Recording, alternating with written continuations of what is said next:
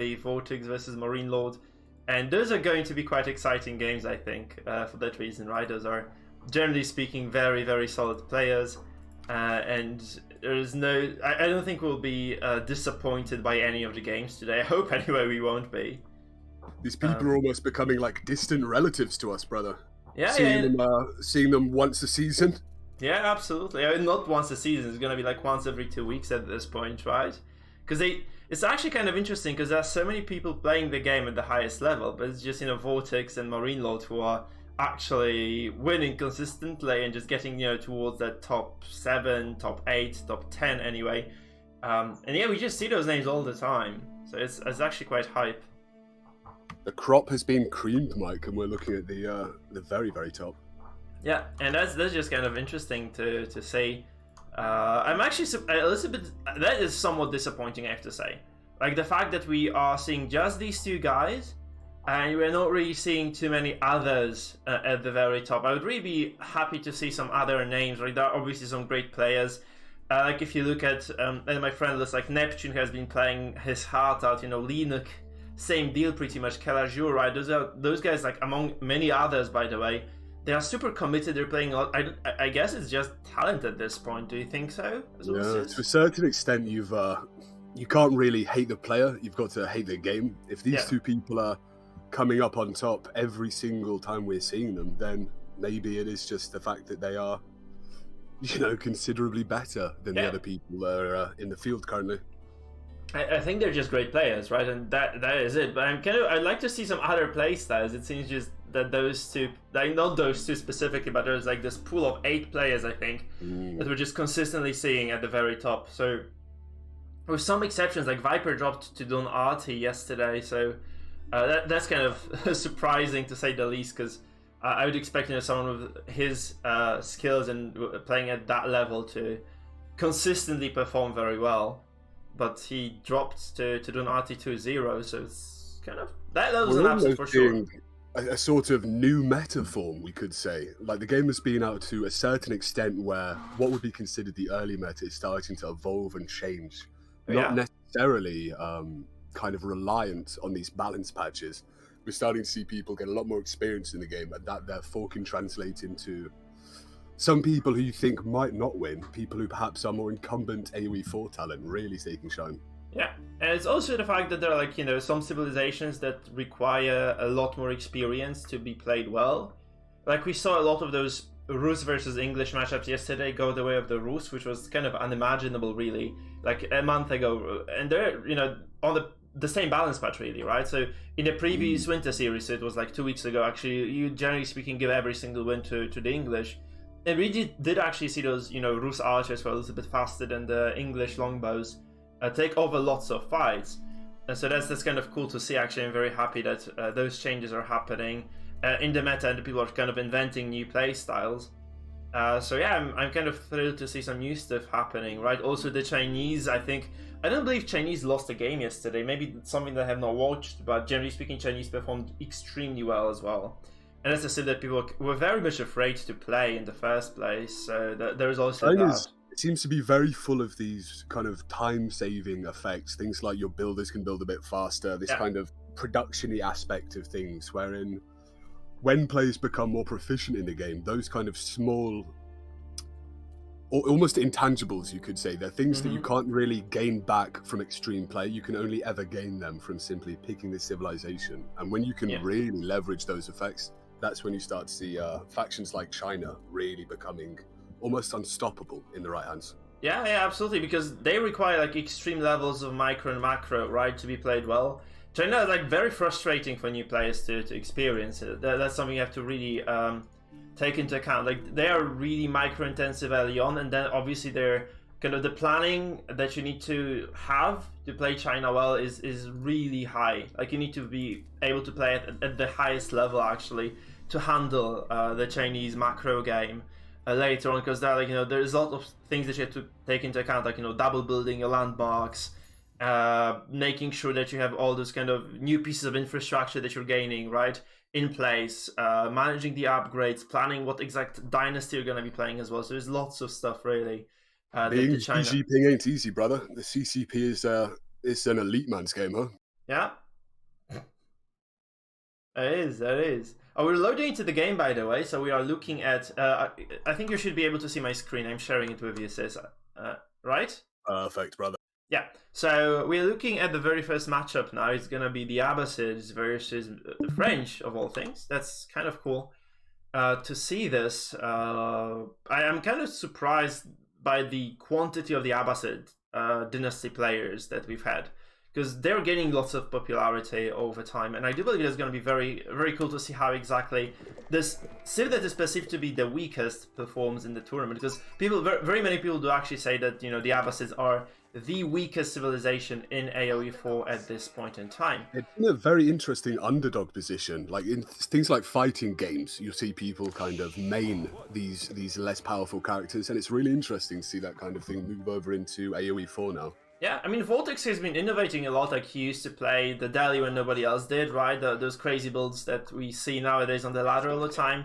That's his doing, essentially. So right now we'll be just kind of looking at how exactly he fares on the Abbasids versus the French, who are very aggressive. So in the bottom, in the blue, it is gonna be MarineLord playing his favorite French. That's kind of scary, I think, for VortiX, because MarineLord is really, really good on that. Would you like to do the second intro? VortiX in the red corner with the little-known Abbasid, or as I like to call, abased dynasty. Viewed as the least popular, the least powerful, and especially against MarineLord as the French, you really do have to be... You've got to be putting your money on MarineLord, I think. Yeah, I do think so as well. I mean, there are a few things here that you have to consider, right? Like, there are different ways in which you can play the Abbasid. Like, you have the possibility to go double TC, which is very easily punished, by the way, by the French, because they have such a violent early game, right? That they can definitely punish you hard for just kind of over-investing into macro, right? But then you can also play 1 TC, you still have cheaper villagers, you can just build up from there. You probably can match the French to a certain extent anyhow. But from my experience... Unfortunate we're in a desert map as well, right, for MarineLord. Yeah. The French traditionally are a naval power in this game. Yeah, they are, but they're also kind of good on the ground with the knights, I guess, right? So they're very strong with the hulks, right? That's definitely still the case. We saw that yesterday, but even in those extended games, they're kind of punished still. This is super early. I'm not really sure I've ever seen this like at 2 minutes 10. I think you must have cut a villager or two here to go out. Oh no, never mind. I'm silly. This is just House of Wisdom. I thought I was looking at MarineLord's base. So that's just the kind of the preliminary landmark for the Abbasid, right? They have to build this House of Wisdom and then they add wings to it. So MarineLord is obviously starting here with his School of Cavalry, whereas his opponent in the north just casually dropping that landmark, and he'll probably just immediately start the age-up process. He's actually like 20 wood short, 20 foot short to do this, and I'm not really sure what exactly he's going to have in store for us, but it doesn't look like he's going to be playing this double TC style that, you know, the Abbasids are so famous for, really. So he's going to play a more aggressive or at least defensive game where he's just going to rely heavily on, you know, just single TC production and more military. Well, if knowledge is power, then wisdom surely can't be a bad thing here for VortiX, and that early House of Wisdom could potentially tell us exactly what kind of style he's willing to go down. Not necessarily going for this double TC or 2 TC early on. Yeah, and that is, like, because generally speaking, the Abbasids are very good at booming, right? They can just expand their economy quickly. Though I do think VortiX is investing quite a bit of villagers onto the wood line, so he might just, you know, drop the barracks quickly, and he probably might try to hold on a single base then. It's very hard to wall on this map, right? That's another feature of this one. So this is high view, which features also those stealth forests, right, where you can hide your units. Actually, defending against knights here is quite difficult. Obviously, walling is not too easy either. I do actually think that's kind of nice position for VortiX, because you can drop a few palisades, right? So there's this wood line here that you can wall, there's this wood line you can wall. Just some natural walls, and then you can probably leave this entire section open, just have some units like a scout or a tower even present here, and you're gonna be okay.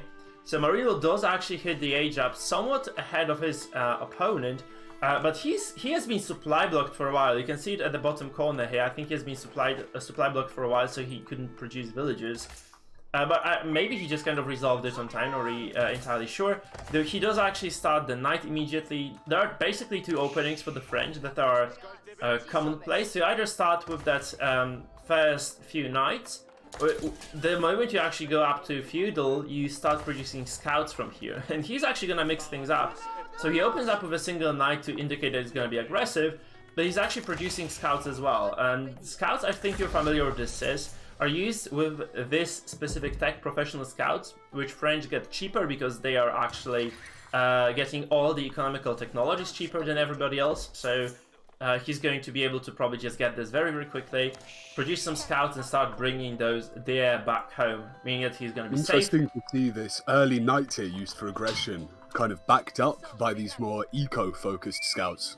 Yeah, so I do think that's kind of done to throw his opponent off guard a little bit, right? I think that's like this means that VortiX expects the knights, doesn't expect the professional scouts to be played, and then he might actually just build a little bit too much infrastructure to defend against this. You can see two stables dropped in response to a single knight, and VortiX doesn't mean MarineLord doesn't mean any sort of aggression here. He just means to just maybe harass a little bit with a singular knight, and then he'll just pivot into just getting the deer off the map, and that is something that VortiX might not be ready to, just deal with. Though he has two knights, I mean, two scouts over here, so he has a decent overview on the base of his opponent. It would be interesting to see here if VortiX tries to implement a sort of dynamic walling off, where he kind of walls off some of the these non-tree areas, these non-foresty areas, and then perhaps put some more scouting units into to kind of cover the gaps here. It depends really how far that knight has got into VortiX's mind. Yeah, I mean, he has full vision of his opponent, right? So it's kind of okay, I think. He knows that there is not more military coming, right? He sees those. Actually, there is another knight coming out, so there's going to be some fighting soon, I guess, since there are two knights on the field already, probably fared in production. No, actually, there is no production from the military infrastructure at all. So MarineLord dropped the archery range, he dropped the School of Cavalry, but he's not producing anything out of this yet. When exactly are we going to start seeing these French knights from MarineLord get the health regenerative property? You can research this, but if you have like just two knights, I don't think there is a point to this, right? Especially that he's not fighting anything yet, he's just trying to harvest those deer from the map. There's actually like some horsemen here being used by the Abbasid to put on very some aggression. Very early skirmishing here, perhaps the first blood of the game to be drawn. Yeah, and those are not popular units, by the way. Like, people generally speaking believe horsemen to be like one of the weakest units in the game, and they're quite reluctant to make them, right? Because they're generally speaking, losing to knights, they're losing to mass archers, even whom they're supposed to counter. They get obliterated by spearmen. There's like so much stuff that just destroys the slight cav. That is generally speaking something that people try to avoid. So I'm kind of surprised to see VortiX do this, but I think VortiX did this yesterday as well. In one of his matches where he was actually playing against, I think it was like playing against the English, I'm not 100% certain, but we saw him do this. Like, we saw him actually just use the horseman to great effect, just, being pesky and annoying, and trying to basically force his opponent to make some extra units, to move around the map. And also those horsemen do draw all those knights away from VortiX's base, so he's able to just kind of safely build up this infrastructure and just, do what Abbasids do best, which is probably booming in the end. Seemingly a scholar of Tennyson's poetry, he is a big fan of the Charge of the Light Brigade here. We saw this kind of early trade into the knights where he did back off. Interesting enough here, we might see another one, like.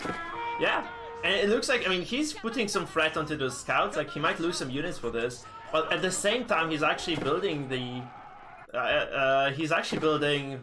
TC number 2 here. So you bringing up the poets here makes some sense, I guess. He's actually drawing some attention away. That is actually very clean. So he did actually force his opponent to build lots of cavalry here. At the very same time, he's going to go towards that second TC. He's just going to keep those knights in check. And he's actually trading quite nicely too. And as you notice, right, there is no region yet for the... Oh, actually I'm wrong. There is region for those knights now. So it's going to be actually those knights regenerating. There is some micro battle here happening. So I think VortiX is trying to deny those knights exit. And they do eventually find their way out. So they're going to regen that health. And VortiX took quite a bad trade overall as a result of this. Those trades won't be getting any better for VortiX, really, when MarineLord gets that chivalry upgrade, and these knights basically act as an infinite source of harassment if well used. Yeah, if you don't lose any knights, then they just kind of are going to be infinitely regenerating, and if you just can backwave them nicely, which I do believe MarineLord is able to do, but you should be able to just sustain your army count, whereas generally speaking, like when units take whole damage, so they take like any HP damage here, the only thing that can kill them are monks, right? And there are some landmarks as well that can do this. But it's not going to be done here, of course. It is going to be just a very simple double TC play, and we'll probably see, you know, Castle Age up relatively soon for both players, because you can see lots of resources kind of set aside for both players here. Both VortiX and MarineLord have been able to set off like a decent count of gold and food already, so we will see Castle Age soon. But I do believe this does favor VortiX actually, who is playing with double TCs here. Even though the French do actually produce villages a bit faster, right, you'll probably eventually just have more economy, and that's just great for the Abbasids. So why exactly is double TC a good play? Is it just for the villager production here? Yeah, it is. I mean, it does provide you with some sort of infrastructure to hide your units in as well, right? So you can actually just use those TCs to put your villages to inside, right, if you're getting harassed heavily. And you can see this actually done over here, but not to great effect. I'm surprised he hasn't garrisoned those villages, because he's losing some economy. He lost like 2 villages here at the mining camp, and now he lost a few over here too. It's actually very unfortunate, because he was literally 15 gold short of being able to just age up, right? Obviously he needs some food as well. But for now he's under a lot of pressure. Very impressive early game force. Very impressive. He's being super oppressive, and he has like lots of knights as well, so VortiX is gonna be forced to delay his age up right now, because he would have had enough resources had he not invested into that second TC. But now that he has spent those, it is 700 resources, right? So he could have actually mined extra gold, or, you know, gathered some additional food, and he would have been just fine, but he's not able to do this right now. It's actually a very annoying position right now. MarineLord doesn't realize there are so many villages trapped here, just backs away, and they're just gonna, you know, happily go back to harvesting those berries. Not really sure if those spearmen can win against knights. I think they should still be able to just kind of trade favorably at least. And those villagers are going to just kind of get away unscathed. The problem is, of course, there's going to be the tier advantage right now for MarineLord, because he's already going towards those veteran units, and VortiX is still stuck on those regular unupgraded hardened spearmen, so that's not the best unit in the game, of course. But we see those walls. I've not seen any walls yet, brother. I would like to see potentially some walls around the less guarded areas, though, just because if we aren't to see a more militaristic production pivot from VortiX, it would be nice to see a more defensive focus, especially with this second TC being built now. You want to kind of bide some time, I suppose, until you can really leverage. But he's not gonna make it, right? Those knights get through. I think they might. Yeah, they do get through, and this means that those villages are completely exposed. He loses 3 again.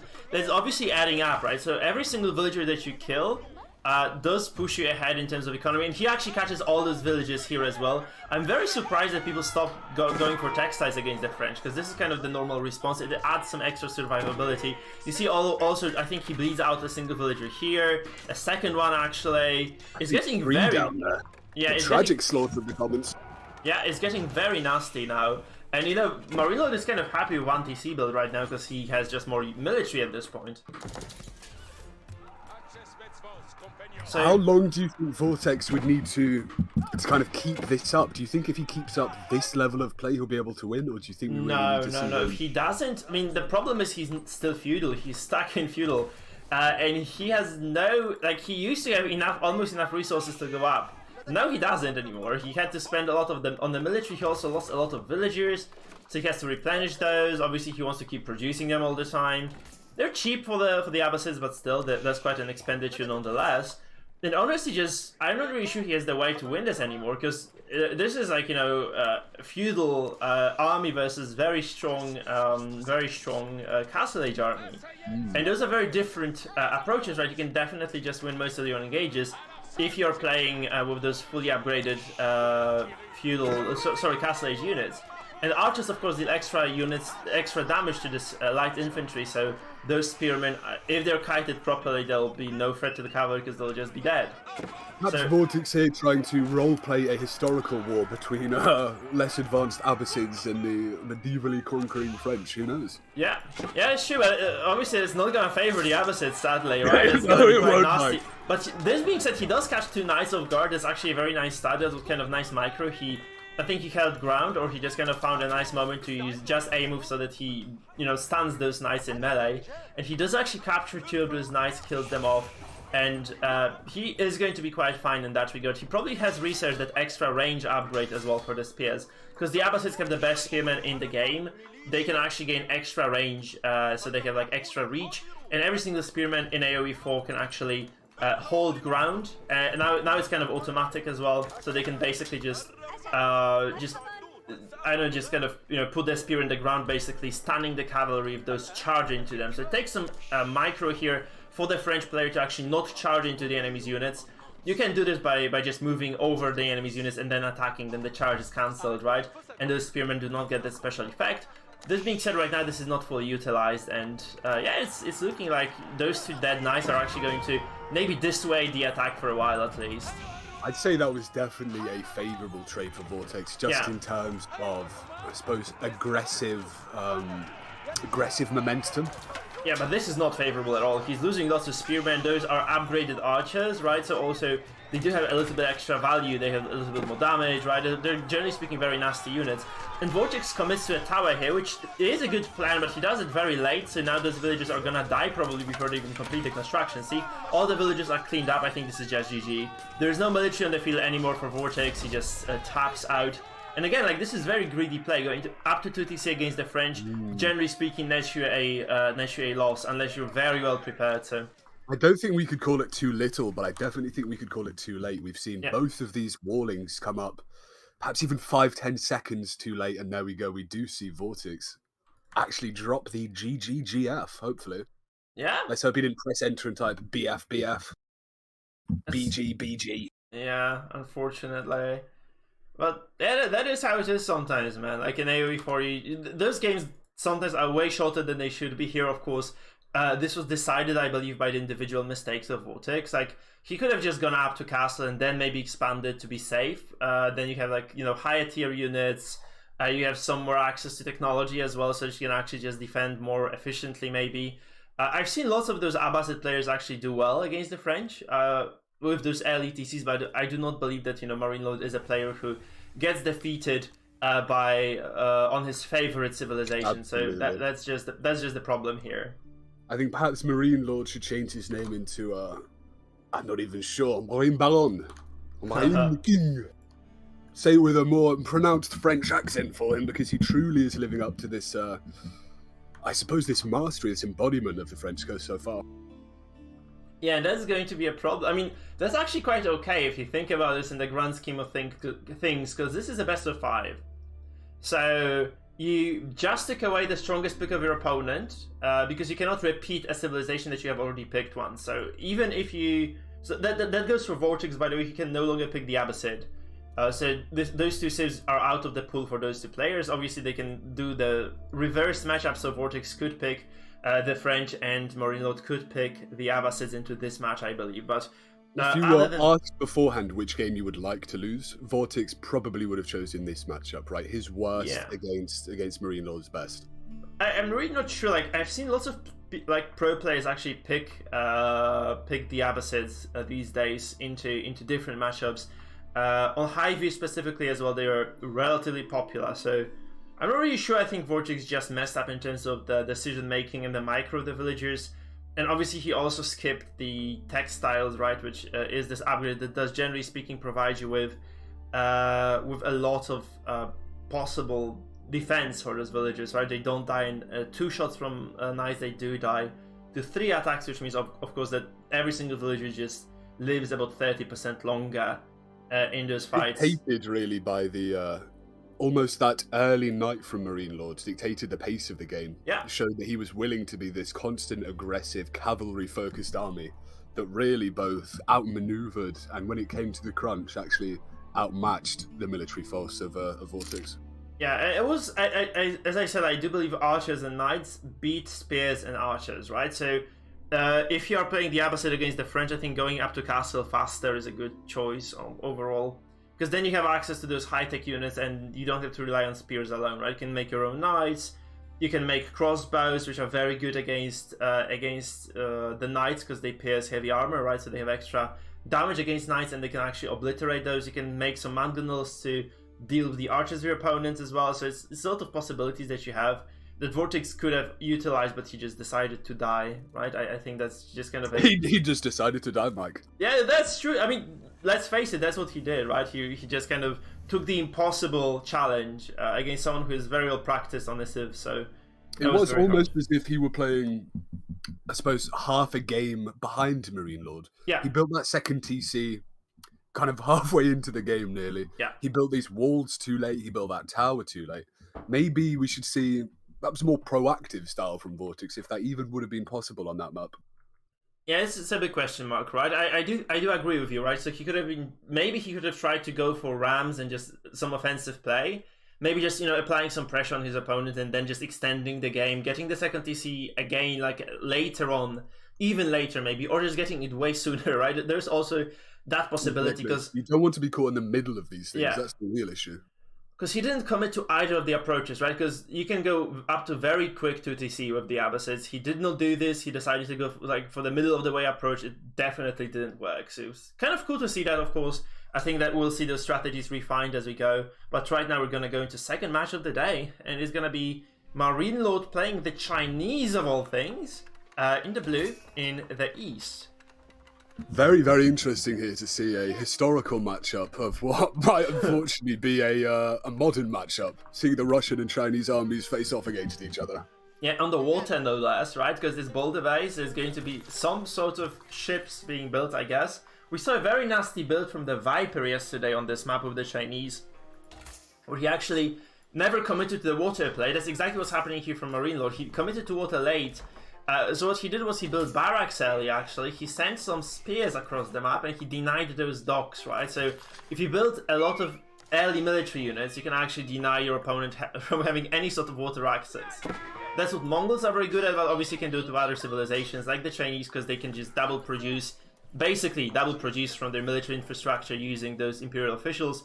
They have a special skill called Supervise here, which makes buildings produce 200% faster, which obviously means that you are maybe even triple producing, actually. It's like, I think it's like 300, that's 200% faster, so it should be like triple producing units. So you can just, in quite crude words, you can shit out of your spearmen very quickly and just go away from, get away with this, right? So just harassing your opponent from their from their dock access, really. So that was done by VortiX. That social credit score, Mike. Work 3 times harder, get a couple points. I'm down.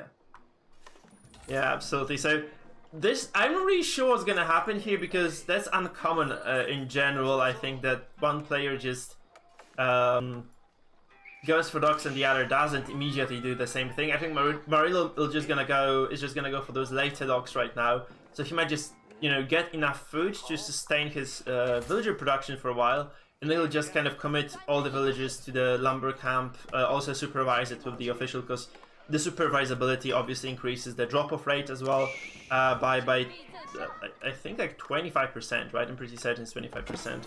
And this obviously means that those villagers would be providing some extra value as well. There is a small scout fight here at the bottom because there is a hunt. Obviously, the VortiX is playing the Rus, so he's going to have that extra mini game. Actually, it also of course forces your opponent to play it, which involves the scouts killing the deer. I'm not really sure how well he's doing. Actually, just very quickly check. He's actually working 115 bounty. He would like to get to 250, so he does actually need to do some extra legwork. And those 2 deer patches actually have been denied, I believe, from MarineLord as well. So that is, sorry, from VortiX. So that's not too great. VortiX is not working with the biggest bounty in the world, so he is slightly behind from the get-go. He does also lose the micro battle against the scouts of MarineLord, so he does lose a scout, which is very painful for the Rus overall. I don't think it's a good opening for our Rus player here. He's slightly behind. No. That is a dance as old as time, though. Watching those 2 scouts run around each other, try and pick off those deers. Yeah, but you see the spearmen actually right now. So this is immediately scouted by VortiX, so VortiX knows what's up. He's just going to have to bring a villager here on time. Maybe even 2 or 3 at this point. Just build a very quick tower, right? So that he has some supervision over this area, and then he's going to be fine and safe. So he does need to build. You would hate to see your entire dock line be torn up by perhaps a single cavalry unit. Yeah. It's not something you'd like to see. So we see this villager being attacked, so it's going to be protected, and MarineLord is going to drop a dock of his own. He's also going to have enough resources, I think. No, it's actually VortiX has enough to go up to castle. Whereas there's going to be some harassment on this dock already. You see, VortiX actually decides to commit to the age up. He might be able to just get the age up quickly enough for this dock to be able to produce a military unit, and also the Rus boats can actually transform into any other ship. So in Feudal Age, you unlock the ability to transform your fishing boats into Lordy attack ships, which are obviously decent arrow ships. The weakest arrow ships in the game, but they're, you can just produce a lot of them, so you can get decent water superiority if you manage or if you play your hand correctly. Now, this villager is gonna die, which is obviously a huge loss, because losing villagers early is going to cost you in the long run quite a bit. And I don't believe that 2 scouts and a single spearman, who is not even there because those guys are just stuck here for some reason. I don't think this is a good investment for MarineLord so far. Like, this has not paid any sort of dividends at all. And I think he should start transforming those ships relatively soon as well. We don't see any transformations yet. Oh, there is one on one of the ships actually. So one of the ships is going to become an attack ship. But outside of that, not much is happening. Those 2 spearmen have never actually reached the dock here, and this ship is upgraded, so there is no longer a possibility for the Chinese to place any harassment here. He might still be able to reach the wood line, because I think this is quite distant from the TC, so he might actually be able to deny the gold mining even, which is great, because then of course your opponent cannot afford to produce any ships. So it's almost like some abstract art. You see 2 scouts throwing torches on a building, followed by sheep, and a fleet of fishing boats just ignoring them. Yeah, actually I was wrong. So those spears... Oh, this is actually barely out of range, so you can actually... No, it's somewhat inside of the range of the town center, I think. And the problem for MarineLord is that he has a dock over here. He has not produced a single military ship yet, I believe. So he has nothing on the water, and his opponent can just mass-produce boats, right? Because if you're playing the Rus, you can actually make a lot of those ships very, very quickly. So there's like some harassment going on over here, so there's like some small amounts of damage being done. But this is obviously going to be alleviated by this wooden fortress being dropped. And yeah, there's just this small dance over here with this singular Lordy attack ship. I'm not really sure how much you can get out of this as MarineLord, honestly, because yeah, you just kind of made a large commitment to spearmen, right? It's kind of a lot of resources spent. It's every one of them costs 60 food and 20 wood. Obviously, you also have to spend some money to construct those barracks, right? So that's obviously like you're just kind of getting yourself behind in the game, and this is not paying any sort of dividends yet. He actually is unable to produce any military ships because he's not even fueled yet. He's just aging up right now. We have seen MarineLord doing a lot of these almost, a phrase we've both used, these dances, these kind of small skirmishes where you see perhaps 2 cavalry units facing off against a giant building. You see 2 spearmen trying to harass some villagers, things like that. Be interesting to see whether or not MarineLord tries to perhaps conglomerate some of those forces and make it a true dance of death. I mean, the problem for him right now is that he has no food income, right? Because he has not been able to fish for a while, whereas his opponent has some extra, because those boats, right? Those fishing boats, they're like extra income. Like, this is basically some extra villagers harvesting food at a very high rate as well. So having those is great. And this means, like, you're just basically behind, like 8-9 villages behind, maybe even more, as MarineLord finally reaching the feudal age here. Yeah. Quite a while behind VortiX. He has been on the back foot for a while, actually. I didn't like this at all for him. Like, I think Viper did the build correctly, and I do not believe that that MarineLord is repeating those steps properly either. Whilst it's not ahistorical for the Chinese to have a colossal famine, it's not exactly the situation you'd want to be in a video game. No, not at all, of course, yeah. It's actually a terrible situation for MarineLord, because he does need to get some food income immediately. Like, if he doesn't do this, he's screwed. And he's super behind in terms of the infrastructure, right? There's 2 docks on the water for the Rus. So if the Rus just produces enough ships, you can just go across the map, I think, and just, put an end to this. Because I do believe actually this is a small mistake on VortiX's side. He would have just built some extra Lodi attack ships, just gone across and killed the dock, and there is like no way for MarineLord to produce any military units then, right? Because like how exactly do you plan on doing this? He has 2 docks right now, so he's going to maybe catch up, and obviously those junks, right, are a little bit stronger than the Rus weak attack ships, and I don't think that VortiX has been making many of those, to be honest. He has just 3, so this is a nice advantage in the water suddenly for MarineLord, but VortiX is gonna go up to castle soon. Perhaps finally living up to his name here, as opposed to the last game where we saw a very cavalry-focused matchup. MarineLord perhaps trying to take back the seas, take back his namesake. Yeah, but he's not doing too hot right now. I mean, sure, he does actually do some damage. He kills a single fishing boat. He's gonna lose one of those arrow ships in return, so one of those junks is just gonna be dropped. There are 2 more here in the dock that might just dissuade his opponent from attacking further. Right, you can see that those are just gonna back away. But in the meantime, VortiX is very close to being able to age up to castle, so he's gonna have nice tech advantage very soon. A swarm of wasps will take down a buffalo, and a swarm of these weaker Alodi ships with an almost Viking ornament on the front will definitely be more than enough for the Spartan numbers we see coming from MarineLord so far. Yeah, I agree, and it's actually looking quite nasty because you can also, like, if you win this battle, the attack ships of the Rus, if you get like full water dominion, you can actually transform them back into fishing ships. So you can just get a lot of economy out of this if you just decide to go back to your previous form, right? So they can actually just transform quite nicely between those different kind of uses. And you can see VortiX microing those ships quite well. He's actually going to be able to take this battle, and MarineLord decided this is basically all she wrote for him on Boulder Bay, and he just taps out. I would not be too surprised here to see MarineLord almost forsaking the water here. The battle clearly is... Yep, there we go. Yeah. Are you behind? Because I think you're like slightly... I think I'm about 30 seconds Are you behind. watching YouTube or are you watching the Discord stream? The Discord stream, brother. That's strange, because I was not delayed yesterday. Let me just kind of redo it quickly.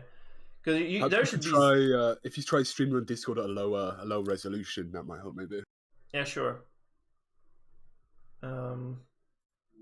These are some good games, though. Yeah, definitely. Definitely, they're quite nice, but very quick endings to both, right? They're like really just ended suddenly. Well, this is, I suppose, how war works in the real world. One kind of slight mistake, if you build something a little bit too late and the enemy gets a jump on you, yeah, a small thing really kind of turns into something a lot bigger. I mean, in competitive RTS, I think generally speaking in tournaments, you reach a point where everyone is on the equal skill ceiling, right? Or equal, they're on equal skill, and basically at that point the game should be longer because everyone knows how not to make those critical mistakes. But in both games here, I think those are the critical mistakes that made both those players lose their games, right? That's just the problem here. So, I think in hindsight they're critical mistakes, but kind of in the thick of it, yeah, they might not be so. It is interesting to see whether or not these kind of early mistakes, as we've said, will keep being present, will keep being an issue. Yep, I think both those were like kind of build victories, right? I think that those are both kind of just better build path choices, right? The build order choices for those players, and that's kind of what resulted in those, as opposed to tactical, perhaps. Yeah, and that's what resulted in those odd situations here, where the games just suddenly ended. That's kind of odd. I'm gonna say it's kind of weird, honestly. I would have not expected that to go this way. I thought those were gonna be, especially the Chinese versus the Rus. I would expect it to be a long game. It's very fun seeing these games that, as you've said, we think perhaps could go a very long time. We're seeing these people who we think are the kind of apex of this game, yet necessarily there is still room in the meta, there is still room in the understanding and kind of APM tactical strategical prowess of these players, wherein we can see some of these early victories that have really been snowballed out of something that, perhaps wouldn't be the worst thing in the world, but when you're against someone like this in quite a burgeoning game, any advantage like that really will be capitalized on. Yeah. So those are very volatile game overall. I'd like to see something more chill right now. I think they kind of, you know, they took a game of each other. I think there's the time for both players to actually just kind of stabilize a little bit, just, you know, play a bit safer maybe, stop doing crazy stuff, because that's kind of the StarCraft 2 thing that we have going on right now, where games are very, very crazy and they are just extremely volatile early, but as you kind of go deeper into the best of 5, unless you're playing against an absolute madman, of course, which happens, right? You will generally speaking see those kind of slower, more contained, more confined games, right? I think that's what we're kind of looking at right now. I think both players just realize that, you know, they can take those cheesy games of each other, but they should just kind of start macroing up and just playing more stable styles now. I'd say the volatility really belies the skill level of the players involved. Yeah. That's generally speaking, like, if a matchup is... Okay, so what I'm trying to say here is, like, if the game ends suddenly, generally speaking, one player making a very large mistake, so there's like a skill difference. And obviously there are so many different maps and play styles that you can be very good at one particular thing, and then you can be very bad at another, right? So for instance, MarineLord very good on French, apparently. He is quite weak on the water. We have seen him blunder a lot of games on the water, actually, in multiple tournaments already. So I do think that he's not really strong on those water maps at all. And since they do tend to, you know, crop up occasionally, right, you do have to kind of be prepared to play them properly. There's going to be a very different matchup because it's going to be Rus versus the French. We haven't seen that too often. We, generally speaking, are used to, I think, English versus Rus, right, which is, generally speaking, I think something that is favoring Rus right now. But French versus Rus, I think, favors Rus heavily. Like, this is going to be a very, very strong mismatch between those two civilizations. Well, let's say you are playing in the kind of less favoured matchup here. What exact routes to success would you be looking to take here? Once again, could you repeat the question? Sorry. If you are playing the underdog in this matchup, what exact routes to success are you looking for? For the French, I'm not really sure because I haven't really seen this matchup go too well for French ever. So it's hard. It's a very tough ask, I think, for anybody to win this matchup, simply because what Rus does is, generally speaking, going to be, you know, this kind of contained gathering of resources, staying around the TC, building lots of defensive infrastructure, getting lots of those wooded fortresses.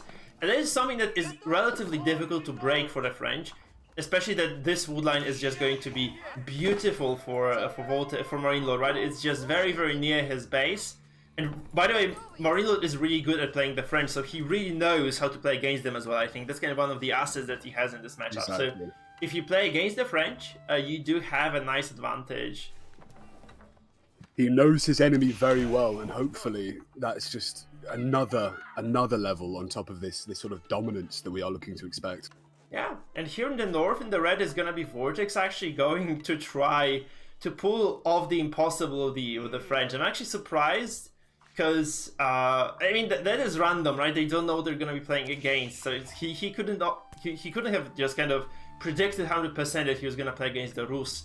But I'm really curious to see what he does, because generally speaking, I do believe that this matchup heavily favors Rus, who just tend to go to Castle Age very quickly, and they do have this very strong counter to the Rus have very strong counter to heavy cavalry in the form of those horse archers who are very mobile and who deal a lot of damage, so they pierce that heavy armored knight, and they do actually get through with lots of damage anyway. So that is something that we will probably see happen. I have seen some French players actually, to different kind of degrees of success, try the early push as well. So you can obviously try to build some rams, get some archers, you know, pretend that you're playing the English or the Mongols, and just get some sort of a stranglehold on your opponent, right? But the French don't benefit at all from having the towers near their units, right? The English get the extra attack speed for the ranged units. The Mongols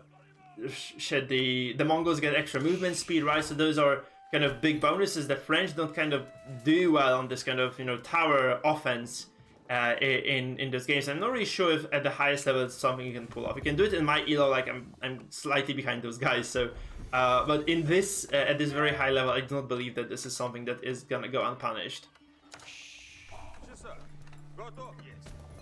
So that's the thing. And we see that MarineLord ages up slightly ahead of his opponent, but I do believe that's just going to be matched very quickly here. We see like extra free villages coming towards that school of cavalry, so 4 villas constructing this this landmark is going to propel propel VortiX into feudal. Perhaps only a couple seconds behind his opponent here in terms of leveling up to the feudal age, but yeah, not exactly sure if that is enough of an advantage. No, it doesn't matter. I don't think it matters at all. He just committed more villagers towards the wood, I think, because he does want to have those. So we'll see some aggression, I think, because if you commit so many villagers to the wood, it's kind of a clear tell that you're gonna go towards that, I think, knight archer pressure. So if he's gonna do what I said he might, maybe not even bringing a tower to the play, right? He might just kind of bring those archers and knights and just try to do some damage to the Rus as the Rus player is trying to go up to castle as soon as they can. Now, I'm not sure, I have not really been tracking the hunting too much, but we can see that there's 365 bounty on MarineLord's Rus, so he has a lot of those animal kills. So I do not think that his opponent, VortiX, has done the greatest job in the world at getting those, those animals down. So I do think that this is a very good start for VortiX. 365 extra bounty means that he has obviously a lot of gold as well, because every single animal kill gives him gold. He does also have a decent kind of bonus going into his economy, right? So he's going to be able to, with 2 boar kills, I believe he's going to be very close. Now, yeah, 2 boar kills and a sheep, he's going to be able to get that third tier of the Rus economical bonus that gives you extra food harvest rate and makes your hunting camels generate some extra gold as well. So that's what we're looking at right now. Yeah, we see this kind of relatively passive game for now, but I'm really not sure what the French player is doing, to be honest. He's producing scouts, it seems. So he's gonna try to contest the Rus on the hunting game, right? So he's gonna try to get those hunts back home, and he's gonna try to deny some of those resources from his opponent.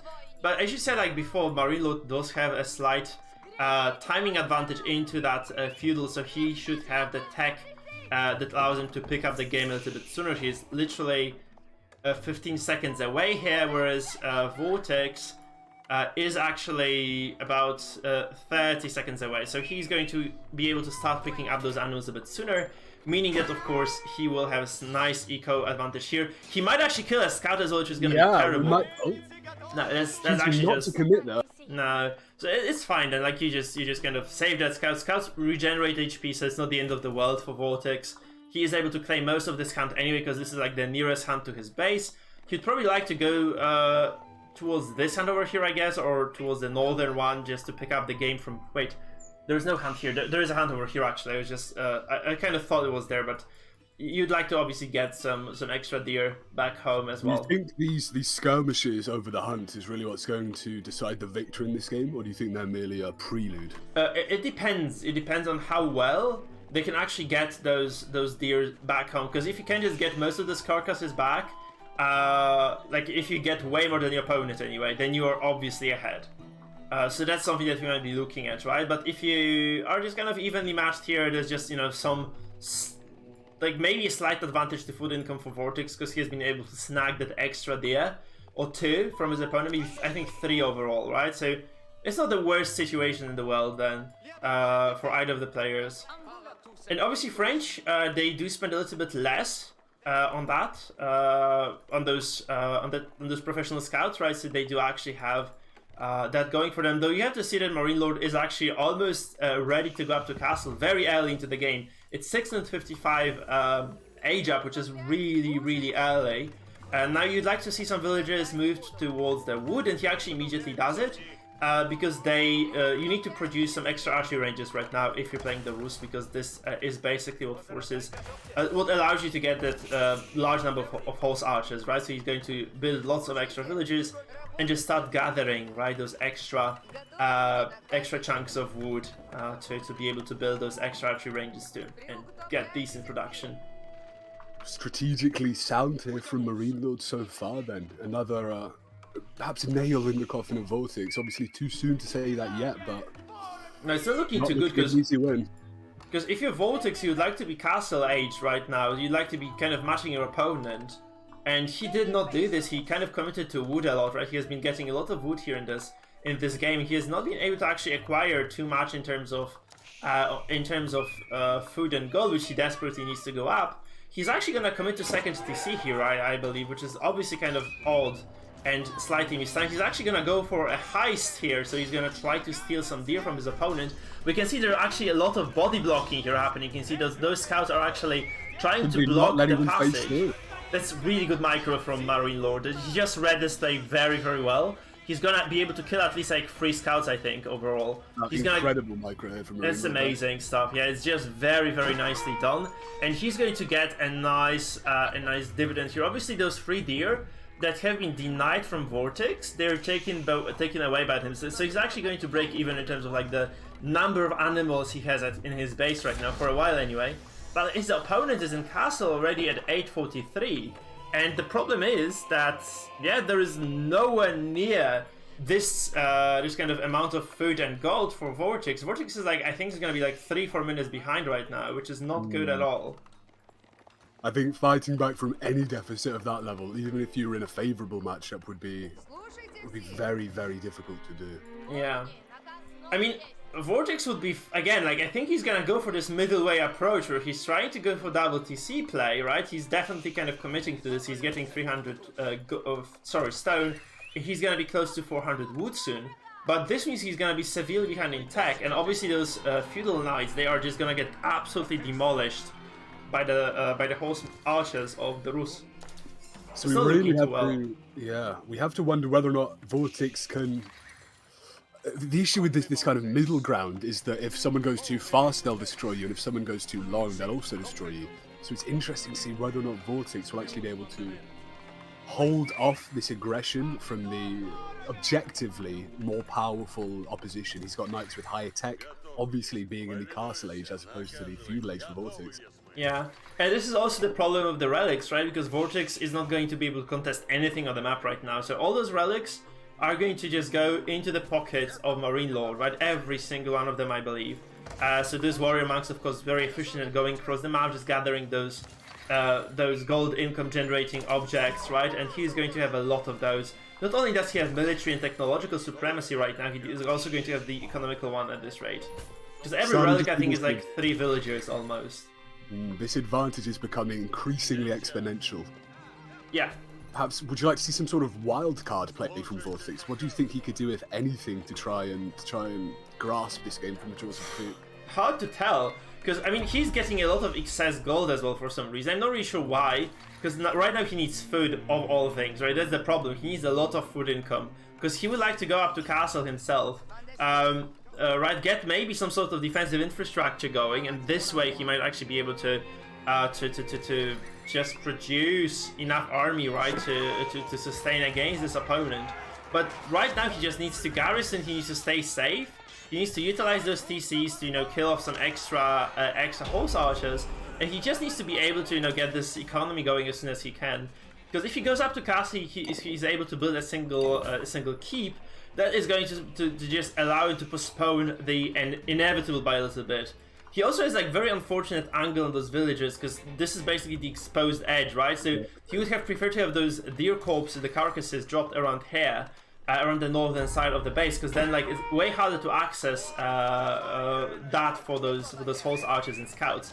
Now he's going to lose some villagers as well, which is obviously not optimal at all. The French of course produce villagers at a very fast rate, but this being said, it's not too great at all for now. He also is building the guild hall, so he's gonna go up to castle.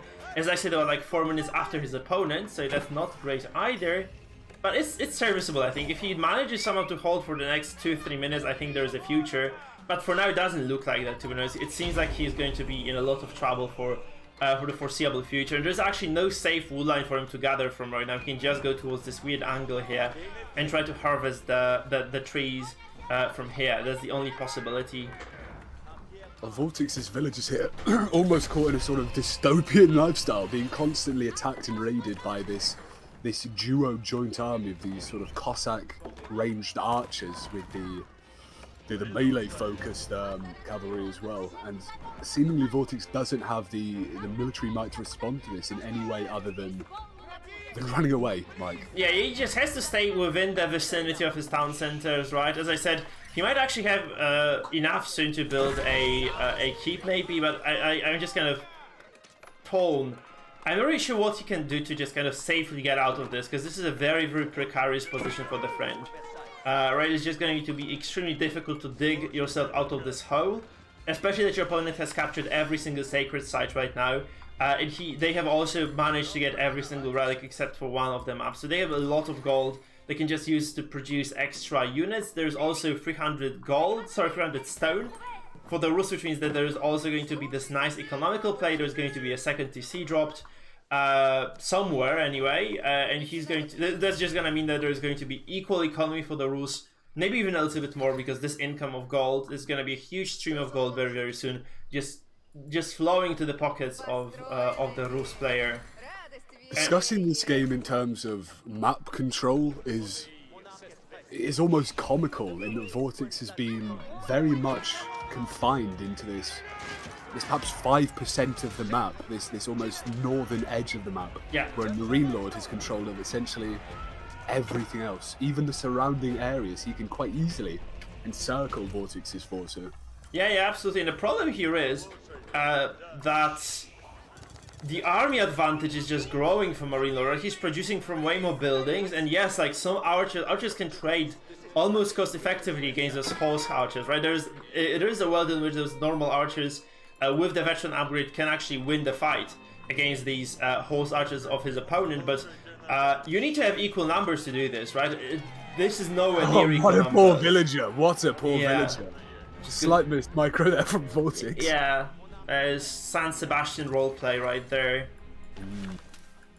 I wonder if we'll see VortiX, I suppose, let history repeat itself. We'll see a white flag quickly drawn over the French forces. I'm not really sure, because like he takes this fight right now, and he's kind of forced into it, right? Because this is underneath his own TC, and yes, the TC does add a significant amount of DPS here, so it is not a terrible fight overall. If he's able to just stay alive here, I think this might be a good kind of turnaround. But he just needs to be able to, just thin out the ranks of his opponent. It looks like he might be taking this here. It's very, very precarious right now, but we are starting to see MarineLord back out here. Very good fight, but this was a greedy pounce from MarineLord. I think he just kind of relinquishes the advantages he has had in this game for a while. This doesn't mean this is like, VortiX is out of the woods yet, because look at the gold income of MarineLord. He has 1,400 gold. He doesn't have a single villager on gold, so he's just passively generating like a crapload of money. So this means he has I think about 20 villages easily, just gathering those gold without being there in the first place, right? He's also dropped the second DC. Though, it allows him some sort of maneuverability. Yeah. Well, not so much anymore with another engagement. Yeah, that's a redo. I mean, you can probably, if you hold this, I think you're okay. But you just need to be able to hold this somehow, right? You need to be able to hold this position. Like, if these villagers finish a tower here, the outpost goes up. I do think this is actually a very nice situation for VortiX, like, out of the all... So, barring the 2,000 gold that his opponent is sitting on right now, which is absolutely atrocious, he's actually not in such a bad spot. So he's going to be able to access those berries finally. He has a tower. He's going to have a mango soon, which is going to be obviously, like... a good counter against those archers until Imperial. So I think he has a good position in this game. I don't think there is a blacksmith operating yet for MarineLord either. There is one actually over here, but there are no upgrades done. So there are two blacksmiths actually right now, and they might be adding some upgrades as we speak. But for now, the upgrade advantage is actually being held by VortiX, who has +2 ranged and 1 ranged defense too. So it's not too bad actually. I think VortiX is in a relatively good spot, because I think he can afford to take the fights now, because he has a tech advantage. And there are lots of technologies, by the way, that the Rus player needs. They need to get the Boyar Fortitude, I think, as well. This one over here, which is actually being researched right now, which adds additional 20 HP to the cavalry. We're starting to see VorTX's scrappy underdog here really almost reify itself in this position. It's starting to kind of project a military force, which is really making MarineLord back off here. Yeah. Something we've not seen so far in the game, and really 17.5 minutes in, this could be a sort of watershed moment where we start to look at this game differently. Perhaps VortiX here is starting to kind of come back in a way, maybe. It's almost seem impossible based just on a kind of quick glance at the map of who controls what, especially as you said, that massive gold there. But VortiX, even here, taking MarineLord on, forcing him to push back, maybe not the most favourable trades in the world here, considering some of his villages have gone down and is very, very close to his base, but he's not lost yet, Mike. No, he's not no. lost yet. The problem is that VortiX or MarineLord does pivot towards the knight here, so he's actually gonna go towards that heavy cavalry that does deal very well against the archers, right? So unless VortiX does kind of recognize this threat, I think he does, because he's starting with the crossbow production. So if he makes enough crossbows, maybe he still stands a chance, but it's going to be a very risky situation. You have to remember, by the way, he's on the clock, because I do believe that around like 11 minutes into the game, maybe 12, all the sacred sites have been captured, right? So this means that we're on the time, I think, around like 22 minutes. I should be really keeping... could someone from the chat check this? Like, could you go on YouTube and rewind a little bit to see how exactly this is looking for us? I think around 22-minute mark, you will see the instant GG victory, right? It's going to be the victory from those from the sacred sites, because yeah, MarineLord has been able to just keep Stranglehold over the middle of the map for so long now that it's just getting scary. And there is going to be a push that's forced out of VortiX very, very quickly, very soon that is. So he's not gonna be able to comfortably just mass produce units forever. He's going to have to be he's gonna have to move out. And obviously just archers crossbows are not the greatest response to, you know, a mass of knights that is being produced at the back here. I'd like perhaps even a small thin line of spearmen just to kind of body block, to act almost as human shields to buy those archers sometime. Maybe knights even. I think knights are not the worst choice because they have lots of HP, right? Maybe getting some men at arms even, right? Just something that keeps the units off the back of those little archer boys. That's something that will definitely benefit VortiX here. This kind of smaller skirmish engagement as well. If VortiX were to build into knights, he'd have the kind of advantage of regenerating HP in these engagements that aren't fully committed. Yeah, but he's gonna try to just decap this. If he manages to do this, that's great. It's going to be it's gonna result in a fight, right? There's going to be, we have 4 knights only, so it's not a massive number, and there are enough crossbows, I think, to just deal with this. So I do think that this is gonna favor VortiX. I would not be haphazard here as MarineLord to just jump onto this fight. That looks like this is an ill-thought engagement here. Oh, VortiX. there is a flank. Oh, look at that flank! That's amazing, because it's just gonna deal with the mango very quickly. There are still crossbows though, so crossbows are very good at dealing with the knights, but I do believe that this is something that, you know, has been basically MarineLord's fight to lose. I do not believe he has enough numbers right now, VortiX that is, to resist the pressure. And that flank from the east is actually all she wrote. And you just step... Yeah, you just step out. We see the French, as I've mentioned before, living up to their history. Popping up a quick white flag there, where we perhaps thought he could have turned this into a 40-minute victory. Yeah, not the case at all. It just is a very quick GG. That's the 3rd game in a row, by the way, that we see just end like this. And as I said, I don't think that this was the right answer to what was happening, right? So VortiX right now at a disadvantage, 1-2, whereas MarineLord, of course, he is going to be at a very comfortable position because he can afford to lose 1 game right now. He would probably prefer not to, right? But there is a lot of pressure on his opponent, for sure. What are we looking at now then? We're looking at a 2v1 going into the match point here? Yeah, it's 2-1 indeed. So MarineLord wins 1 and he is just, you know, comfortably sitting in the finals, whereas if he loses 1, he can still, you know, take a win eventually. So that's kind of good.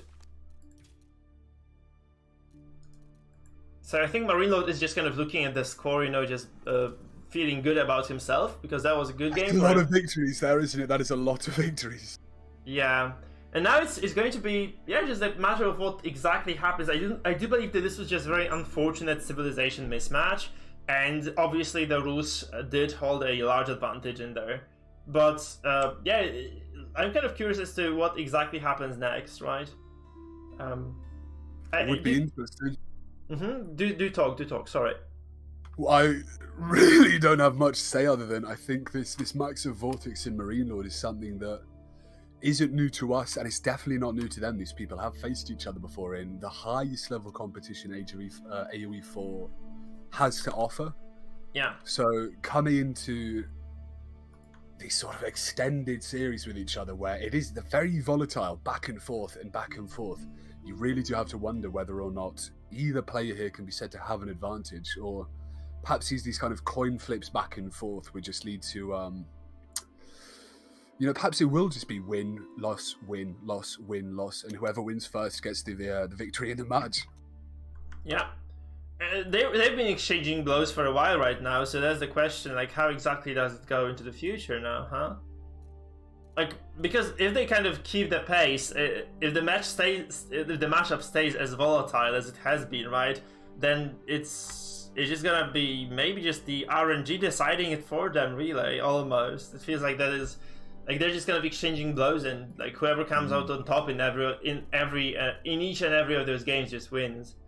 How would you describe the themes of the last games? Would you describe it as volatile?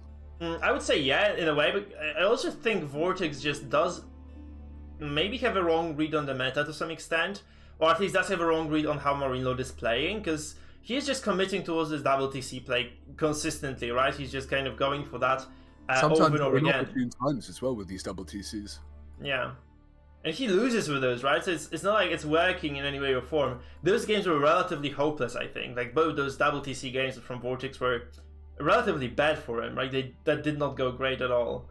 One has to give MarineLord, we call it props, we can call it acknowledgement, prestige, whatever you like to call it, for that incredible flank at the end there. Yeah. We saw what we thought would be VortiX, rather. I forgot his name for a second.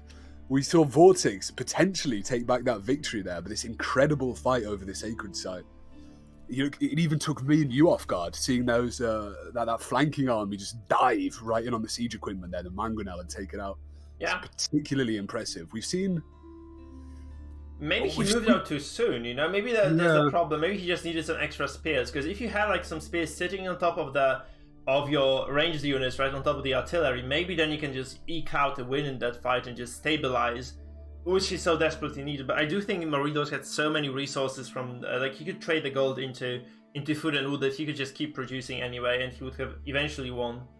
So I'm not really sure how exactly to read that game. I do believe that, yeah, ML had just a huge advantage there. I suppose the prescient question could be, would you consider that a strategic or tactical victory there for MarineLord? Which of those kind of two elements do you think? I think I would say it's maybe strategic, because it all came down to the execution, right? And how well he was able to just get the build going, how many hands he was able to just kind of pin down, essentially, right? I think he was strategically ahead of his opponent, because I do not think that the chosen build for VortiX was effective at all. That's the problem, right? He literally, like, if you look at the graph on my screen, right, you see that VortiX had more villagers throughout the game, but this didn't translate into more units, really. Like, this was actually had the numbers advantage in the last fight, but his composition was awful, right? So he was not able to just protect any of his units, and he just died in there. What an interesting graph we're looking at here. Yeah, so you this see that incredible rise, and then just a sheer drop-off where he... we did, I suppose we called it a bit premature, a bit... You know, haphazard is the word you use. These attacks he made against the TC that really could have lost him the game there. Yeah, it definitely. It allowed. That was kind of the light in the tunnel, I think, for VortiX, right? This huge drop in army count for MarineLord gave him some hope, and he was able to actually have superior army numbers for a while. But he did not actually build the right infrastructure to fight the army of his opponent here. And yeah, that was just, I think, quality versus quantity here mostly. With, you know, weak archers and weak-ish crossbows and those exposed mangonels against this heavy cavalry mass, right, that just obliterated his forces in the end. We saw many deficits here from VortiX. We saw an early food deficit going into this giant gold deficit, and this military deficit, which was overcome. But you know, when you're in such a matchup that you aren't favoured to win, coming across those deficits and trying to overcome them is perhaps insurmountable. Yeah, I think that was indeed the case.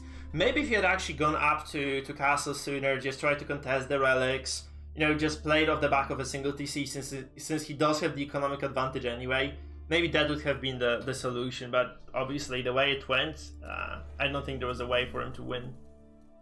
These two really thinking hard about their next game, not willing to jump into it too much. Perhaps VortiX needs a little bit of a cool off after, as you said, that light at the end of the tunnel being snuffed out for him. Yeah, that's because I think he had a hope, right? I think that's the problem, right?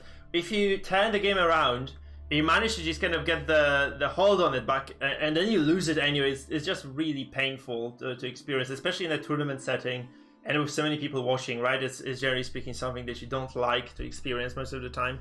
And yeah, here we go, right? That's just probably what happened. He just needs to reset a little bit, maybe just go for a smoke or, you know, grab a beer or something, just to get a new, fresh perspective on the game, just kind of not to tilt too much. I think they did tilt quite a bit there. Whilst VortiX pops down to the local titty bar to have a smoke and chill out for a bit. Hopefully MarineLord here trying to... I don't really know. If you are MarineLord in this position, would you be overthinking what you're going to pick into it? Would you be trying to perhaps counterpick VortiX? Or do you think that's just in the hands of the gods? Well, let's see what he has available, actually. He doesn't have French, he doesn't have Mongols for sure, he doesn't have the Chinese, he doesn't have the Rus. So he is down to the opposite. He can do Delhi still, he can do the English, which are very good right now, I think, in the meta. So I think, like, with the super strong civilizations out of the way, you might see the English play right now from MarineLord, honestly. I'd like to see him play English.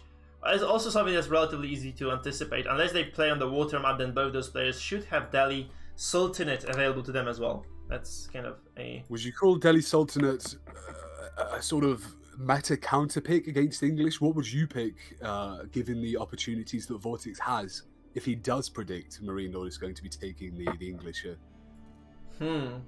I mean, there are several possibilities, right? You can play something that just bunkers up and defends nicely, so... But the Abbasis are out of the way already, right? So... I'm not really sure, actually, what exactly... because I'm not too confident in VortiX's playstyle at this point. I'm not really sure... Or I don't have a good read on how he plays, anyhow. So, I'm not certain, honestly, as to how that is going to proceed for them. I'm not really sure about the matchup that is going to be preferred by our Spanish player here. Because I do believe that MarineLord's clear choice is the English. Right? They're very strong right now, they can deal with many other civilizations nicely. And I do think that VortiX's micro did actually not look too sharp. So if you don't have super sharp micro against the English, you generally speaking tend to be at a disadvantage after early game. So I would anticipate that, you know, there's going to be English on the side of MarineLord, and whatever VortiX believes to be the right counter on the side of VortiX, then like it's up to him to choose. I cannot spectate this. I'm not really sure what he's doing. I'm not really certain what happened. Is VortiX even online? No, it doesn't look like it, to be honest. So I have no clue what's happening for now. Wait, they're playing Don Artie versus Lucifer now? What the hell? Oh, was it a best of 3? Maybe this was just a best of 3 and we're just watching. Yeah, I think that's it. Maybe. So MarineLord probably has just won and we're just waiting for a wrong game. So it was a best of 3 then. Shit. So it is going to be... I was wrong about so it was just MarineLord winning the series. It's just gonna be Don Artie versus Luciferon. Sorry guys, sorry to spectators. I was just kind of yeah, I was being a tool, complete tool. So without any further ado, from Spain in the I kind of turned the map around too much. It is gonna be in the west, in the blue. It's gonna be Luciferon 7 playing the Rus. Would you like to do the second intro, Says? Sorry, brother. So we have Luciferon and Don Artie. Are they both playing Russia here? Yeah, like both of them. Yeah. Indeed, and Don Artie is the person who killed the Viper yesterday, so it's, you know, quite a cool thing really to see him here and now, right? So it's going to be... Sorry, it's going to be Don Artie, and it's going to be Luciferon 7. Perhaps just judging on name value, we would expect Luciferon here to win. But as you said, Don Artie is somewhat of a black sheep, they'd call it. A kind of this underdog that will happily take on whoever. But in this mirror matchup, you know, it's all about skill, really. It's all about who knows the game better, who can perhaps micro and macro better here. So Don Artie really... is up against it, against such a player as Luciferon. Okay, so there are two things in Rus versus Rus matchup, honestly. So first of all, there's obviously the timing, so getting those deer, you know, knowing the map well, being able to just execute the build, which is really hard to execute, by the way, even for the pro players. We saw that yesterday, I think, like, there was one of those matchups where, I think it was Bra versus Linek, where one of them was just way better at the Rus than the other, right? And the you know, the sheer difference was like a minute in the Castle Age timing, which is so important for the Rus players overall. So if you can execute the build properly, of course, you can get a lot of advantage. You can see, for instance, here Don Artie snagging wolf number 3. He knew where that wolf was, by the way. He just knew it off by heart. He just goes, takes it as if it were his, and he just kind of does claim that extra 75 gold. 4 wolves are actually going to be picked up by Don Artie over here. Look at how well he's playing the Rus, actually. He knows the map so well. Look at this, 4 wolves, he's just gonna drag them to TC. TC is very efficient at killing things, so he's just going to, you know, spike those up, make those into like hedgehog wolves, really, and is going to net Don Artie a nice 100 bounty and 100 gold. So particularly remarkable, I suppose, could we call this an early food advantage? We saw in the previous game this early food advantage was leveraged into almost unspeakable advantage. Yeah. Do you think the same thing will happen here? I'm not really sure, because Lucifer is actually going to age up now, so he has a slight timing advantage over his opponent, right, as you said. So Don Artie is going to be like 10 seconds behind, maybe. He's going to be able to age up right away too.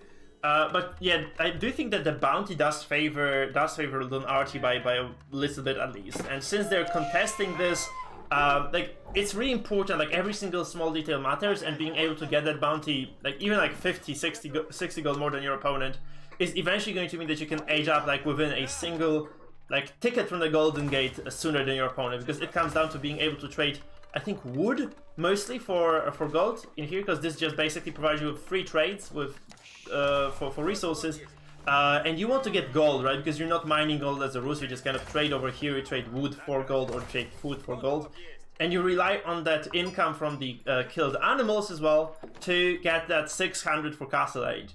So the sooner you can do it, the better, of course, and Don Artie does seem to be slightly ahead here, so he might be able to kind of squeeze in that single ticket's worth more than his opponent can, and this obviously is going to be huge, because the sooner you get into Castle Age, the sooner you can start taking over the relics, right? The sooner you can start contesting the sacred sites. There are just so many things that you can do. So yeah, it's just very, very crucial that you know the map off by heart, which seems to be the case for Don Artie here. They age up at the very same second, by the way. Have you noticed this? It's just really just picture perfect timing for both players. Very strategically adept at Russia are both of these players. It'll be interesting to see when the first real skirmishes take place, who has this micro advantage in a militaristic sense. Yeah, but the problem for Lucifer is actually that he is not researching professional scouts yet. I'm not really sure what he's doing, but he doesn't have, maybe he doesn't have the gold to do this, but he's not researching that at all. He's making scouts, sure, but he's not researching the proper tech, which is obviously quite surprising, because he would like to be doing this, I guess. There's like no other possibility than to just go pro scouts. Maybe he has something else in mind, planned, but it's very strange, to be honest, because like his opponent, you know, Don Artie is like very sharp on the timer here. He's just going to finish that research in 15 seconds, whereas Lucifer hasn't even started it yet. He's just producing scouts still. I really am kind of baffled. There's no second hunting cabin for Lucifer either, so he's not like sneakily getting the upgrade elsewhere. He's just starting it right now, so I guess he's just opportunistically hoping to maybe overwhelm his opponent's scout numbers, but you know, those deer are already gone. This could either be a very high level kind of mirror match tech play, but on the same hand, it could also be it's not quite doing it properly, you know? Yeah, I think he might not be doing this properly. Maybe he just kind of maybe he was so far behind in gold that he was not able to just purchase his way into the professional scout upgrade. It's relatively expensive, right? It's 275 gold, so maybe that was the problem for him. So he was not able to just kind of buy it initially, and this means that he's just going to have to probably, you know, say I'm fine with getting what subpar number of deer carcasses, because he's going to be able to claim these 7, I guess. Because that's when his research finishes, right? It's just gonna be about the moment when his scouts reach this hunt. And he's gonna maybe be able to take like 3 of those deer, but that's all she wrote. I don't think he can claim anything else, because those deer are already being ferried away. There are those deer also claimed. And yeah, it's just timing. Timing is just really bad here, once again, for Lucifer. And yeah, Don Artie seems to be, you know, just working with a slightly better position overall in this game, though he has slightly less gold. But he has not been trading. He still has like 3 tickets in his pocket. So That's the thing as well. He's just not trading yet. Whereas his opponent is probably just, you know, exchanging every single ticket. That's why he's sitting on so much gold here. How far in do you expect to see real combat, really? Because we're 7 minutes in, and I don't think we've even seen a single unit full. Still waiting for first blood, perhaps. Yeah, for Rus, it's just, I think about, like, the timing. So both of those players just kind of committed to hitting that Castle Age timing, right? So they're not going to fight until they get all the deer back home, until they hit the Castle Age, and until they just are able to produce enough units. That's going to be like horse archers, I believe, for both, because that's the only kind of efficient way of fighting here as the Rus versus Rus. So it's going to be probably scouts, warrior monks, and horse archers. Both players actually kind of approaching similar timings in terms of Castle Age up, so I was kind of wrong. Essentially here we're seeing them both play solitaire before they move into a game of poker almost. So Don Artie is gonna drop his Abbey of the Trinity. Obviously, that's a religious landmark, allowing you to produce warrior monks cheaper, and the same goes obviously with his opponent. There is no other viable choice. So a little bit more actual villages on the landmark for Lucy. So he's gonna be up to castle a little bit sooner than his opponent. You can see also both players already dropping those archery ranges, right? So they're kind of hitting a very sharp, nice timing, both of them really. So around 8:30 you should expect both of them. Starting to see real skirmishing here now, with some of Lucifer's forces pushing very deep into the TC of Danart here. That's very good. Now. Perhaps losing one scout there. Oh! Just one is very nice. One down there. That's worth it. Second on a sliver of health though. It's super worth it if you can just get away with 4 carcasses. You deny that. So basically the timing advantage that Don Artie had, or used to have right now, has been completely nullified, because those deer are just going to be taken back home, and there is no way to contest that anymore for Don Artie, because there's going to be real army now for both players. I do think that there is just no way to steal those carcasses. So I do believe that this kind of equalizes the game to a large extent, right? Even though his opponent, like Don Artie, does have a little bit more hunting bonus, that's actually also gone right now. Maybe a single, I think a boar must have gone down somewhere. No, not true at all. So maybe there's just the sheep that were killed off that equalize the score to a certain extent. And yeah, it's just going to be a very even game. We're starting from basically like blank slate really. Indeed, both pushing into the castle age around the 9-minute mark here, still almost to a certain extent playing this kind of solitaire game, not really interacting too much with the opponent outside of simply preparing for the inevitable war. But oh, here we go. We are seeing a skirmish here, quite a big one in the middle here. Lucifer choosing to back out against what he seems to be Don Artie's superior force here around this sacred site. You think this is worth a commitment here, worth fighting over the sacred site for either player? Not yet, I think, because they would like to prioritize the relics anyway, right? And you do need to have a religious unit to capture this, so you need to have a warrior monk, and that is somewhat ways off right now for both. So they're just gonna, I think they're just gonna try to gather as many relics as they can. Obviously, there are, as far as relic placements actually go, this does favor Lucifer because he's gonna be able to comfortably get 3 relics. This one here, of course, slightly closer to Lucifer's base. So there was an opportunity, by the way, for Don Artie to snag it, I think, because he could have just rallied his monk over there, and he could have potentially got 3 relics. For now, though, that's not being done at all, and yeah, I do believe you will see like triple relics for Lucy at this rate, unless Don Artie just decides to go for Hail Mary, and he will just pick up that relic right away. But this is actually taken away right now, so that opportunity is gone, and I do think it's going to be 3-2 overall score for relics taken from them. How will this relic advantage propel Lucifer into a victory? Slowly, because it's a slow gold generation, right? It's not like a massive amount. You can see that in income per minute, I think it's just about like 75 gold per minute, something like this. I think it's maybe 100, so I think it's just 100, right? So it is not going to be that huge for now, but there's also going to be the matter of sacred sites, which are also going to be generating gold, and of course, Artie should have the advantage here because he has a little bit more production. He has been able to get up to 4 of those archery ranges.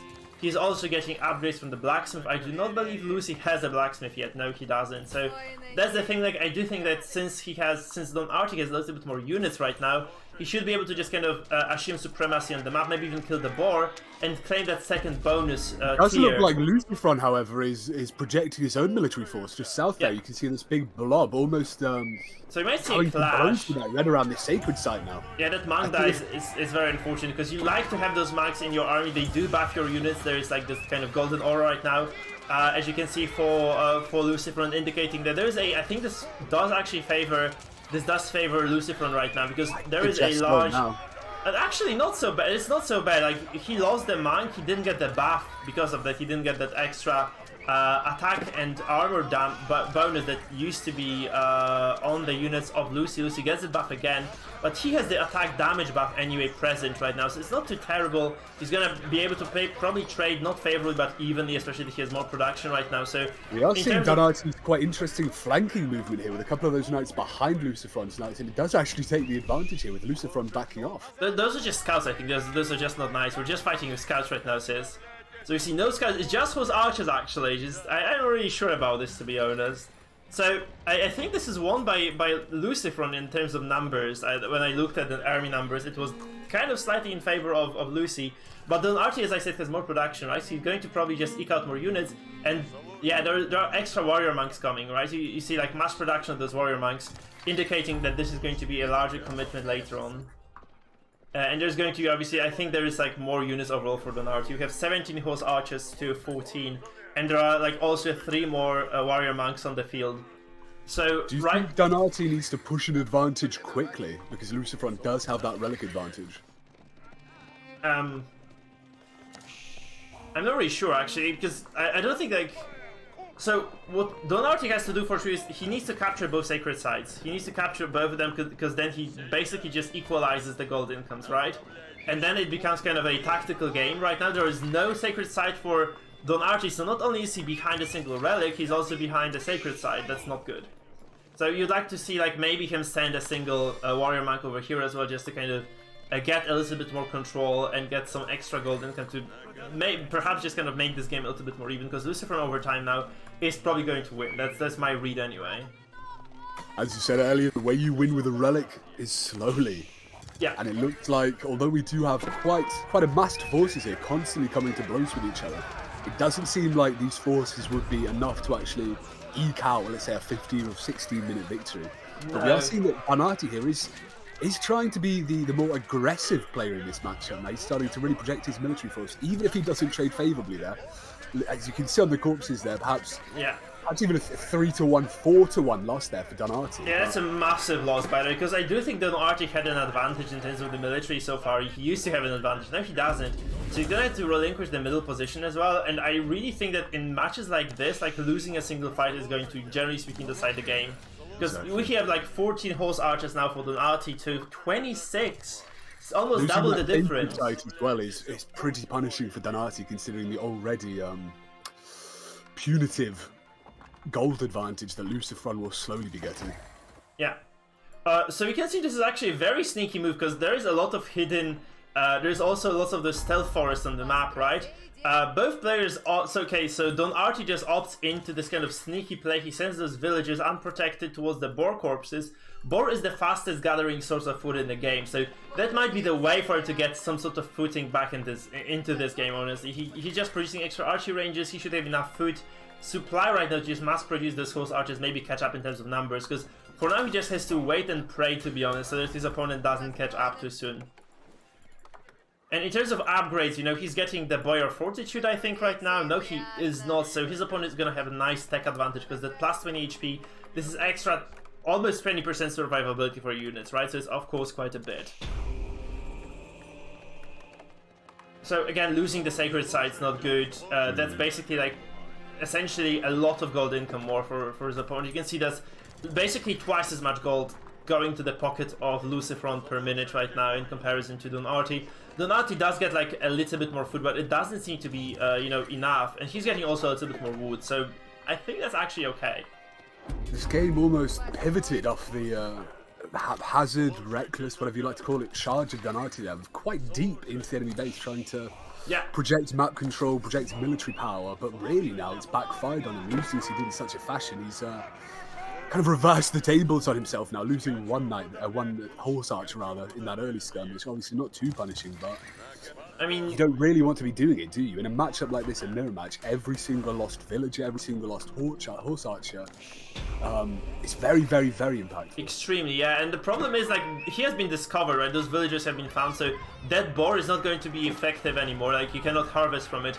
And if you are done Artie, you have to wait about like 40 seconds still, because you are researching that Boy of Fortitude right now over here, which is a very long upgrade, right? It takes a while, and obviously you cannot fight the opponent who has it already. There's extra HP that you just don't possess. He also has extra archer numbers, right? So you can't really contest this archer mass right now.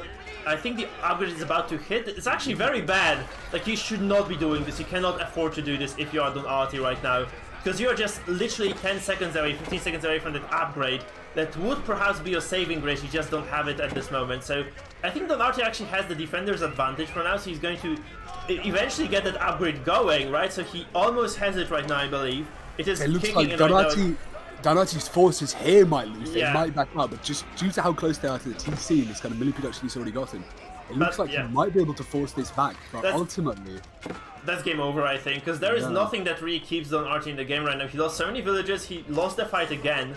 He probably needed to really extend this a little bit more.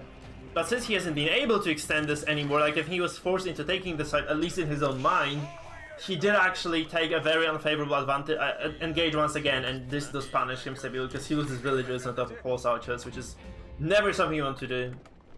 I don't think it's time for Don Artie to bet the house on it quite yet, but I also wouldn't say that he doesn't have an opportunity for victory here. I think we've seen that offensively, perhaps not the smartest or the sharpest minds, but in this kind of defensive matchup, he has advantages in terms of simple production being nearby, and obviously the advantage he gets from being close to his base, but it's kind of forcing him into a stalemate currently, where he isn't really doing much outside of surviving in the current time.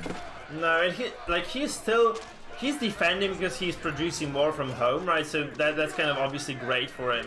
You can't deny that, right? So he has a decent situation. He's gonna deflect his opponent's attack, but this sacred site still remains under full control of Lucifer, and there are also 3 wooden fortresses. So that income advantage that you see at the top left side of the screen is just gonna kind of stay the same.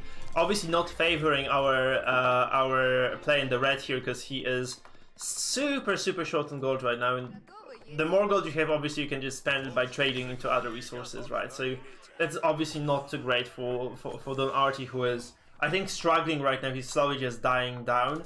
The nice thing is, of course, that this food income has been quite stable, right? So this is something that probably means that, you know, Don Artie can even keep playing in this game. That's kind of important to notice, right? That he can stay like alive for a while because he has extra food, right? Those villagers are super efficient, and obviously just the sheer income advantage from that food is just going to be amazing. But that is just the question. Oh, that's very unfortunate, actually. Just those villagers both will go down as well.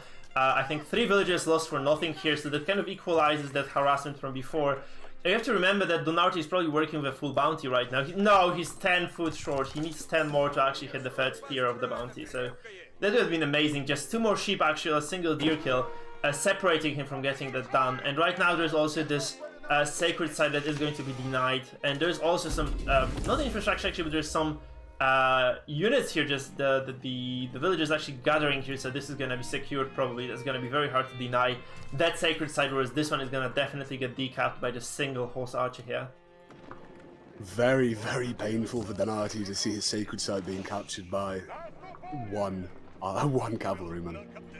Yeah, but you have to say there is a mangonel here. There are also sprinkled replacements here on those towers, so you can see that those blank slots here for those 2 towers mean there is a sprinkled in them, so it can actually deal with artillery and good units and high HP units very well. You can see that it basically almost one-shots a single horse archers here. Those are brutal shots from those. You can see those are like about 60-70 damage per shot.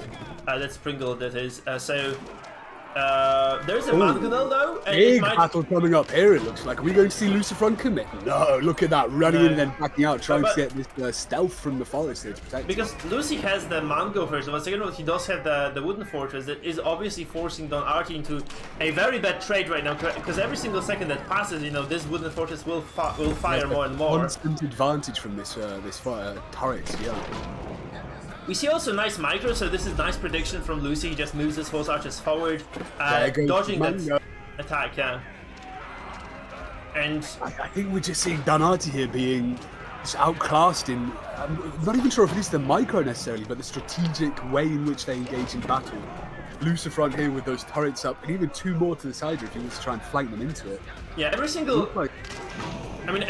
single second that has passed since that very first engagement that Don Artie lost has been just, you know, basically meaning that there is like a deeper and deeper hole, right, for Don Artie that has been digging, essentially, and that's just not going to improve at all. No just matches gonna go from bad to almost worse. consider a zero-sum game in a way, and every single villager you lose, you'll never get back. You'll never ever get back that village, you'll never get back the horse archer. You have to try and gain an advantage in some other way, and it looks as if Lucifer just isn't letting him do that. No. You're going to see another siege equipment. Yeah, there we go. No, it's going from bad to worse. Micro from Don Artie there. Why would you have that siege equipment pushed so far forward in front of your cavalry? I have no idea. I mean, I think it was just miss micro. I think Don Artie realizes slowly that he has dug himself a hole. He just can't crawl out of it anymore. Look at how many villagers he has sacrificed trying to kill the Mangolas. Obviously, all of them just are wiped out, and this is their GG called. There is no freaking way that Don Artie wins this game. That single engagement very early on, I think it was just a small micro play advantage from It was Lucifron. very reckless and aggressive, wasn't it? Don Artie pushed so deep into Lucifron's base there, and when because they had almost an equal military force at that point, but when they really engaged there, the tides just turned in a way that against someone like Lucifron, you're never going to be able to change back. He'll never really let you get that advantage again. He'll build towers around your base, he'll push you into engagements wherein you kind of can't win. You can see, by the way, that every single fight that, except for the first one, wasn't that bad because I think Artie had more production, right? But he had multiple opportunities in this game to equalize things. Like, he had equal numbers in the second fight, he lost it very hard. And then the third fight came, he lost it again because he was at the numbers disadvantage. But in the final fight here, at the end of the game, the numbers were even again. I think the upgrades were kind of even as well. And he loses that fight quite dreadfully as well, like basically gets wiped out completely. So I do think it was mostly micro from Lucifron actually just being his saving grace in this game. He just played this matchup better. Of course, the fact that he had a single relic mode, he kind of managed to get the control over the middle because of that first fight, all contributed to the fact that, you know, he was able to win. But overall, very close game, despite Don Artie being behind. So I'm very curious to see what happens next. Like, I'm kind of, I'd really like to see how exactly those guys manage to do the potentially the deciding game of the best of 3 here. Because if Lucifron wins again, Don Artie is out, right, and we'll not see a new face in the finals. It's gonna be probably, I would say it's very likely, given how this particular matchup has been handled, right, and how Lucifron has been microing. I think might be indeed MarineLord versus Lucifron in that finals once again. It's kind of... we could call him an underdog, right? We thought of him somewhat of an underdog coming into this, even though he did get that impressive victory over the Viper. Yeah, that absolutely. So, I mean, I'm not really sure because I don't have a good read on how the power level of Lucifron is looking. I would say he should be comparable to VortiX. I do firmly believe they practice together, right? So I would wager they should be on the similar kind of footing here in this game. But it's really kind of a question mark.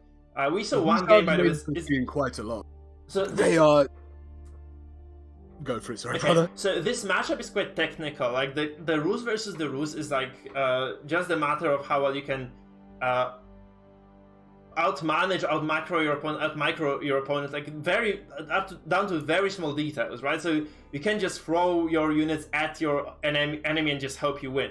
That's not how this matchup works. So I do think that it doesn't kind of yet reveal the possibilities for both players. I think this is just kind of still anyone's series because it's just kind of one matchup, right? This this kind of doesn't determine that, you know, someone is better than someone else here. I don't think that's the case. So it might be a slightly different game too. I hope anyway it's going to be a different game too, because we had lots of one-sided matches today. I'm kind of tired of this. I'd like to see something more extended and competitive, right, where both players are actually just doing something exceptionally well, and they are getting advantages of their own and just kind of pushing against each other. You remember that Linux versus Viper game 1 with Chinese versus French? It was insanity. I'd like to see one of those games at least today. I remember us casting hour-long games, almost hour and a half long games. That was that game indeed, yeah. So it was insanity, and yeah, I'd like to see it again, to be honest. I'd like to see it again. What is fun about these games, though, is, whilst, like you said, they may not have been the most prolonged or drawn-out games, we have seen, especially in this one here, we saw a very, very close sort of mirroring of power levels, mirroring of competition, until this kind of one or two pivotal moments wherein one player perhaps recklessly attacks when he shouldn't. We've seen that quite a lot today. We see people overcommitting with a force that they really can't afford to lose. And I think perhaps just a slight knowing of yourself, if you are to get into that position to look and just to stop yourself for a second before you know, control A and move your mouse and flick into their base, I think that might really might pay dividends for these players, especially the likes of VortiX, or as we just did see, the Artie there. Yeah, because it can really break your back if you lose a fight like this. We saw this literally happen now, where the very first fight and the second fight like that came afterwards just determined the outcome of the entire game, right? Because every single RTS, I think, is extremely snowball. It doesn't mean there are no comebacks, but comebacks are difficult to pull off. So, especially in those kind of mirror matchups, right? So that was exactly what happened here. I think that it was just Artie who could have probably waited like maybe a minute, 2 minutes more, because he had more production and just kind of attacked then. Perhaps that could have probably helped him. But the way things are, we just have to wait for those guys to load into the next game, and we shall see who and how exactly is going to win match number 2 of the day. I'm very curious, actually.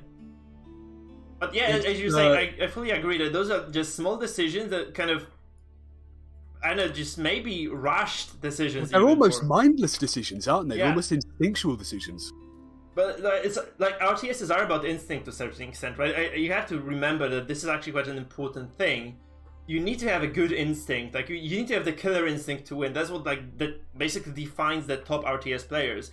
Because it's a game of misinformation, misdirection. Is also kind of a game where you don't have complete information about your opponent. So if you don't see what your opponent is doing all the time, you just have to kind of assume that there are certain things happening, right? And Artie maybe just, you know, his instinct was wrong, right? He just assumed he was gonna win that fight, given the information that he had and given the instinct that he had, and it was just not something that was indeed the case in the end. And yeah, he just overestimated the chances that he had, and Lucy just capitalized and won.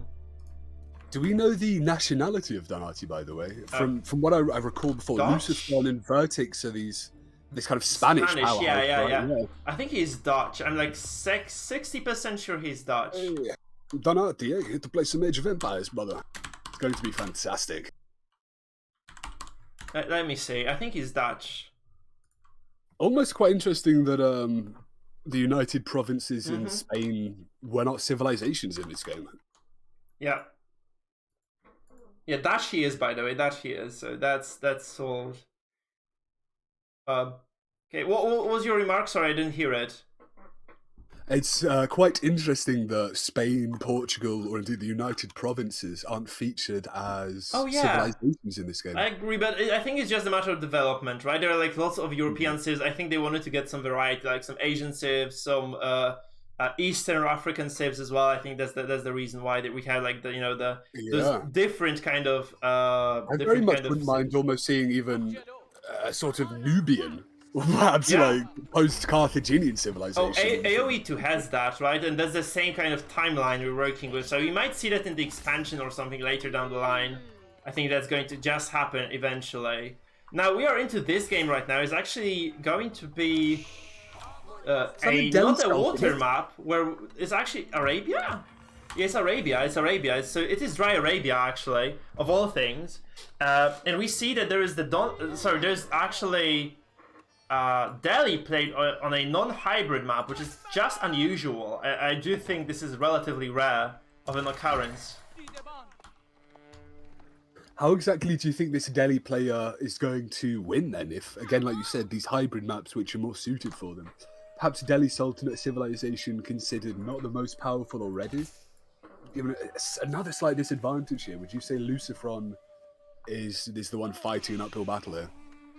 Oh yeah, I mean, I don't like this for Lucy because he's playing against the French and they're very good on aggression, right? I think Delhi has very pronounced strengths on the water, right? But in those, because their fishing ships can fire arrows, so it's very hard to be aggressive against Delhi because you automatically lose most of those kind of aggressive maneuvers against them, especially in those kind of tight maps where, you know, boats can interact with ground units. So Boulder Bay not so much, but, you know, Confluence, Danube River, maybe Nagari even, or Ancient Spires, like those maps do actually kind of give Delhi nice advantages because those, generally speaking, involve Mongolian Heights as well. They involve like the interaction between units and ships. Here though, I'm kind of not sure because obviously you can use those special tags, and you have to remember Lucifer and VortiX, they're very good on Delhi. Both of those guys are excellent on Delhi Sultanate, so they probably know what they're doing. Just that here there is like no pronounced advantage from picking Delhi, just, you know, from the basic tech line that this civilization offers. So it's gonna be interesting. I'm not really sure if I have enough faith in the Spanish brothers at this point to just kind of say, okay, Lucifer can take this one home as well.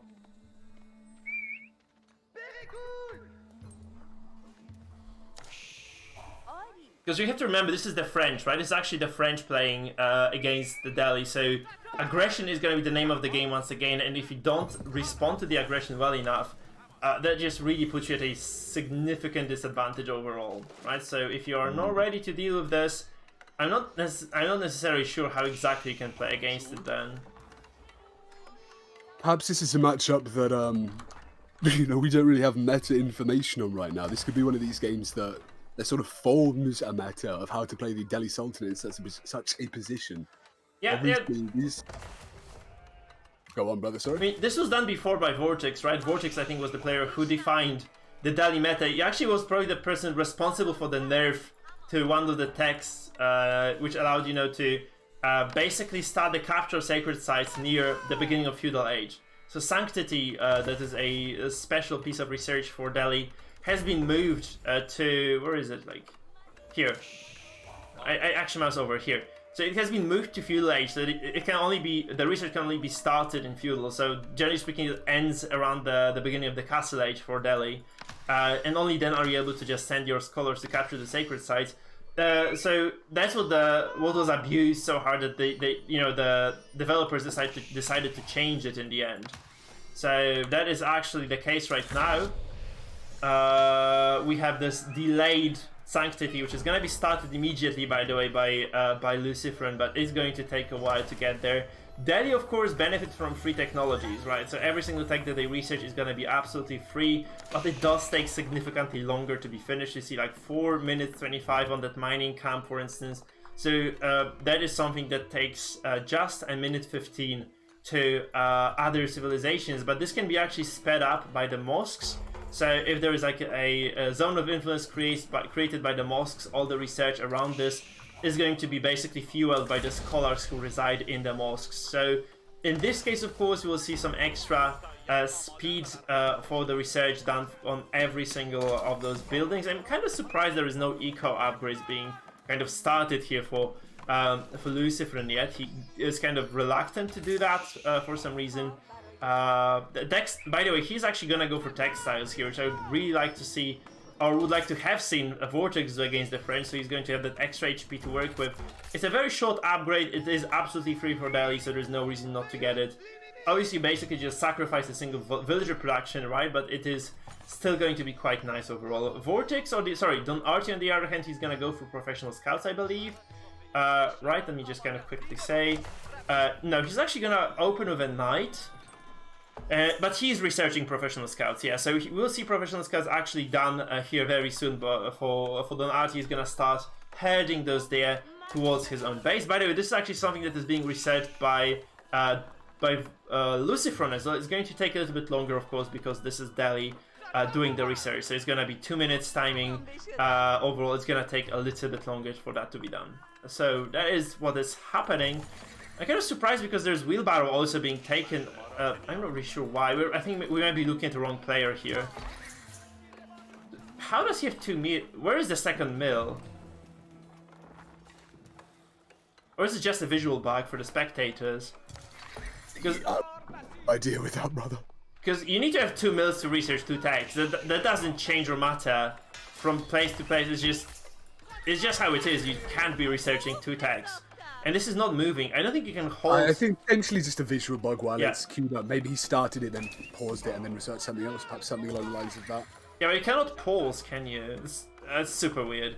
Anyway, he's getting all those kind of pieces of research. He's getting the mining upgrades, right? So that is going to be nice in a long run, I think, right? So you might be able to just kind of boom here and get that going. Hello there, Shepard. Nice to see you back. So Shepard has visited the stream. What's good, brother? So anyway, you can get that done, right? You can get the research done and potentially have those 2 pieces of tag. I think it was actually paused somehow because it is just resumed now. It's actually gonna finish as well. So he's gonna have that wheelbarrow. I don't know how he did this actually. We're seeing Artie here almost match MarineLord's French play with this kind of delaying the professional scouts, building this early night. Obviously, this Flemish yellow fitting Artie, the Dutch player, to a T. Yeah, but regardless of that. But actually, the sign doesn't accomplish much, right? Those villagers have extra HP, so this one would have died, right? 24 HP. That's actually the exact cutoff point for the death right now. So he has that extra advantage here, of course. This villager, once again, 27 HP on the bar, so 2 hits away for the night, actually. Actually, no, he would have died to a single hit more. So, again, I think this is a save for MarineLord, sorry, for Lucifer, and Lucy is actually in a decent shape right now, because he's gonna get the tower here. I think he's gonna play defensively, and he's going to do quite well. He also has the professional scouts for free, so he actually does have a decent amount of resources that he's gonna be working with. And you really do not want to work against booming Delhi. That is gonna be super nasty, because booming Delhi, like, they are, you know, they get every single tag for free, so if you allow them to last in the game for long, they are just going to be able to have like way more advancements than you, like, because they just don't spend any money on them, right? So they can basically just click every single upgrade in the game and just get it for free, which is crazy. Another kind of cool thing is that's being utilized, by the way, is that you can also garrison scholars in military buildings when you get the particular tech. And in this case, it is actually done, so you can actually see that there is the hardened upgrade here being researched, and then we'll see that Scholar actually improving the production rate by 100% as well here. So it's quite cool to see this actually happening here.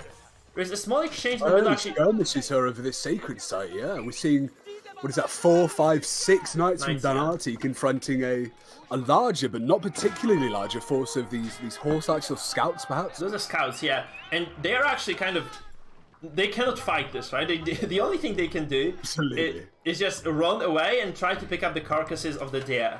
And that's what's gonna happen, I guess. We'll just see those deer being picked up, right? There's just 1 or 2 carcasses, that I think 1, that is going to be taken away. And yeah, Lucifer is going to just snag the deer and run away, get probably just maybe 1 of those scouts killed as a result.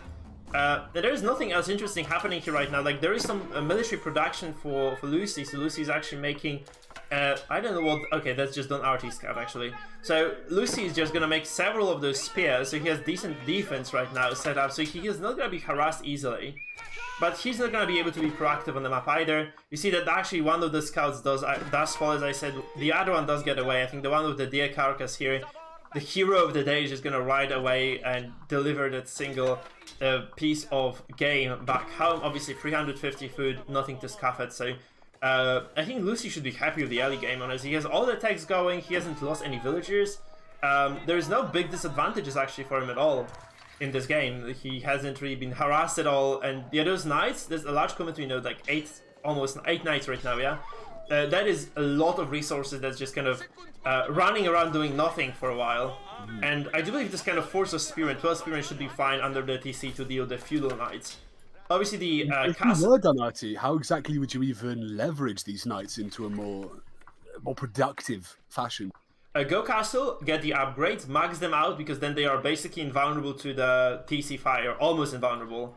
and then you can actually pick a fight. I think that's the reasonable way of doing things, but obviously making those knights has initially cost him quite a bit of resources, so he probably is going to be eager to fight immediately because he feels he has more, which is the case, but I don't think it's like way more anyway. That it's not the kind of more that can win you the game immediately, because you can sometimes dive your opponent. That's been quite almost a commitment there, but backing out. It's for Donati. If all you have is a hammer, everything looks like a nail. Yeah, and we've seen in the prior game, Donati perhaps too aggressive. Words we've used: haphazard, reckless, things like that. Almost again committing there, but backing out at the last second, which probably saved him quite a few dead horses. Yeah, he would have lost this fight very handsomely at that, because there's a lot of spears under. You saw like one knight almost died to the TC fire. This guy here, 8 HP after regenerating, after having regenerated for a while actually. So that is not a good situation to be in. Like, you really need to go up to castle before you do attempt any crazy plays. Actually, none of the players has the resources to go up yet. Like, they're actually working with relatively low economies due to 1 TC, right? So it's not like you can just click up immediately. You need to gather some resources. By the way, this is actually the heist operation once again being executed quite nicely-ish.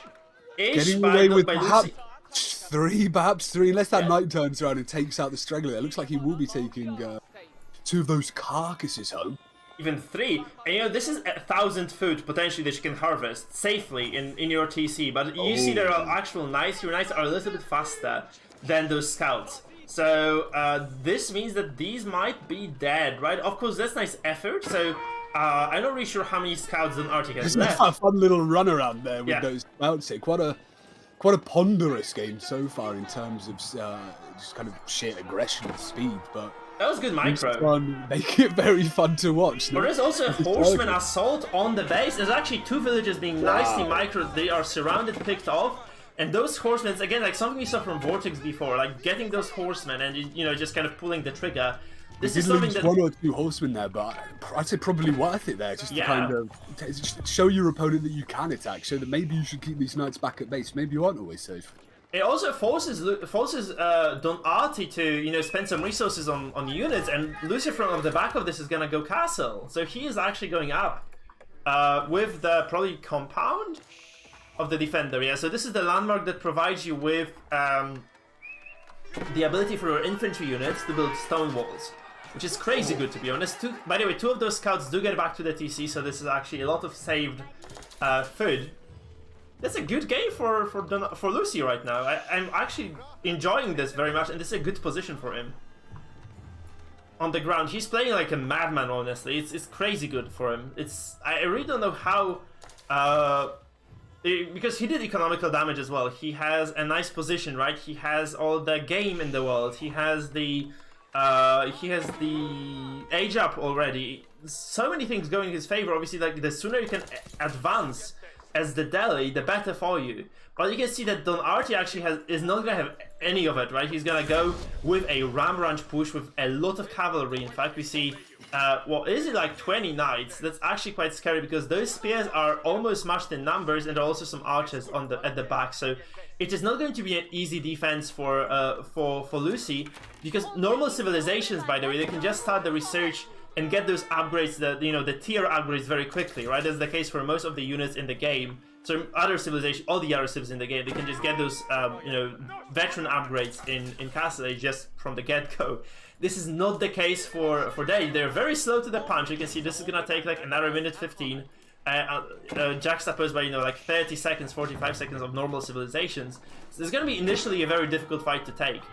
You have to remember though that Artie Lucifer can produce his own knights now, so he's gonna eventually have enough. But it's going to be a very difficult opening to this fight anyway. You see lots of knights falling immediately here. This is such a large engagement. We're seeing Artie in the north starting to be repelled by that force of spearmen, but this larger knight force here is really kind of entrapped these people who are trying to build this Mangudel. I think they're just repairing it, so it's gonna get a lot of shots of actually very committed attack from Artie. If he doesn't kill a lot of villagers here, I think he's just dead, because he's gonna lose those units. He's gonna get cleaned up eventually, I believe. It's that recklessness, isn't it? We saw Artie charge in with a force that perhaps necessarily couldn't get the job done. Maybe miss microing there with that Mangudel, and now he's lost. He's got what, 5 knights left? I mean, there are lots of corpses of villagers. Don Artie actually killed about like 30 villagers here, I think. That's a massacre of villagers.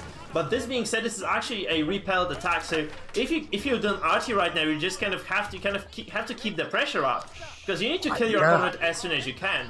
Obviously, this is a massive disadvantage because you have 24 villagers for Lucy against 50 of his opponents. So it's a large deficit of workers. And that is going to obviously cost Lucifer a lot in the long run. He probably, again, went up to castle too soon. That must have been the mistake here. He did go up to castle way too fast. And that means that, yeah, he's gonna pay a lot for it. I'm kind of wondering what exactly he can do right now. Maybe he can just build a market, even just, or maybe start mining stone to get, the villager numbers back in order. Because I'm not really sure what exactly else can be done by him right now. Because he lost a significant portion of his... What's the name of the game from Don Artie here? We see him already amassing this attack force. Do you think he really does just need to keep attacking, keep up that pressure? Yeah, I think so, because if you let your opponent recover, I think this game can get very long, and obviously Delhi, they excel at late game, right? They excel at kind of getting towards that kind of free tech, castle age is basically where they're the strongest. Imperial not so much, because those upgrades take a while, but getting up to castle is going to be, like the castle is the power spike for Delhi, for sure. So you really want to kind of kill them, cut off their head before the game gets to that point, right, where they're just too strong to be contested in Castle Age, especially if you're just kind of very late to the punch yourself, and Don Artie is very late. So he's never going to get to Castle. I think this game should end very soon if Don Artie just kind of doesn't underestimate his opponent, if he produces enough military right now to just kind of have this kind of overwhelming force, which he probably will be able to get because obviously he has twice the income right now compared to his opponent. And basically almost twice the supply. So this mangonel might be the saving grace of his, because it obviously does very well against the archers, but you see so many knights here again that it's going to be very tough ask if you want Don Artie to win. All he needs to do really is to survive and kind of leverage this advantage that Delhi Sultanate has in the late game. I wouldn't say he's completely out of the question yet. While Don Artie's forces are scary, let's just say they're quite scary from Rusfan's perspective here. So you have some... We saw him... If you have some men-at-arms, right, they're kind of decent tanky units, they can kind of hold the line for a while. That's kind of good for you if you're playing the Delhi here, obviously. And there's also a nice choke point here, which is very good because you can just kind of take those knights one by one, so they don't get nice surface coverage. And that Mango does get a very good shot off, by the way, so this is actually quite nice. If it can shoot once more, actually, it will probably kill a lot of those archers. Actually, a very good fight all of a sudden. But there is no more military for Lucy, so I think Lucy's just dead right now.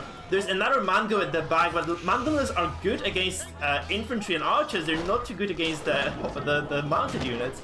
However, I do think that actually those two shots of the Mangonel were the saving grace of Mr. Luciferin. Does look like Don Artie's backing out of this engagement. That was a really interesting, I suppose, attack vector as well. Coming around the side of that wall there into the villager area where they're producing wood. Keenly different from his last attack, but not necessarily as effective here. I mean, I think this was a lot of damage done. I think this is a lot of damage done, by the way, once again to Lucifer. So this was, I think, equal trade overall, which is fine because if you take equal trades, you have more economy, you're eventually going to outscale your opponent. So I think Don Artie is going to go up to castle. He's outgrowing his enemy right now. So Don Artie has way more kind of freedom on the map. You can see that those villagers cannot even get enough food going, whereas Don Artie can just move up with the villagers over here, get all those kind of berry patches that are, just freely accessible to him right now. There's also a mill being built here. So basically there's way more economy and way more potential for Don Artie. And Lucifer is just kind of, I think he's staring down the barrel of a gun at this point, right? I don't think he has a nice, clear path to victory at this point in game. Maybe his path to victory could be as simple as survive for now and hope for the best. Yes, but... one knight dead, of course, is a nice start. Look at this, like this, like basically like twice the supply for Don Artie, because he's just kind of, I think he's just gonna snowball from this. He's gonna go up to Guildhall with this Castle Age landmark, right? This is obviously gonna generate some extra resources. He will eventually get those extra upgrades as well. This is actually a very weird move out for those villages. I'm kind of not sure what they are doing here, because there are obviously villages. Some of the Hail Mary play here, perhaps. I don't know. We've seen that. You can see if you go down a bit there to where the knights were previously attacking. They've attacked in that same area there through the villages, it would appear. Yeah, there's also a relic on this scholar. which is kind of going to be a zoning tool, I guess, just kind of allowing the mangonel to survive in combat. Lucifer, by the way, 15 villagers idle. He had to go for it, actually, I think, because if he had not gone for this mill, he would have probably had he would have had 0 income in terms of food available to him. So he just had to move out and Hail Mary this. Actually, this is right. You are correct on in this regard, sis. But there are also so many idle villages here. I'm not really sure what Lucifer is planning to do. I think he was being harassed by those archers here. That's why he has idled these. We're seeing Lucifer on here start to slowly build out his, I suppose you could call it a kind of finger of control, building it slowly into that mill, trying to push back some of Donati's, what we could term perhaps zealous aggression, trying to lock down his base with buildings and such. Yeah. But these knights from Donati, really coupled with those towers around this sacred site, are going to make, particularly pushing any further up for Lucifron, a very precarious situation. Yeah, and Artie is actually going up with the veteran upgrades now, so he's going to go up the tier, so he has actually hit Castle Age, he's getting all the necessary upgrades. He's going to get the cantled saddles, which is going to increase the charge damage for the knights. He has the veteran archer upgrade, which is obviously going to make the archer stronger. He is probably getting some blacksmith. I'm wrong, no he's not, so he's not getting any blacksmith upgrades, but the French get +1 attack every age up for free as well, so there is that going for him. He has the super... one man at arms running away. Sprinter. Because you've got Usain Bolt. Yeah, the Delhi have the force march tech, which basically makes their MAAs move faster for 10 seconds, which can be stopped, but during that march they cannot attack. So you can just micro that MAA nicely to just kind of charge into your opponent. Now that's going to be the pivotal moment in the game. It looks like Artie is slowly trying to back it. There we go, pushing back on with these knights, getting a flank there with the archers. There is a conversion, but I don't think this is going to succeed. You have to back away from this, so that's just a zoning tool. So this means that those Mongols live a second longer, but like 3 more shots from this Springle and the game is just over, I think, because once this Mangonel dies, there is no way to deal with the archers for Don Artie at all. This scholar has no way to convert anymore, he's just gonna die. And yeah, I would have liked to see that conversion being weighted a little bit. I would have liked to have baited them into attacking more, because when you do it like that, it is purely a zoning tool. But really, if he even could manage to kind of surreptitiously zone out those archers with the contract there, he might have had a better chance of this victory. But yeah, now it's just over. Very tactical advantage here from Donati as well as the strategic advantage. So Lucifer loses in the end, but I do think again this was just because of him just underestimating the push power of the French. Because he could have easily held this if he had just, because this is 1,800 resources he invests to age up. He could have just invested it into the army. He could have had like 20 more spears, or some extra archers, some horsemen attacking the economy of Donati. So he had lots of possibilities. He used none.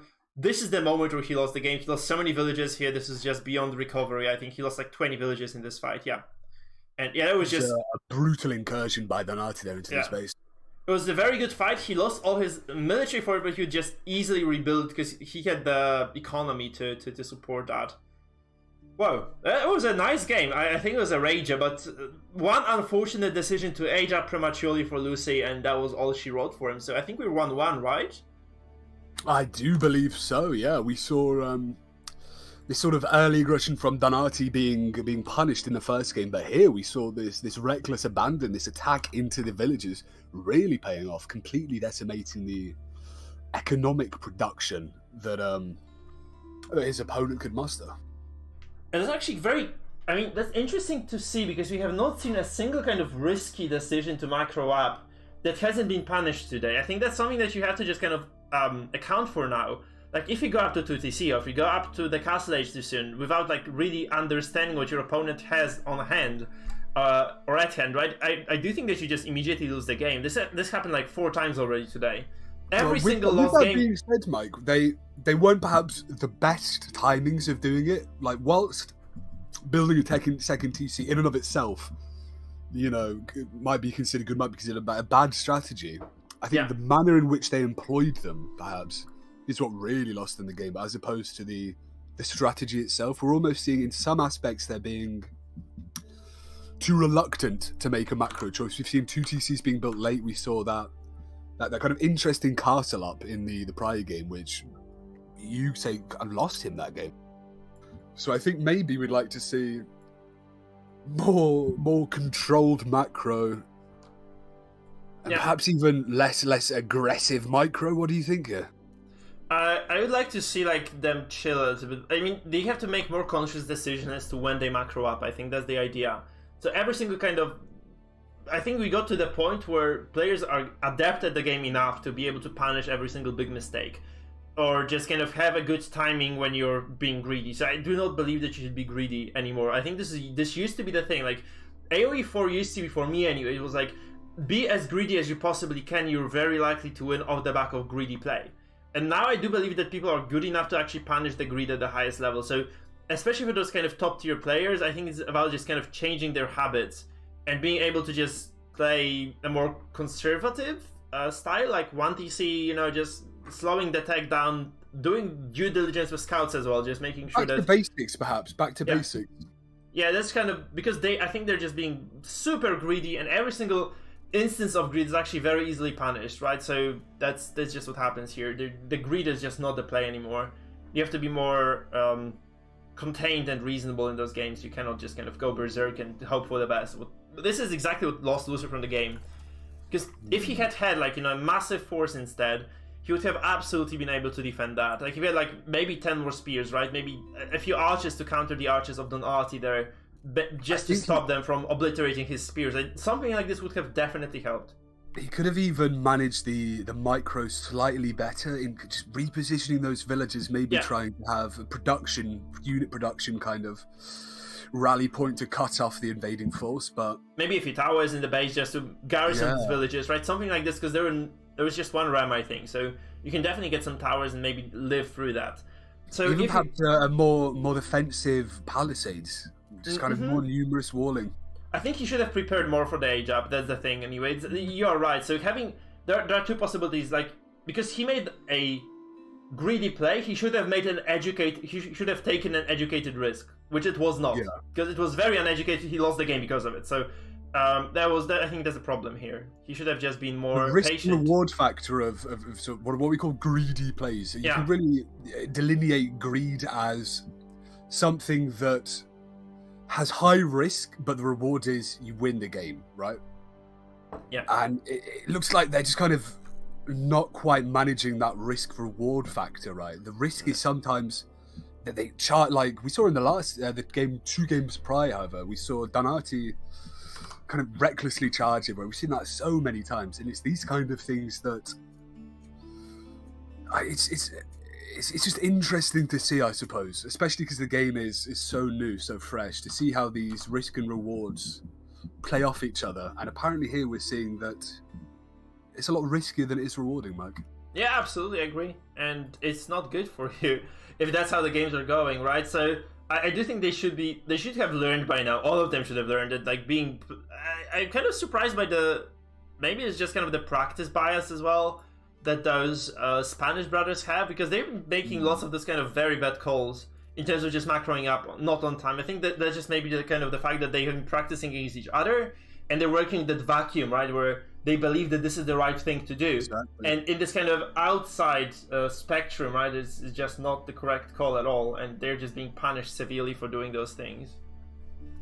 I think perhaps could we call it experimental? It's somewhat experimental in terms of just how risky it is, and that sort of experimental flair, whilst playing against someone who is also doing that sort of experimental thing, can produce remarkable effects, sometimes grasping victory from the jaws of defeat, but just not happening. It's not happening. Yeah, I think both brothers are kind of underprepared. I think this is what's happening here. They're just kind of underprepared. They're not, or kind of they prepared wrong. Right, they're just kind of, they have not studied the right material for the test, and they're just getting absolutely obliterated at this final exam here, which is obviously the semifinals. I think both of them are likely to drop unless they kind of start playing properly. I think it's safe to say these two guys should probably skip the gambling tonight. They go to a casino, they shouldn't be playing blackjack. No gambling. No, they should just play this contained, safe, educated game that I think they're both capable of doing, right? I'm not really sure why they're doing those crazy things, but they should stop right now. Do you think it's too early on in the game's existence to actually be kind of doing these ridiculous experiments? Do you think at this point they should just be sticking to what is, I suppose, the core tenets of gameplay? I mean, I think experimenting is not a bad idea, but doing this in a tournament is a bad idea. So I think that's the problem, right? So if you're doing this on the ladder, you're just kind of fooling around, just kind of picking different strategies, doing weird shit. It's fine if you're doing this on the ladder. In the tournament setting, I think you should be just kind of playing the fundamentals well and not doing crazy stuff. Because if you do crazy stuff, you generally speaking might get punished by players who are just more conservative and more contained, and who are just kind of playing this solid, staple style, which we have seen from Artie in game 2. So honestly, like, having seen those 2 games, I would put my money on Don Artie right now, even though he's playing the Abbasid. I think he has better basics and better fundamentals than Lucy has. But what do you think? Well, it's quite interesting to think that, because prior to this, we thought that Don Artie would be the one with these experimental plays, would be the one who necessarily might not have the kind of core mastery over the game, but can do these things, like particularly in these games against Viper, something that you wouldn't have thought he'd won, but he managed to get it out of the bag. And it's interesting to see that dynamic almost flipped here. Yeah. But my money is on Don Artie right now, honestly. Having seen both the Spanish brothers play today has been mostly disappointing, and I don't think that Lucy has enough to bring it home, even with the French. Though I might be wrong, because this is Boulder Bay, actually, and we are seeing the French versus the Abbasid, which is not a normal matchup. I have not seen this before. Because I do think French are okay on Boulder Bay. They're not the greatest anymore. I think HRE is the best civ on the water. But Abbasid, I'm not really sure what exactly they accomplished playing the water maps well. I mean, so the thing about the Abbasids is that they have cheaper docks. That's kind of the biggest advantage that they're kind of starting the game with. So their docks only cost 75 wood. So if you are going to be just kind of expanding your infrastructure on the water, I think that is kind of good for the Abbasid, because they just spend less to get the same equal results. But early on, would you like to see perhaps if the Abbasids commit to a very early aggressive water play? Perhaps if they can not allow France to start building these hulks, start building this incredible naval power. Maybe that's how the Abbasids take this game. What do you think? I'm kind of baffled right now, because we don't see a single dock from the Artie, so I'm not sure what he's doing. Because at this point in the game, you'd like to have a single dock out, at least. I think so, anyway. Because there is a dock out already because if you don't have a dock out immediately, especially as the Abbasids, like, you are just not going to get much out of it, right? Because the Abbasid dock can be started early, you can get a very quick fishing ship out of it. Because it just costs like basically the cost is halved for the Abbasid, and you can basically fit in a single extra fishing ship into the equation this way. But this is not being done at all. Don Artie hasn't built a dock yet, so he has a different plan on mind, I guess, or he's just going to wait. Maybe he's just kind of pretending he's not going to go for a dock, and then he just kind of immediately builds like 2 or 3 and overwhelms his opponent? I'm not really sure. Or maybe he just realizes that the best path to victory is just kind of going for the resources here first, and then maybe just not even committing to fishing boats, because that might just kind of mean that you don't have enough to build ships to fight your opponent. So this might be the case. You might just kind of see Don Artie going up to feudal and then just dropping double docks or triple docks, even just mass producing the navy. Because right now I'm really not sure what he's doing. Oh wait. Yeah. Oh shit! Hello. Son of a Hello. bitch! I did not notice this. So yes, that's the play actually. That's why he has the wood. I was not watching because I should have just kind of. That's a large map and you don't see those dots too. I thought it was just a scout, but this is actually a ram. So we are going to see a ram ranch attempt. That's actually, generally speaking, what backfires terribly. But I'm not sure this was. I think this must have been scouted because there are also spearmen coming out for Lucifer. He's not gonna be able to, I think, build a tower there yet because this position is too exposed. He does actually catch the wind of this, so he knows there is a ram coming. I'm not really sure if this can be defended though. If Don Artie is able to take Lucifer's stock off the map, he could be seeing what I mentioned earlier. This might be why Don Artie chose to perhaps stay away from the water for the early game. He thought, you know what, I'll leave it a little bit, I'll destroy their dock before they really get to predict any sort of naval supremacy. Because the Abbasids are unique in the sense that they bring siege engineering for free to the table, so they do not have to get the technology, the blacksmith, to research this. But this is not acceptable. You cannot allow this wall to go up. This is gonna take way too long then to break. So we see a villager moving up actually. I'm not really sure, is it gonna be a tower rush as well? There's definitely some aggressive play. I'm not really sure this was scouted or whether like his opponent just caught the wind of this. Yeah, And, I quite like seeing that tower being built up there. You do want to build some sort of offensive anchor. defense. Yeah, this is kind of the anchor point right now for you. You can just basically just use this as a starting point to an attack. Of course, it's going to be matched by a tower of Artie, sorry, of Luciferin as well. I think these walls here maybe just going to take Artie a little bit too long to attack her. I think Luciferin might be able to effectively counter this. I mean, this is kind of zero-sum game at this point. Because you have... the only difference is the ram, of course. Like, there's fishing here happening on the side of Lucy. So that's actually quite bad. I'm wrong. This is not a zero-sum game. Because the longer this dock stands, the more fish is brought back home. So it is actually going to be a very, very expensive opener if he doesn't get the victory here. You can see actually villagers being pulled as well to the tower. So this is going to go up for sure. Certainly going to go up. So this is fully scouted and fully... kind of acknowledged by Lucifer actually. And what a push! We've constantly mentioned these sort of haphazard pushes and these experimental plays, but this one truly took you off guard, took me off guard, and perhaps even took Lucifer off guard here. Maybe not achieving what he wanted to. No, Artie is not getting anything done here. I mean, do you think that wall from Luciferon really sealed the fate? I reckon if that dot came down, I don't know, 10 seconds. If Donati had 10 seconds more, I reckon he would have been able to take it. I think several things were kind of... I think this was scouted, or at least kind of anticipated, because obviously nobody normal picks picks Abbasid on the water maps, right? So that's definitely a problem. And then I think this ram was built too far, and there was nothing stopping this wall from going up. I think there were like several things that kind of decided the fate of this game. Obviously, Luciferon has more water eco right now, he has more food income, so he's able to mass produce spearmen. So this push is dead. I think this push is just completely dead. The only thing you can do is just kind of keep building towers. The outposts are okay. So this outpost is being kind of guarded. It's kind of like chess, right? This outpost is being guarded by this outpost. So those towers are kind of keeping each other in check. You can't lose the villager. This is terrible. Oh, this is the end of the push.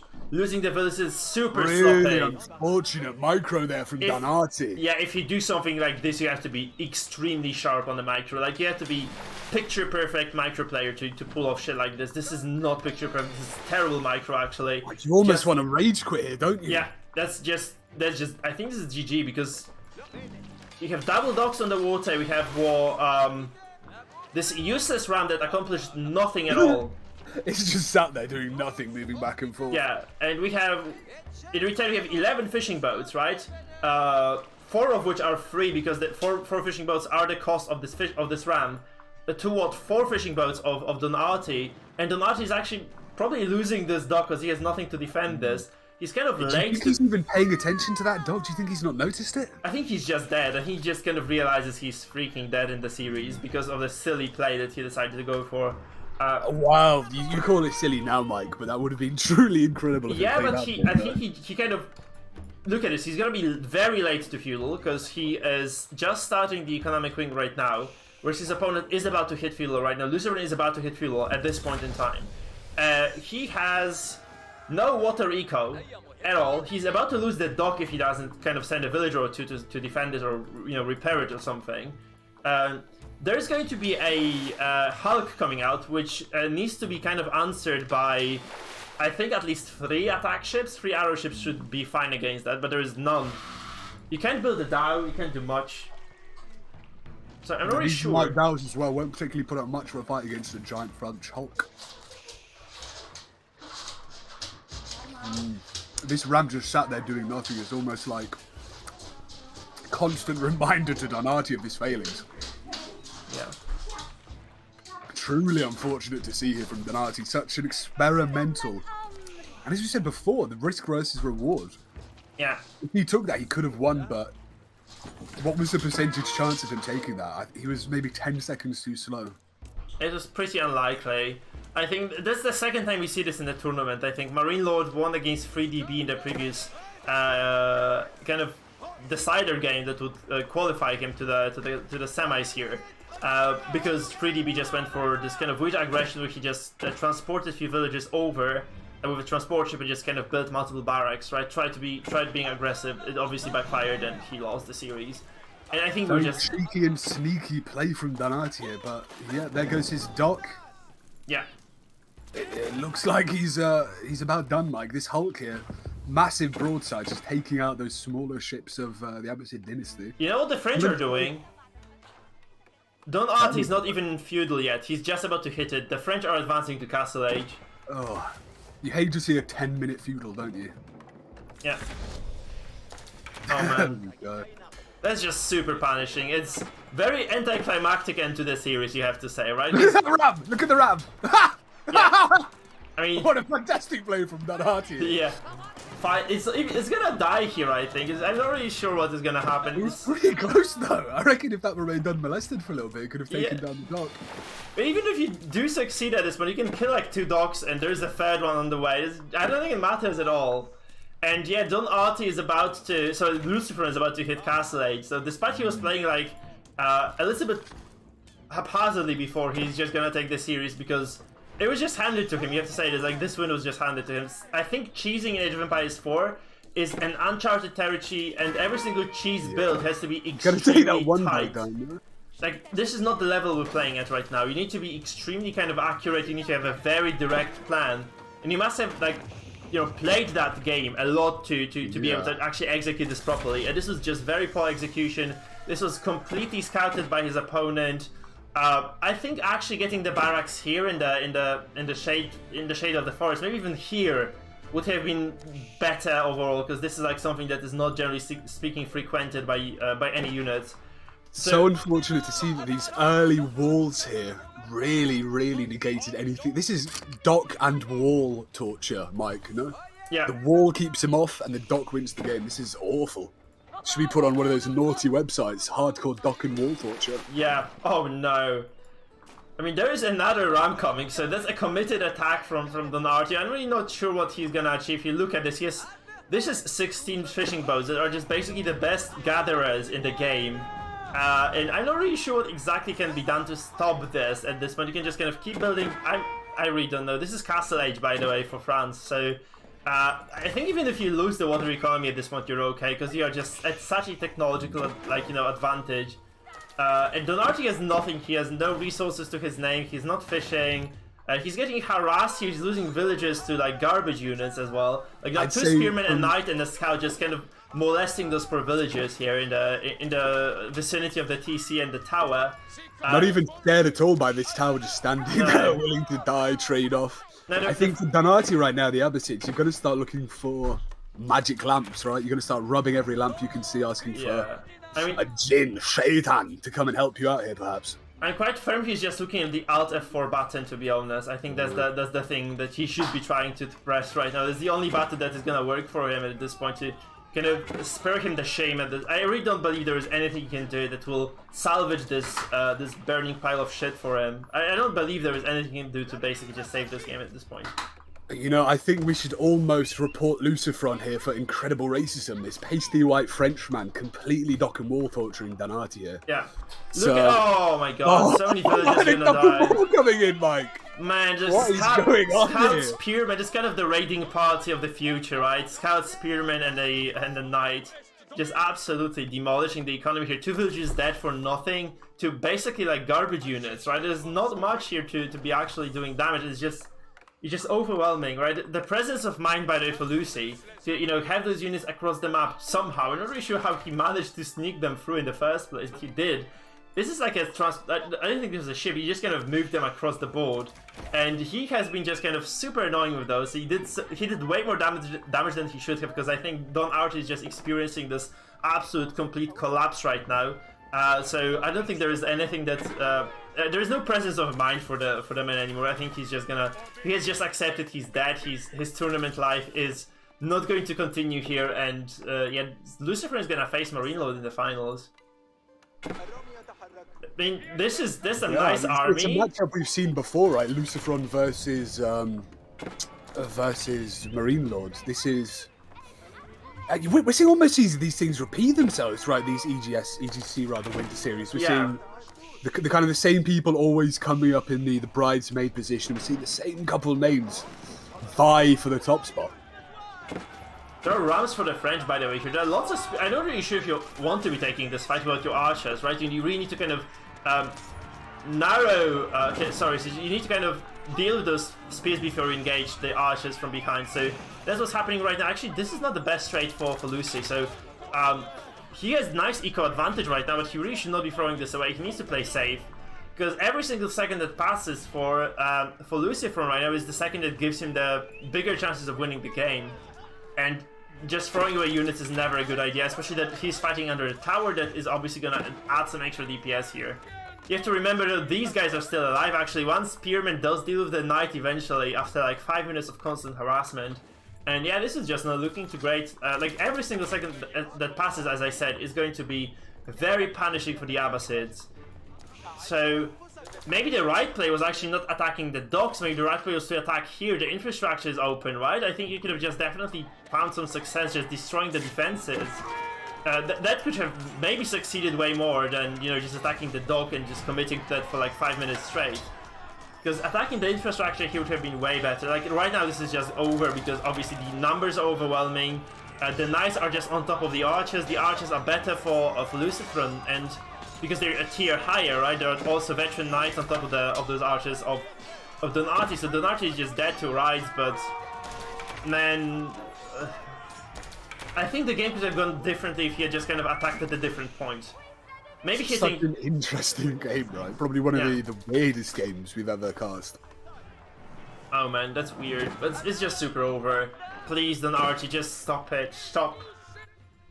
I mean, military-wise, Don Artie has nothing. He has 7 units against 38. Economy-wise, he has nothing.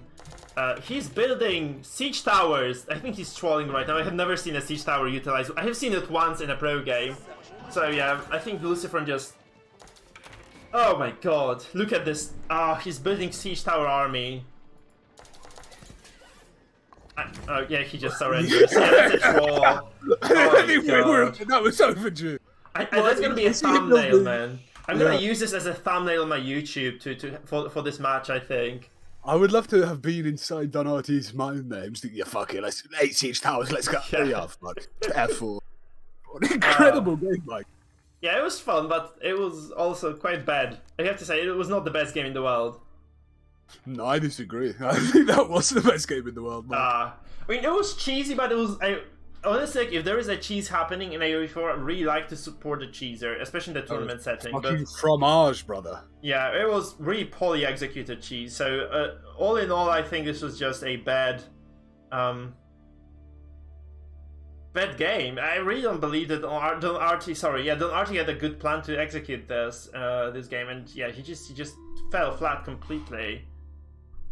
So we just have to wait right now for MarineLord to get ready. I'm just gonna snag something to drink very quick because there's gonna be a best of 5. I need to have a beverage of sorts to kind of continue casting, I guess. So we're just gonna wait for those guys to get set up. I think it's gonna take about 5 minutes, so we'll just go on a 5-minute break as I speak. And then once we return, guys, don't go anywhere because it's gonna be the finals, MarineLord versus Lucifer 7. So very cool stuff. Guys. So be right back, guys. Please remember to follow on Twitch, subscribe on YouTube if you haven't done so yet. It does help me grow, of course. And finally, you might want to consider purchasing the membership and supporting the stream a little bit more. That's $3 per month, so virtually nothing. Of course, it is very valuable to me. So I'm just gonna change the scroll lines a little bit. I'm gonna mute myself, then just go grab a beer quickly or a tea. I haven't decided yet quite. And then get a beer, pal. That last game, I'd start drinking heavily, man. If you got some Polish vodka, start necking it, big guy.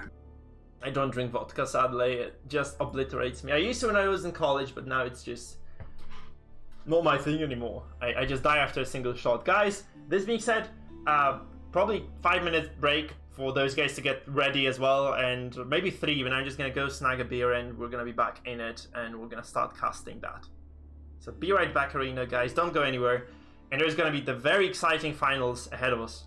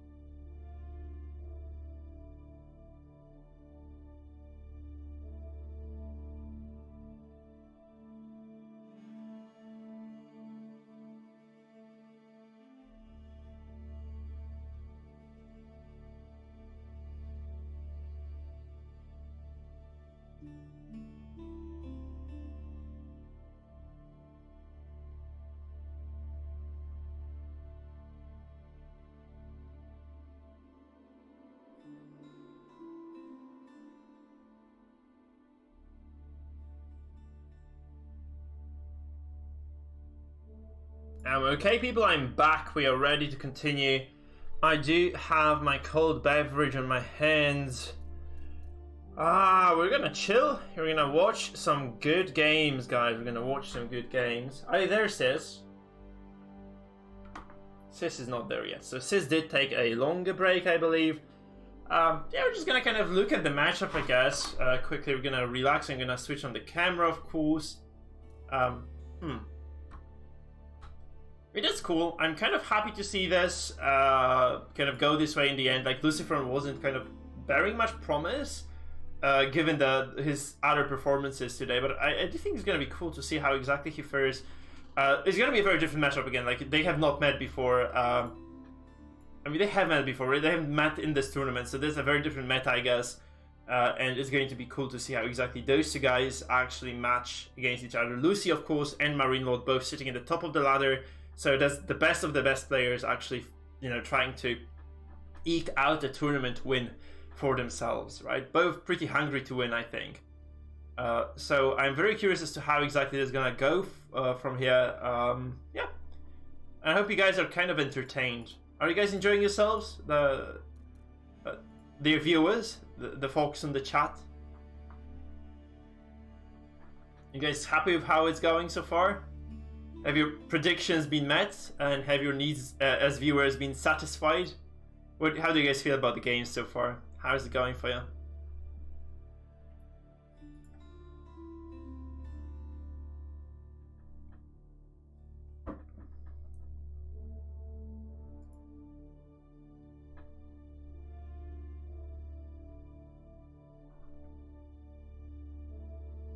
So we're just gonna have to wait a little bit right now, of course.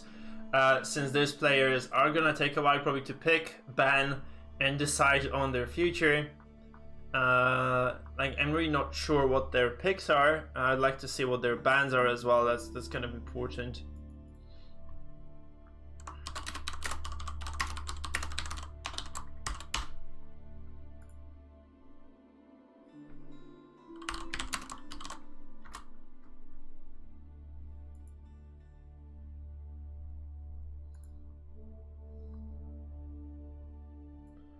And as the dust settles, we're gonna see how those folks actually manage.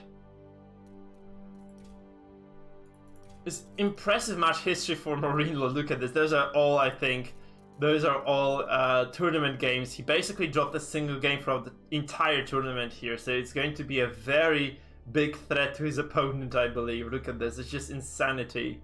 He has not dropped a singular game here on the day against any of the opponents in the brackets. And on the other side, of course, Lucifer and Seven here, he did drop 2 games, so still nothing really big, right? He basically made it to the finals unscathed almost, which is indicative of the fact that we'll probably be getting very high quality games here. I think they're getting into the games right now. They're just kind of getting set up, so it's going to be quite cool to see. Guess who's back? Back again. Yeah, they're taking their sweet time, by the way, because I think that the games are not ready to start. I just kind of received the message that they are not even ready to. They haven't really banned anything yet, so we don't know what exactly we'll be working with over here. Well, this is the final, no, of the Winter Series? Mm-hmm. Who do you think will come out on top in this considerable Scala Gladiatorum? Yeah. And I really hope that we see a different Lucifer in this. Like, I really hope he is going to be calm, contained, and reasonable. Something that we haven't seen from him today yet. I think he needs to kind of up his mental game a bit. He has to stop taking weird risks, and he's gonna be okay. If he does that, I hope we get at least a single good best of 5 series, a game where it just kind of goes all the way to like 30, 40 minutes. And they just don't. One of them doesn't just randomly die because of some stupid shit that they've done. I'd really like to see that. Yeah, I think we have been maybe inundated with the, as you quite eloquently term it, stupid shit. But it is that sort of stupid shit, especially at this level, that really makes the game worthwhile. Yeah, like, I agree. It's really fun to see. But I'd like to see calculated. Exactly. Yeah. Calculated stupid shit is fine. Yeah, just don't be completely like foolish and you're gonna be fine. Like, you just need to be smart when you do stupid shit. It kind of sounds contradictory, but I think you get what I mean, right? You just need to... It's about the educated... I suppose it's kind of how good are your instincts. Like, if I was to trust your instincts in, let's say, translating a Polish paper into English, you're going to do fine. If you were to trust my instincts on that, you'd end up with shit. Yeah, that's the thing. So I think those guys have their they're developing their instincts, right? They're kind of shaping out the meta as they play. I think those are kind of, those games just tell others how to play the game properly, right? So you see how easily those kind of greedy plays can be punished, and like then you can basically do the same thing on the ladders. If you see your opponent doing stupid shit, you can just basically take your army and go, right? Generally speaking, this should net you a victory. That's what we have, generally speaking, we have seen today, right? If you see your opponent being greedy, you can just go. If you have good enough micro, of course, you don't even have to be at the level of those guys, because your opponent is not going to be at the same level too, right? So you are probably going to be fine just kind of, responding to greed with aggression, right? That's probably the proper response, and it's very, very apparent that that's what works as well. And it's really fun to see the actual personalities of these players come out in these games as well. Like we see in the prior game, Artie just be a little bit crazy.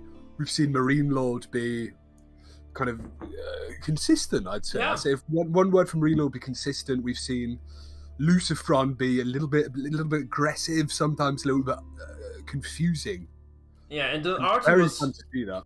I don't like decision making of Artie, honestly. That was kind of very shaky today. That series against Lucifron did show, like, both games, the game against where he played the Rus versus Rus, like that was very much hinging upon the decision making of his, which was just not on point. And it's interesting that all of Artie's games have pivoted around this one kind of axiomatic mistake. We saw in the first game of the series when he overcommitted that one attack and lost. We saw in this last one with the Rams for some reason. Yeah. So it was. He is inconsistent, right? I think if it were to be Artie versus MarineLord, would definitely give the win to MarineLord here. I think Lucifer is not a lost cause. He can still get a lot of stuff done. So I do believe that eventually, anyway, we'll see him for a reason, right, Mike? Yeah. Everyone here is at the top for a reason. And the reason being that they're awesome players, right? Is that some players are more awesome than the others, apparently. That's how you can read this, basically, I think. Just some of them are way more consistent, way more structured, way more prepared. And this I do is think bringing me back to the Darkest Dungeon days, Mike. Yeah. Oh yeah, that's true. Like, even in that super heavy RNG game like DD, we had some people winning consistently, despite that, heavy RNG involved. Like, who kept winning consistently? It was you, and it was Winterbliss as well. You have to say that Winterbliss was also winning a lot. Winterbliss in the that last tournament was very effective. Building a specific counter comp literally just to beat me when I was wasted. Yeah, but it was probably the smartest thing anyone's ever done. I think she won like 3 or 4 tournaments in a row eventually, right? It was crazy. Like, really? Was this? Yeah. I think after I retired, she kind of became the new me almost. She won that, but she won. She kept winning. She just kept winning. And it was against different opponents in different settings, playing different rules. Like, she was just winning everything, which is, I believe, quite insane. I think she won at least 4 in a row after that. Very, very impressive. Good thing I bounced out then. I didn't want any part of that rivalry, did I? Yeah, that's true. So it was fun, actually. Like, and this just kind of goes to show that if you're an expert, if you play consistently and smart, you can definitely win more games than someone who doesn't do this. So, well, this is the thing, though. That kind of Artie's a little bit of man of my own spirit. When you saw me playing Darkest Dungeon, I'd sometimes crazily be playing a stress comp, and I'd start doing damage to a single target. And I think Artie in that kind of same frame, he's clearly very deeply knowledgeable about the game, simply just to get to this point. And I think these kind of almost laissez-faire ridiculousness, it's just kind of normal for him. It's almost passé for him to build a ram ranch in the middle of nowhere and start attacking. Yeah, his kind of personality shining forward. Even early on into the game is incredible. Yeah, can you imagine him actually winning that game? How crazy that would have been. That I think that he was so close. Like I keep talking about how time is the most important kind of variable in this game, and 5 seconds. If he just got there before those walls came up, he would have won. You can definitely just do more if you have like the thing is you can block walls with scouts. So if there's a unit in the way of a wall, the wall doesn't push that unit up. It's just gonna block the construction completely. So if he had just kind of had the presence of mind to move that scout ahead, just kind of to put it in the place that could have been walled off, right? That would have been enough to basically stem that or nip that in the bud, really. Nip that kind of walling attempt in the bud. And then the round would have had like way clearer path to victory. So many different things actually happened there that you could call unfortunate, I think, for Artie that led to the defeat, because I think this was something that he practiced a little bit, but it didn't look like something he had like perfect control over, because those little things, if you're cheesing any game, including StarCraft 2, you have to just kind of know what your opponent is doing at all times. You need to keep tabs on his villagers, on his infrastructure, on his defenses, on his own scouts as well, because if they scout you, then you're screwed, of course, unless you have like some contingency plan ready. There are lots of things. This kind of cheesy aspect, like I think Artie was perhaps. He was a bit too Edam here. A couple too many holes in his cheese. When you really want to cheese, you need to be picture perfect. You need to have a clear definition of what victory is. Pardon me, what victory is and how exactly you achieve it. And I think for Artie, he had that picture of victory, but just along the way, like if you're trying to cheese, you are by necessity doing something outrageous that is very risk/reward. And it doesn't take much to kind of tilt the scales of that risk and reward greatly away from the reward. Yeah, every single micro mistake just kind of costs you a lot, right? So losing one unit is already a lot. Like kind of not getting there on time is just super valuable. He lost the villager. He lost that one villager, and we thought he lost the game based on that one villager. That's how important micro is. That was the end of. I think this was like way past the winning point. Well, I think the problem here is like instead of building the ramp, because ramp costs like 300 wood, right? Yeah. So he could have built like 2 barracks more and just he could have had like more spearmen there. Maybe that's the way. Maybe you just don't need anything else than just having some infantry going like straight at it. Because if you have like lots of units, you cannot just build a tower on top of infantry. You're bound to lose villages, right? So that obviously is not efficient. So I think maybe just kind of he waited too long. Maybe there was a problem with that game. Before we saw the Ram, we did think he was going to be playing some kind of ridiculous kind of aggro strategy, right? And that's something we've not really seen the equivalent to, let's say, a Zerg rush too much in this game so far, have we? Mongols do this. I do this. I started playing Mongols. I'm kind of a sinner here now. I played a few Mongol games. Mongols are Zergs. Literally, they double produce units, right? So they win a lot of games off the back of that. Yeah.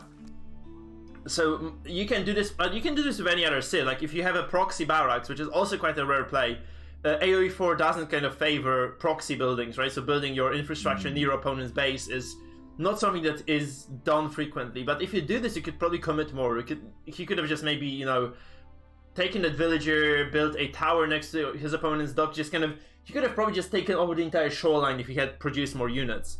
So maybe that's the play. Like instead of committing hard to wood, maybe just building double barracks, getting 4-6 spearmen out very quickly in Dark Age, and just assaulting every single dock. That's probably the play. That's what you do with Mongols, by the way. I can show you because I think we have time. Those guys are super sloppy. Maybe I have a game here. I'm not sure if this is the account I've been playing on. I think this is the one. Oh yeah.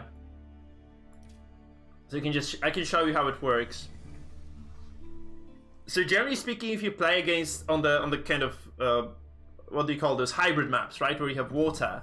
So this is me in the red. This is my opponent playing the English strategy, or not so much of a strategist he was. It was a long game though, so you have to give him the props. But generally speaking, what you do is you actually just go build very quick barracks in Dark Age. You just commit to some wood at least, and as soon as you see your opponent going for a dock, you just kind of start attacking the villager, and you send your units across the map, right? So what I'm doing here is exactly that. You see there are those 2 spears like very quickly dashing through. And the guy is actually going for a second dock, which basically saved him the game. But I'm kind of splitting my units here. You see I'm sending like a single spearman over here. There are 2 spears over here because Mongols can double produce. You see I have like 5 spears. So my opponent tries to build a tower, he succeeds but loses 2 villagers. and I'm gonna definitely get this dog down. So I'm gonna kill this dog, and I'm going to put pressure on the other side of the map as well. This basically holds him completely in place, right? That's kind of the play that Mongols can do. And I think this is something that Don Artie could have done as well. But he just needed to have more units. Like, if you're Mongols, you have double production because you have stone. They just basically double produce units from your barracks. You have this option here to build double units, right? For stone. As any other civ, you can't do this as easily. So I just kind of... I am able to take down one dock at least, and I'm probably able to kind of approach the second dock from a different angle and take it as well. I think I did actually manage to put on some aggression anyway. So I move my spearmen around. You get the idea, right? So there's the proper way of executing this cheese. So you just kind of go around, you take... Actually, oh, I actually caught a few villagers here as well, so I kill a villager once again, right? You pick some... So if you have enough military, you can at least make some picks. And that's what you... what I was doing anyway here. So you see, like, I'm outside of the range of the tower, so I used to build another one, so I kind of... again, bully him around a little bit. He loses another villager here, I think. And even though he eventually just secures the position here, he gets the tower up, I'm forced to retreat, I still get the bonus, because Mongols also get the bonus for attacking infrastructure and setting it on fire. So I essentially just, you know, killed a few villagers, delayed him a lot, and I'm kind of in a good position to take over the game from here. So that's how it is supposed to work. That's what he was aiming for. I think he wouldn't have even killed his opponent. I think he would have at least forced a very aggressive response. Okay, so that's the idea. Asian temperate on the Danube River. Yeah. That was a fun game. So generally speaking, that's how it, you know, how you're supposed to, I think that's what he had in mind anyway. That kind of early Dark Age aggression. But I do not believe you need a ram for this. I think it's enough to just go for spearmen and just control the game this way. I think we could almost call the ram a bit of a meme, right? Yeah, I mean, rams are dangerous if you have a proper backup for them, I think. Which obviously, yeah, was not the case. We are actually getting... it's very fortunate. I think they're getting started as well. So they are getting into the game. You can actually start watching the proper players play the proper game instead of me just cheesing low elo players with Mongols. So that's the proper game to me. Yeah. Watch that every day, Mike. I'm like top 1k. These guys are like top 10. So top 1. Let's be honest, Mike. Top 1,000 in this game is pretty impressive. If you were on World of Warcraft, you'd be like near glad, right? Yeah, I know it's not terrible, but I'm, you know, nowhere near the level of those guys. They're like, see, that's the problem. They're not even perfect, and they're so much better still. Like that's the thing, right? They're just so good, and even though they're so good, they're still making visible large mistakes. Oh shit! They let Mongols through. Oh, Mongols and that's the matchup. That's the matchup I showed you. Actually, this is picture perfect. The matchup: the Mongols versus the English. And English should actually be able to defend this. If English have the, you know, again, presence of mind against the Mongols, there is a way for them to defend it easily. It's just about like not being a greedy shit, like my opponent was. Because what you can do is you essentially can just build a tower first and then build the dock. And this means that every single spearman that approaches your construction site is going to just get shot down and killed, because spears are very kind of weak against arrows. So I'm very curious what happens here. The map is actually not a hybrid map at all. There is not going to be any docks present, so it's going to be high view, I think. Yeah, high view it is. There's just lots of those kind of stealth forests around the map, and that's going to be the name of the game here, Mongols. Played by Mr. Lucifer7 in the north, in this beautiful, beautiful location here, against the English played by MarineLord, and I think English of MarineLord are actually very, very strong as well. So it's a very strong pick for him. He has a lot of experience on that civ, and he should be able to show us how this civ should be played properly as well. So I'm kind of looking forward to this, because I do play both sides of this matchup a lot. I think English are very popular because Mongols are so strong, and English are kind of considered to be this direct counter, or maybe just something that can resist the pressure if played properly, right? So both civs are actually just very eager to aggress on one another, but they're also very nice at kind of going up to late game, just kind of you know, juking it out in Imperial, because the English have very easy economy, and the Mongols have very good gold income. from their Very fun to castle. see just the sheer aesthetic differences in these civilizations as well. It really denotes the fact that there's quite a lot of care and love put into this game, you know? Yeah, you have to see you have to say that those TCs, all the infrastructure, very, very different stuff. So I think Mongols were like the probably someone's favorite civ, because they got so much attention that they're broken right now. Very, very thematic. Yeah, I love the theme. I love the fact you can move the buildings. All these kind of cool pieces of design that are involved in the Mongols are just great, but they're just honestly, too strong. You have no idea how happy I am that the Mongols in the English never actually met in combat, because I would be probably yellow right now, speaking a different language. Yeah, that's true. You guys live on an island though, so you're kind of safe from that shit.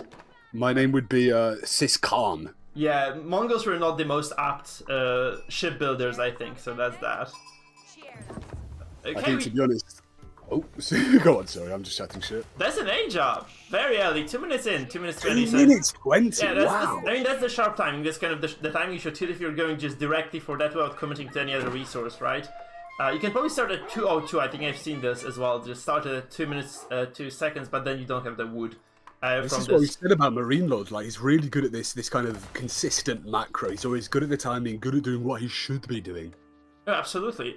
That's actually very unfortunate. Again, we've seen this a lot because Mongols have like a different starting position. They can modify their starting position, but this also means that they can expose some of their infrastructure. Like this entire mining camp, it is going to be very, very much threatened. So I do not believe that's going to be there's going to be an easy way for the Mongols to get gold this game, because the longbows of the English are going to directly threaten this. I think like if you see this as an English player, say, okay, hello there, and you're very, very happy about how this game might go, because there's just massive, massive possibility. There's a huge opening for you to attack if the Mongols do intend to kind of play this more extended macro game, right? Because this is just super exposed. There's no way for you to back away from this other than you just building an outpost, right? You can obviously just get an outpost going. 100 wood is all that secures this, or you can just go on the offensive and then you're kind of safe. But the English are actually mining stone. You know what that means, sis? That means they're going for a keep or something, is it? A big defensive... No, it's a TC. It's the second TC, man. TC! Yeah, there's gonna be... So, the second TC, which has been the meme of the day, actually, I believe, right? It's quite a late second TC as well, isn't it? Coming in this 4-minute mark. You could almost term that kind of a middling TC. Why do you think he's doing this? I mean, he's gonna get enough stone and enough wood by 5 minutes? Which I think is fine. I think because you can have like 3 villagers gathering food. I think that, no, I don't think you can do it sooner than this actually. Because you have like 3 villagers have to gather food at all times. Otherwise you don't have enough resources to keep building villages, which you have to be doing, right? So we have 5 here. You can probably have more wood income. But she's gonna go for double TC and just play defensively. That's what I like to do with the English against the Mongols, because on the offense, like, you're gonna get swarmed by Mongol archers, by Mongol cavalry, by Mongol bullshit, right? But if you're defending yourself and you're doing this well enough, if you just kind of get that second TC quickly, you can essentially just boom and maybe survive the onslaught, because the English have several bonuses that just facilitate the defensive play, right? They have every single piece of infrastructure that shoots more arrows, right? Basically double the number of arrows, so you just are going to defend yourself very well. You have... There's very strong longbows, right? You have the network of castles bonus, which essentially means that your attacks get extra offensive buff to attack speed. Like initially it's just the archers, but if you go up to the castle age and get the upgrades of network of citadels, I believe, this is going to actually encompass every single unit you have, and it's going to increase the attack speed to 50%, so you're way more efficient than your opponent at fighting. Traditionally, we've seen the English players be this kind of aggressor with the longbowmen and the archers, making these back and forth, non-committal skirmishy attacks. Do you reckon that's what we're going to see here? No, or is that just not possible against you can't afford it. No, you can't afford it anymore, because you are essentially just what would I want to say here? So if you're doing the second TC, you're basically 700 resources behind your opponent, and then you're spending what, like 50 food every 15 seconds or 20 seconds actually to build a villager. Because, you know, double TC means you're double producing villagers, sure, but you're also spending extra resources to do so, because every single vill costs 50 food, so you cannot be producing army or anything like any additional infrastructure doing this. which means that, of course, you are going to eventually kind of overtake your opponent in terms of economy. That's the benefit. But you're also going to be way more vulnerable because every single piece of resources that you spend on villagers and the TC itself, which is 700 resources total, can go towards units, you know, siege rams, infrastructure like the towers that Mongols can build and just kind of be very pesky about it, right? So lots of those things just kind of, generally speaking, result in that. Well, it's an interesting little skirmish, isn't it? Seeing two of these longbowmen trying to pick up one of these Mongolian hardened Khans. What an interesting name, though. That's not gonna work at all. So it's just gonna be a small skirmish, nothing really bad happening here, but the Khan can heal, right? They can regenerate HP as every scout does, whereas those longbows, they do require special tech, those set up camp abilities to actually be able to heal themselves. So it's gonna be a little bit more time taken by those guys. By the way, professional scouts researched by the Mongols here, so they're gonna be picking up extra deer, you know, taking it back home. Quite a nice food stockpile there. Yeah, and there's lots of scouts being produced, by the way, so we have like lots of them. I think the English cannot contest because the English go up towards the double TC play. I don't think they can go out on the map at all against the Mongols, so it's just going to be basically 3 hands going for free towards the Mongols, maybe the 4th one as well, unless this is obviously defended properly. It's possible that, you know, some of those deer might also get stolen by the Mongol scouts. It's kind of gonna be risky, but it's a possibility nonetheless. You see, some very interesting light skirmishes here. This scout, is it? Just trying to attack the villagers there. Not particularly doing much, being chased off now by what I believe is a hardened Khan, perhaps. He did some damage to vills, but so if there are like any archers approaching this this gold right now, they might do some damage. Like 5 archers should take down 1 villager right now. Do you think these kind of light skirmishes, these infrequent, smaller battles, are going to dictate the pace of this game, or do you believe that eventually we will be seeing large amassed forces coming together? I mean, I think something that Lucifer is not anticipating here is that his opponent might have the balls to leave the base, and this is what's happening here right now.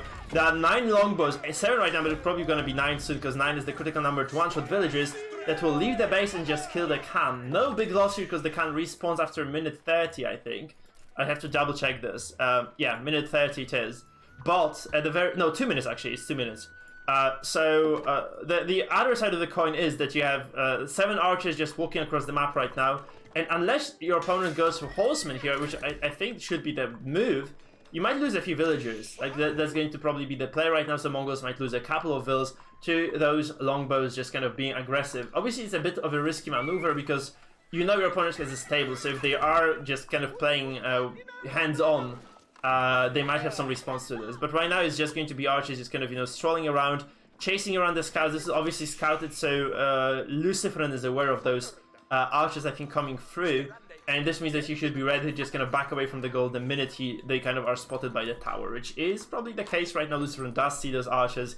And yeah, that's going to be probably the villagers just backing away immediately, unless Lucy has... yeah, there you can see him kind of backing away from that yurt, almost, if you want to call it a yurt. Yeah, it's a ger or a ger. Yeah. Anyway, there is a step readout, so there is castle age up actually. As we've already established, right, the person who doesn't go double TC gets up to castle faster, right? That's kind of the rule of thumb. You are just going to be able to get that castle age very, very quickly here. Obviously, this might go slightly punished because you have lots of archers here. They might be able to do some damage. I wish he had actually got up to 9 because this is the critical number to one-shot builds. I would have liked to have seen... With this kind of attack force, you aren't necessarily trying to win the game, but what you want to do with this is pick off villagers, is to slow down and try and build a more aggressive advantage into the late game. 2 villagers dead. You see a couple archers there lost in the trade, but would you say that's worth it? A couple villagers for a couple archers? Every single villager that dies is worth an archer that dies, I think. Unless you just trade so inefficiently that you lose the game off the back of it. So, however, if that step readout is constructed, you have to just back away quickly because the knights are going to obliterate you. No matter what you have, the double production of knights is just going to be too much. So, yes, you're trying to do as much damage as you can if you're MarineLord, and you're actually kind of building up to your own castle age. If you can see, there are almost enough resources right now for the English. A large stockpile of resources. That's very good. Actually, this is a very nice move. So there are 3 villagers dead right now, 4 as we speak. Lovely. That's actually super good harassment. He understands this way better than... I do think Lucifer was silly with this. He should have just placed it like behind the TC, because the Mongols can relocate their buildings, right? So there's no reason to be building this forward. You can just definitely build it behind and just not lose villages. He lost like 5 villages constructing this. We are seeing this issue. We saw this in the previous games of people maybe not necessarily building their empire in a correct fashion, building so the villages are indeed the front line of defense. And even the best players really even the best players in the game are making those mistakes, right? Which means that that's just something that hasn't been mastered yet, because obviously AoE 4 requires a lot of different macro moves, and that's just something that they haven't quite got right. Obviously, actually, those horsemen are going to get cleaned up as well. There is no food right now for Lucifer to keep producing knights. He would like to re-get some, because getting 2 knights is probably going to dispose of any sort of forces here. He does produce 2 men-at-arms, which are also quite a decent counter. They're very fast, and they're obviously just very heavily armored, so they will be dealing with those forces of the opponent very quickly. And this is another small incursion here in the north. Those archers do not accomplish much. The spearmen die. That's very strange. I'm not sure what he's doing here. Ah, that's painful. F spearmen, guys. F spearmen. This is the deadest spearman of them all. This being said, that's all there is happening right now. We can just reveal the entire map, I think. And we can see that the English are going up with the White Tower of all things. So there's not going to be triple TC, because the English can get the 3rd TC, the King's Palace, with their Castle Age landmark. This is going to be just a keep that should potentially just protect the forces of MarineLord. Another very important thing is that this keep is also going to be able to produce siege, because every single keep of the English can produce all the units that the English have at their disposal, including those very powerful Imperial Age, you know, these more oppressive gunpowder siege engines, things like the Revolver Queen. What an incredible name for an incredible piece of tech, no? Yeah, that's cool. So essentially, this is going to protect the gold here. I don't think it's going to be easy for his opponent to siege right now. So there are actually some... so what Lucifer did go for is actually some siege units. So he did research this special Mongol siege engineering that is basically the same as the free tech that the Avasids get, allowing those units to build some siege in the field. In this case, it's going to be some mild harassment. The Mangonel, as you can see, this projectile just kind of sweeps across the villages here. Does a lot of damage to his health bars. A single more shield would have probably just lost the game to MarineLord. He has obviously the head on the neck, so he's not going to just kind of completely falter here. He's just gonna relocate those villagers elsewhere. So he is actually just very, very conscious of his position and of what his opponent is doing.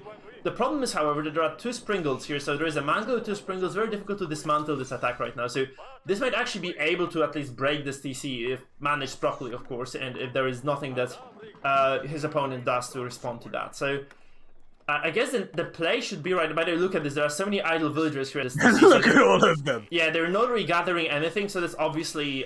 some idle villagers. He has a lot of villas, but they're not doing anything for now. You see to the east there was a slight incursion force here, looking to be like foot knights or man-at-arms, perhaps. Yeah, that's covered by some early siege equipment. How much damage do you think these guys are going to do? I reckon if unmolested, they could really reap some destruction here. Yeah, especially that they deny the escape path to this TC, so those villagers have to back away the other way around. There are only 2, so there is a Springle, then there is a Mangonel as well defending for the English. Another huge shot goes across those villagers. So there's one villager just getting sniped by the Springle, so I think this one is dead. Like this TC, which delayed MarineLord quite a bit, but also provided him with some extra economy, this is just gonna drop, because there is no way for ML to defend this. He lost way too many units on the other side of the map here. He's gonna try to respond with some longbows, just moving across, just trying to do some damage to the gold line once again here. That this TC is dead, and there are some villagers also dying in return, so that's obviously not too great. I think 3-4 villages must have gone down in response. Now there are 2 Springles for MarineLord, so he has enough now to fight his opponent's Springles at least. It's a very dynamic attack here from Lucifer, though, going to places where not necessarily expected, as you said, blocking off that TC retreat. We are going to see this force slightly back off now, but really, I think they've got their job done. I think leaving them in reserve here for another assault is probably the best bet. That's finally a good game. I think we are finally just working with a very good game. By the way, those villagers here, they are idling here because there were archers, of course. There's lots of multi-prong attacks. Actually, MarineLord is choosing to attack the gold here. And those villagers obviously under siege. 1 drops, I think, there used to be 5 here. So it's always worth remembering that it's 1 person trying to control all of these people. So when you see 3 or 4 villagers AFK, whilst it is necessarily kind of an objectively bad play, objectively kind of you're not doing things right, you also have to kind of bear in mind the mental RAM that these guys have. There's so much going on at any time that going back and forth and remembering which villages to send to TC can be a lot of stress, and maybe Luciferon is putting too much attention into his attacks there. I agree. Maybe there is some kind of situation where MarineLord could sneak in a couple knights and really do damage to some of Luciferon's villages, perhaps. I mean, you have to point out that this double TC has not been inefficient, so he loses that second town center now, but he has been consistently producing villagers, so they extended. Right now, MarineLord has 71 vills to 45 on Lucy. So Lucy, of course, losing quite a few vills to that harassment previously, and again, like to those incursions of the archers. He has been actually like on the back foot because of this. He's losing lots of vills. He's not working with double TC yet. I think he might eventually just decide to go for it. But for now, like the economy does actually favor the English quite a bit. If you look at the upgrades, though, there are 3 economic upgrades for Lucy. So the Mongols have economic upgrade advantage. And in terms of the military blacksmith upgrades, we have +2 ranged defense on the Mongols. Now the English are working with +1 melee defense and +1 attack right now, almost done. In terms of the economy, there's just the first lumber upgrade done, so not really much in comparison. So I do think Mongols will eventually just maybe recuperate because of the number of upgrades they're just able to get. But I would really like to see a second TC right now for the Mongols, right? They probably need it quite badly because the villager disadvantage they're at right now is quite significant, and losing anymore. Especially considering this game looks like it could go into the 30, 35, even further than this might. Building a second TC now would really start to leverage an advantage into that late game. But an interesting thing is if you look at MarineLord's base, the way in which it's set up, you have these flanks of villagers that are just really, and you see here being punished. Yeah, these 2 villagers dead. Villages that are a bit undefended here. 3. There's a lot of villagers who are gonna fall here, actually, I think. 4. There is no textiles done, so those 3 knights are just gonna do a lot of damage. They should have probably just ran away sooner, but I think this is just a committed sacrifice. He's just going to try to take down as many villagers as he can, because he knows he needs to even out the numbers. I do not think this was a good idea, because he could have just kept those knights alive. And he doesn't, I think, realize there's also lots of villagers here. He could have killed like 7 or 8 for free. His heart was in the right place.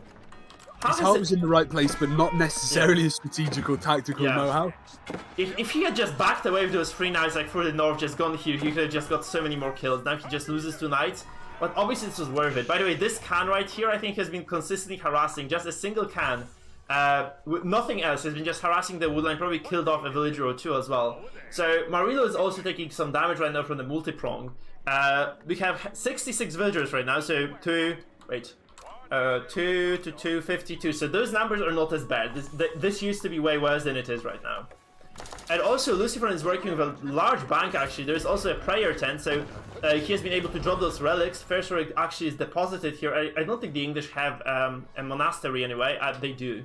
And they're also gonna have a monk actually just going across the map. So there's a lot of things happening right now, of course, and you have to, like, if you're the top level player, you need to eventually start kind of taking care of this kind of sacred part of the game where you are just supposed to produce some monks and gather those relics, get those sacred sites under control, because this is a lot of income that you can just generate for free, right? It's very valuable stuff.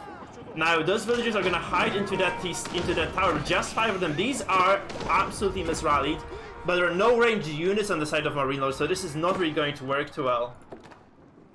There is a question in the chat about walling. So walls cost money, and I think these guys are playing such a tight micro game, or macro game actually, that walls only come up very late. So you can see the English building walls right now, and Mongols, by the way, have no ability to build walls because they're already broken enough, so the developers have finally decided to make a smart move when they were designing the civ, and they decided that, you know, there are no keeps and there are no walls for the Mongols at all altogether, so they're just not able to construct any.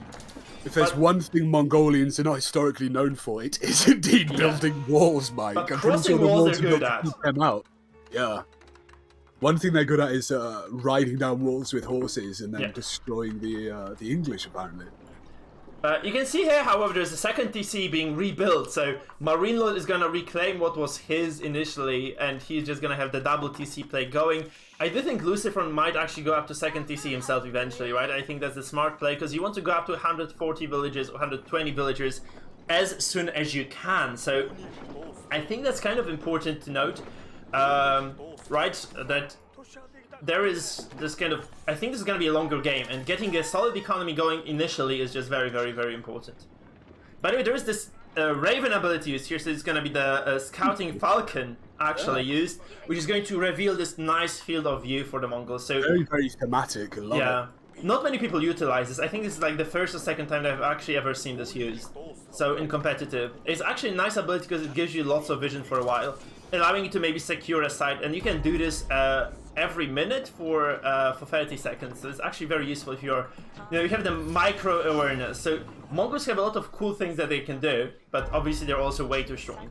You can see this monk, actually this shaman, because Mongols don't have monks, they have shamans, capturing relic number 2, which means there's going to be 2 relics providing income for our Mongols, and for the English, on the other hand, we see 1 relic only so far. There's probably like a monk somewhere here actually going around trying to pick up some extra gold income sources, which this relic obviously is. Very, very interesting to see that the game that actually lasts the longest here, pushing into 22 minutes nearly, that's great. Is a Mongol game. One that we thought would be somewhat more aggressive almost. We saw before this game, you showed your 6-minute victory. Yeah. And what I do like to see here is Lucifron really constantly pushing these flanks, right? We saw earlier that little attack I said on these walls though. It's good for MarineLord, right? I think we say that's an educated play for MarineLord, trying to hold it. Poor Knight, he took like 7 sprinkles. That was a bit over the face. Like, man, getting pierced by 7 ballista arrows. Can you believe that? That's just gonna be super. The Geneva War Convention right now. Yeah. Man. I think like a couple laws. Oh, F for the Knight, guys. F for the guy. You can see all the giant craters around him. What a shame. Yeah. Oh, he was absolutely obliterated. Shit, that sucks to be him. Oh, wow. Look at that little, perhaps a man-at-arms there being chased out as well there. So I think they're just trying, so both players are trying to look for openings right now to kind of, just find small wins, because right now they both are aware that this game is gonna go long, and they're just kind of trying to look for openings. There's probably a second TC somewhere for the Mongols. I would like to see it anyway. There's none. Even though, oh, there's actually Imperial. We were just buffoons, man. We have not noticed the Imperial age up for Lucifron. And MarineLord is nowhere nearby though, so there's gonna be an Imperial force for Mongols, which is really scary, by the way, right? It's actually a very, very strong army if you go up to Imperial upgrades. You have a significant advantage. So this could be like a very slow game that just ends because Mongols just run in and kill you. I think that's a possibility, especially if they do get some cannons out. I think there's a... actually, no, there's getting Springald upgrades and siege work, so this is going to be extra range for Springald and extra attack, extra HP for... a pretty big offensive force right now. I reckon if we start to see that military force projected into the flanks of MarineLord, whilst it might not necessarily take the game, we can agree with that. We don't want to see any more reckless or haphazard pushes. No. If he used that as a kind of larger, almost harassing force, I think he could do really well. Yeah. I don't think he wants to commit yet, but he does want to do some damage. I think he can trade favorably. And he's also doing one more smart thing. So Mongols get the Yam network bonus, which is triggered when there is a unit near a tower. And if he had the deer stones, which he does. So you can actually get like nice rallies throughout the map if you just build a few towers on the way. So now the units will be moving faster, they'll be reinforcing almost as if they were in the, they're fighting at the doorsteps of Lucifron's base, which is great. So you can reinforce very quickly, you can just kind of keep up the pressure. And even though those Springles have been nerfed significantly, right, there's still like, if you have so many of them, they can do a lot of damage to any unit in the game. Because there's like 7 or 8 of those, right? 7 right now. And this second TC, very unfortunately, so I think is gonna go down once again because there is nothing that MarineLord can do to defend this. And honestly, I'm kind of scared for him because if he takes this fight, if he doesn't do it well enough, he's just gonna lose the game. He has to win this. Like, he doesn't have that opportunity to lose I don't think he's going to win this, Mike. I think this is what we said before. He's making it too aggressive in a push. I think he maybe could have waited a little bit longer. But... yeah, he could have just tried to just, play it a slow and contained game, but he's just kind of going on. Look at this, actually overwhelming numbers. Those elite men-at-arms against regular ones. Those are, high-range Springles. Those are that are actually destroying the catapults, destroying the Mangonels. There's just one Mangonel here. 2 Mangonels actually consistently shooting. That is incredible. Yeah, we see that. Yeah, look at that. Timing of Mongols. the numerical advantage there didn't look too strong, but just the sheer power of the individual. The quality, right? It was like the upgrades, the tier difference. And suddenly this potentially long macro game just ends with a timing attack. The Imperial timing that, I don't know why MarineLord just never kind of considered. And you can see that MarineLord was too too consistent, trying to keep to what is his game plan, trying to kind of not venture too far out of what he knows. But Lucifron there, very just decisive and aggressive attack there. That is what we love to see. Yeah, madness, man. So madness wins against consistency this time around. So we are proven wrong in a way. You can see that MarineLord had more resources, by the way, except for gold. He had like way more food, way more wood, slightly less gold. He could have definitely been an Imperial matching his opponent. He just never made it there. And in terms of villager count, look at this. He had like way more economy throughout the game. So he has had the opportunities to get to the point where he was going to be able to contest, especially that the Imperial landmark for the English is, I think, very valuable because it just is the biggest, the most powerful, the most long-range keep in the game. That basically has like 50% more range than any other defensive piece of infrastructure in the game. So it's just insanely strong. So this could have definitely just kind of held the ground for him. And if he even had like if he had a keep in there just to defend the front of his base, he would have definitely had an easier time fighting the forces of his opponent. Now, if he just dies, it's a very anticlimactic game because I think this was like building up to this kind of lengthy struggle between those two armies, right? I think we could have had this intense 50-minute rager where we'd have like the basically lots of intense fights and lots of trading, and eventually just the resources being exhausted, maybe fighting over those sacred sites, right? This is not the case, sadly, for MarineLord. He drops the ball, he falls behind in terms of production and in terms of tech, and he just dies. Are you happy with that game, Mike, then? Is that the kind of game you'd like to see, or was that perhaps a little bit too premature for you even? 50-50, because I would have loved to see a long macro game. I like those. I like playing long macro games, and I like watching long macro games. I know some people find those painful, mostly the StarCraft 2 crowd, because StarCraft 2 crowd is used to ending the games at 4-minute mark, or maybe 5 or 6. That's kind of where many of the SC2 games end, because the big micro mistake early in SC2 costs you the game. Here, of course, AoE4 players are generally speaking eager to take the game long, like especially in the lower elos. But even at the highest level, you can see lots of those kind of top 10, top 20 players just kind of playing longer macro games, because that's just how usually matchups are kind of resolved. I think that's kind of strange that we have not seen this today yet. This is the most macro game we actually got to see today, which is very weird to me. I don't really understand why. I'm just very, very happy to see that kind of thematic brilliance of the Mongols. You see the little falcon going around, and then just the quality of their units as they charged into the English base here from MarineLord. Neither of us thought prima facie that they had the advantage, but Jesus, it looks like they did. Yeah, they absolutely did. It was crazy good. Very enjoyable stuff as well. So it's kind of a shame that it ended so quickly, but yeah, I agree with you. That was a solid game. I would have just liked it to go a little bit longer than it did. I'm kind of disappointed in a way, but yeah, it was fun. I did enjoy myself. I hope you guys did as well. If you are actually enjoying yourself watching the stream, and just enjoy. If you're enjoying the casting, please stay tuned for more by following me on Twitch or dropping me a sub on YouTube. Please also remember to like the video on YouTube, because it is actually going to increase the visibility of that video on YouTube itself, so maybe more people will join us as we go forward. So this being said, we're just gonna wait for this second game of the series to start. It is actually going to be a very short tournament, you have to say that, because you remember that we used to cast until like 2 a.m. We did some fucking long tournaments. Yeah, we did a round robin. It's just basically, I'm not saying almost over, but it's coming to an end. We have like 4 games maximum ahead of us, and it's like 9:30, so it's a very short tournament because of how quick those games have been ending. You have to say that those games were very quick. They were very short, and they were just kind of, just ending in multiple nasty ways, really. So that's kind of, I think that's kind of cool actually. I don't mind it at all, but yeah.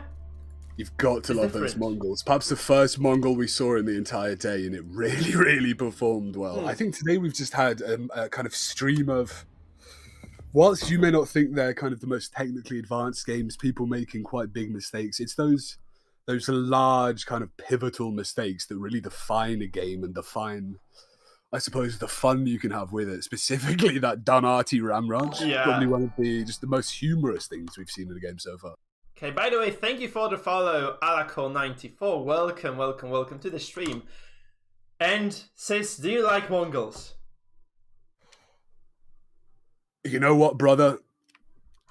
Call me Sis Khan. I'm gonna get some. Because we're getting more. Because it's MarineLord's turn to use them. So it's gonna be game number 2 with our dear Mongols being played here. And I'm not really sure what Lucifer is going to do here, because Abbasids are not the most favored civilization against the Mongol matchup. So, in the bottom, in the blue, it is going to be MarineLords playing the Mongols, actually driving that TC towards the berries, which means he can both gather the wood and the berries safely right now, under the protection of his own TC. Now in the north... I'm very, very interested to see here how Lucifron is going to kind of Abbasid against MarineLord, when MarineLord is this guy that's known for his consistent play, known for being very strong. And particularly when you lose a game like he just lost, he's definitely going to want to shore up those defenses, perhaps even be a bit more aggressively. Perhaps he realized he kind of rested on his laurels a little bit too much there. Yeah. So the thing about English is they're allowed to do what they were allowed to do what MarineLord was doing, that, you know, double TC play, strong defense, just kind of passive gameplay, just, you know, one incursion of those archers which did some damage that kind of kept MarineLord in the game, I think. That's not necessarily the case for the Abbasids, right? They're very good at booming, so if they're playing against like another like less aggressive civilization, they're okay, because they can just go double TC, build up some sort of forces there, just kind of slowly get towards the castle age, and then they just have enough economy to just usually strangle their opponents with the sheer numbers. The problem is that they're playing against the Mongols, who strangle their opponents with sheer numbers in Dark Age and in Feudal. So we see a stable being built immediately, and I'm not really sure what the stable can accomplish. I think it can actually just lay siege to this particular mining camp. Yeah, I suggest maybe that he's just trying to build up this form of early aggression. As you've said, the Abbasid dynasty could require some time to really come into its own, but we've seen from your games particularly that the Mongols can eke out a 6-minute victory right now. So if we could even see some incredibly cheesy cheese here. Yeah, I would expect this. Fromage straight from France, brother. You would like to see tower rushes against the Abbasids, because they are like weak defensively, and if you're defending a tower rush, you have to be super on point. So like around like I think like 3-minute mark, you should have your scouts in your base already, just kind of running around the tree lines, making sure there's no weird shit happening, because if you miss a single tower from the Mongols, you're generally speaking maybe not dead, but you are going to be contained for good.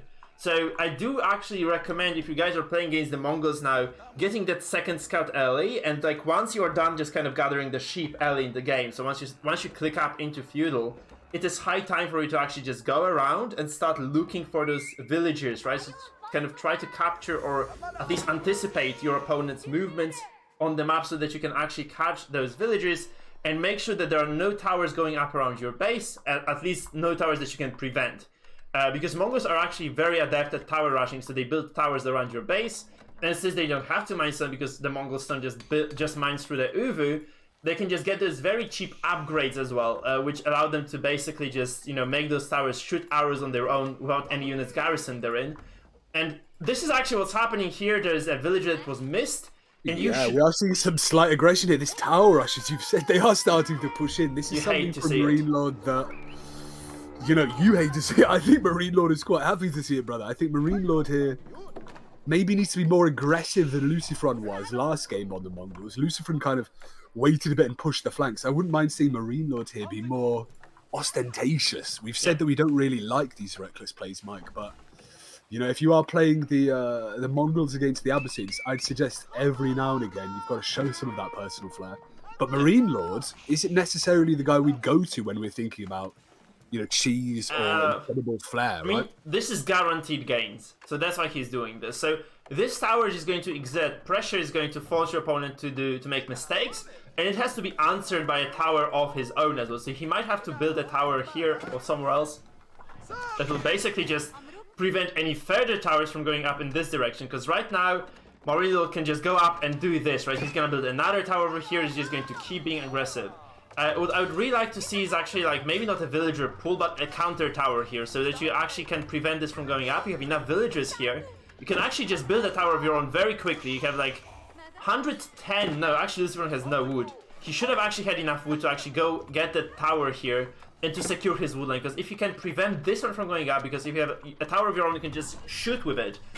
You can target that villager, and then you deny that tower from going up, so you're kind of safe in the wood line. And right now, you love to see this little micro dance back and forth with these two horsemen. I mean, not really achieving anything other than just taxing your opponent's APM. Your opponent's APM, micro ram, whatever you'd like to call it. But that's just, he was late. Like he should have just seen this from a mile away, because that's what Mongols always will do if you allow them to do this. And he should have had a tower here ready, even on one side, because you can just secure one side of your base. That's already enough, because this just means there is no chain of towers just surrounding you from every single angle. Now, Mongols are already. By the way, this is another. Hey, is he gonna lose that village? Do you think we've got two knights there pushing that? No, just scouts. So they're kind of weak. Scouts are not the greatest villager fighters. They just do like 4 damage each attack, so it's not that much. Right, 4 damage overall is not the biggest thing in the world. So the Abbasids are gonna be forced away. I don't think they can actually afford to keep harvesting wood from this direction anymore. The thing is, Abbasids have attack advantage right now, because they are up to feudal, whereas their opponent is simply stuck in Dark Age. And actually, the Abbasids are able, if they have enough wood, they're able to just construct those siege rams, because as we have already seen, there is no tech requirement for that. So they can actually just go up to a siege ram right away. I think this is the play right now for Lucifer. So he's maybe even forcing his opponent to. That's actually not a bad play if he manages to get it right. So he's gonna probably build a siege ram in the field. He's just going to try to get enough to just ram down those Mongol towers. The problem is that's the kind of the chain reaction. Like you set it off by just kind of letting one tower go up. One tower goes up, like multiple go up as well. And here number 3 is going to be placed, and that's going to be very, very annoying to deal with for Lucifer. So he's under pressure immediately at the very beginning of the game. Obviously, you never want to be in that position. You'd like to be kind of comfortable here. If he had denied that villager from building, you can just obviously micro scouts very well. You can start with very early stable to build up your own scout count, or even build some spearmen, right? So that you can just deny those towers from going up. English are also not tower rushable, because the English villagers can shoot arrows from their bows. And that obviously is also going to mean that there is no freaking way for any tower to go up if the English player is actually watching the map at all. So right now there is just those spearmen fighting in the scouts, and there is some wood going to be also gathered. I guess this is going to be this ram actually going up here, and is going to try to get rid of those towers. I think Mongols are doing some macro play. Interesting micro here as well, though, Dan. You see this towers going up, and MarineLord really boxing Lucifer in, but Lucifer kind of desperate to really push out in any way. Yeah. I think we really want to see some kind of military projection here from Lucifer. Perhaps is he even able to do that so early on in the game, Mike? I mean, he's just gonna go for a ram. I think ram is not gonna be stopped easily. So there is like some scouts actually harassing the villagers. I don't think they're gonna be too efficient. And this ram should be enough to actually just dissuade any sort of progression to that aggression here with the towers. This is actually very good, because you don't need to have any tech right now to build that ram. So right now the ram is just going to be sufficient to just kill this tower over here, and to just probably clean up, because you can see how much damage this is doing, right? So right now Lucifer is actually quite fine, because he has done a lot of damage. Those towers are not free, of course. They cost like 75 wood each, I think, right? And of course the upgrade 70, and there's also the upgrade cost. So this kind of little emplacement here that shoots arrows for free is also not free. It just costs you some money. So of course this is also going to be like some expenditure, at least, for MarineLord. So it's not like a free rush, but he did deny some gathering time from these villagers. They were kind of consistently forced to to move those lumber camps. So there's like 100 wood actually wasted from building those lumber camps. So overall, it's this early gathering time that kind of is so important, because that's the exponential growth you get later in the game as well. So MarineLord being able to hold down Lucifer. So that's super frustrating. So first of all, there are 2 Mangudai here, so they're going to be raiding. Those are like the archers on horses who can actually shoot while moving, right? Very frustrating to deal with if you don't have like your own archers on the field. Speciality. And there's also another tower. So I thought this was over. I thought this was the end of it, but there are actually enough scouts.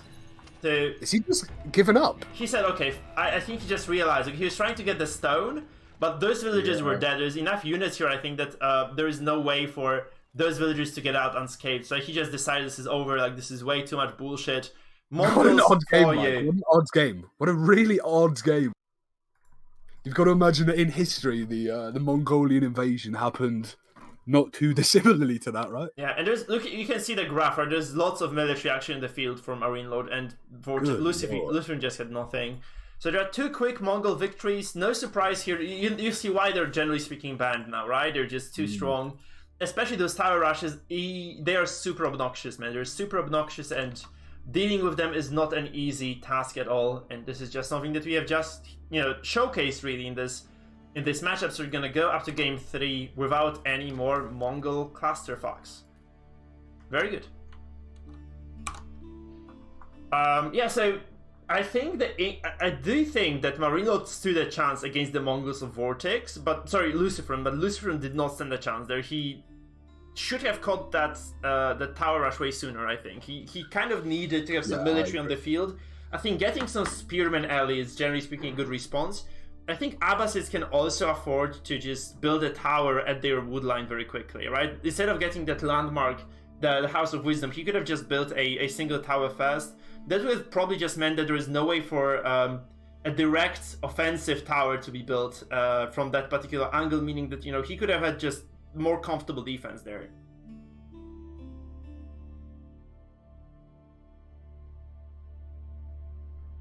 Going into what now? The 3rd game of the series, Mike? Yeah, no more Mongols. I'm kind of... I was looking forward to that. When I saw the Rams, I thought, okay, that's kind of brilliant. Abbasids, really good with the Rams. Actually, just Rams for free mean that you can just dismantle the tower push. But then I think Lucifer was trying to be greedy with that second TC again. Right, that was the problem. Like, he was trying to get the stone to build the second TC, and that was where he was punished because he was caught off guard. Those villagers very exposed. I'm not really sure the game was completely over there, but he was definitely behind, right? He was definitely behind. Like, that's something that many professional players say about the Mongols. It's impossible to get out of the Mongol early game while not being behind. Because it's just one villager building towers, whereas the Mongol... So it basically forces all your villagers to move, it forces you to build additional lumber camps. You get the drill, right? Whereas the Mongols have just free reign of their economy. There is absolutely none micro required from them to keep expanding and keep just kind of growing behind that. So you almost have considered those kind of free trades then. You get one win on the Mongol, you get another win for the other player, and that just is what it is, 1-to-1. Yeah, that's not... Any game against Mongols is a non-zero sum game, I think, from the get-go, if you let them get that kind of tower rush going. And it's very difficult to prevent it, so that's the problem, right? So you would like to have that even start, but generally speaking, Mongols just start at a huge advantage because of how flexible they are. So that's the problem, right? And we saw this, like, especially in the Abbasid matchup. Abbasids just don't stand a chance against Mongols, like, none whatsoever. I think that's just the problem, like, professionally anyway. In your latter games, I think you can just kind of be smart. You can have, like, good micro, and while your opponent just kind of shits the bed, and then you may win. But in a situation like this, when you have, like, 2 top 10 players in the world just duking it out in best of 5, I don't think that one of them is going to let that win slide, so... That's unfortunate. I think MarineLord could have been 2-0 in the series if he hadn't actually dropped the ball with the English, but he had. It was quite odd to watch MarineLord drop the ball with English in that fashion as well, wasn't it? Yeah, I think he had a chance. Expected of him. Yeah, he had a chance if he had just kind of gone for a little bit faster Imperial timing, which he, failed to do so. That's how it is. That's how it is. Going into this final game here, it's interesting to think about these rivalries. We've seen MarineLord and Lucifer maybe not face off against each other as many times as we've seen other people face off, but to meet each other like this in the final when they have fought each other before. Yeah, I think it's a best of 5 though. I think this should be a best of 5. The grand finals are BO5, I think. So it's not the final game necessarily. Yeah, that's a BO5. The finals. Yeah. Oh, a French mirror. Okay, we have not seen this in a while, actually, so this is going to be interesting. And I do believe that MarineLord has the advantage again, because he's the French specialist here. I'll put 50 zloty on MarineLord, pal. Yeah, I'm going to put £0 on Luciferin. I don't think he's going to win this one, let's face it, right? So we're just going to go into this. So in the West, playing as the French is going to be MarineLord. He's actually going to go for the ships. Is it Boulder Bay? No, please not Boulder Bay, guys. Shit! Oh no, I hate this map with passion. I like to call this the Water Chode map. You like the water maps, yes? No, I like to call it the Water Chode map. Okay, yeah, that makes... It looks a bit like a chode of water. Yeah, that's true, but I don't like the water maps being played. That's the problem. That's kind of the issue I have with it. It's very early for this villager to go on a kind of expedition here towards the water. What is he gonna do with that? So is he just gonna travel across the... No. Very early dock. Very, very early dock. What has he done? What he must have skipped. He skipped a house. He skipped a house to do this. So what on earth is Luciferin doing here? Do you think he's trying to build an early naval advantage to just try and lock MarineLord completely out of the naval fight? There's just more fishing. There's just more fishing, right? It's just all there is. But you have to now at this point in time, you have to build a house. And then you also have to afford the fishing ship, which is 75 wood. I think he's just gonna tightly make it. So I think that's just an improvement on the build. I think this is just a kind of evolution of the build order here. So he just realizes you can just send the villager directly. You don't need to build the house immediately because 2 villagers building it when you are supply blocked is enough. So generally speaking, this should be a small advantage. There are 2 scouts though. MarineLord just immediately builds a scout from the TC. So that's his response. He's going to have a slightly later dog where he's going to put some pressure on here. He has a, he has an early scout, and that's going to be annoying because you might not lose this dog, but it's going to take some damage. Obviously, some pressure is being put on here, and this actually forces Lucifer to get scout number 3, and you do not need scouts on this map because you're never going to be going for this professional scout here. So that's actually kind of nice play, very disturbing. It's kind of little things are just going to be very annoying to deal with, and the nice thing for Lucifer, I think, is if you can just kind of distract your opponent for a second, just get the first hit on these, they'll never win the trade. So I think that's what's going to happen. Actually, now MarineLord realizing, okay, 2 scouts have been built, I'm just going to back away, I'm not going to deal with this bullshit, and you know, he just created some distraction, forced his opponent to lose essentially a villager here. That's a villager that is lost because this is a scout that was produced instead. It's also more of this kind of APM sort of bandwidth you have. He's making his opponent react to things that aren't really important. Didn't really take much for MarineLord to send those troops over. Yeah, but absolutely. for Lucifer to counter them is, you know, potentially quite a lot more just stuff to be doing, and there's a lot of stuff to be doing in this game, especially 2 minutes 50 in. I agree. The problem is, though, that this villager trade is basically going to cost MarineLord a single fishing boat. So he could have had 2. His opponent does it. I think this is even, actually. I think this is just kind of equalized completely by the fact that, you know, that second scout forced out, that was forced out just basically meant there is like 1 villager fewer, but there's 1 more fishing boat. I think that's just kind of even Steven overall. So they're not really losing much per se. This was a zero-sum game, I think, actually. But I do like that kind of improvement on the build, like just getting that villager towards the water immediately, just skipping the house. So you just build the lumber camp, you just go towards the water, you get the dock down, and then you can afford both a house and a fishing boat. That's it's interesting to see that from Luciferin as opposed to from MarineLord. MarineLord, you know, the French master. But again, perhaps he's maybe too stuck in his ways, too stuck in the meta. Maybe Luciferin willing to do something a bit odd. I think he had this opening with the scout in mind. He just wanted to send the scout across and just be annoyed. Oh! Okay. Whoa! Now that's new. You have 4 scouts here attacking. That's not something you've ever seen before. So this is quadruple scout attack, and there's going to be a small micro battle. So scouts do reset their auto attack as they move. So this means they can actually get more attacks if you move, attack them nicely. And this is actually a very good trade once again for MarineLord. So he's going to take advantage in terms of HP in this battle.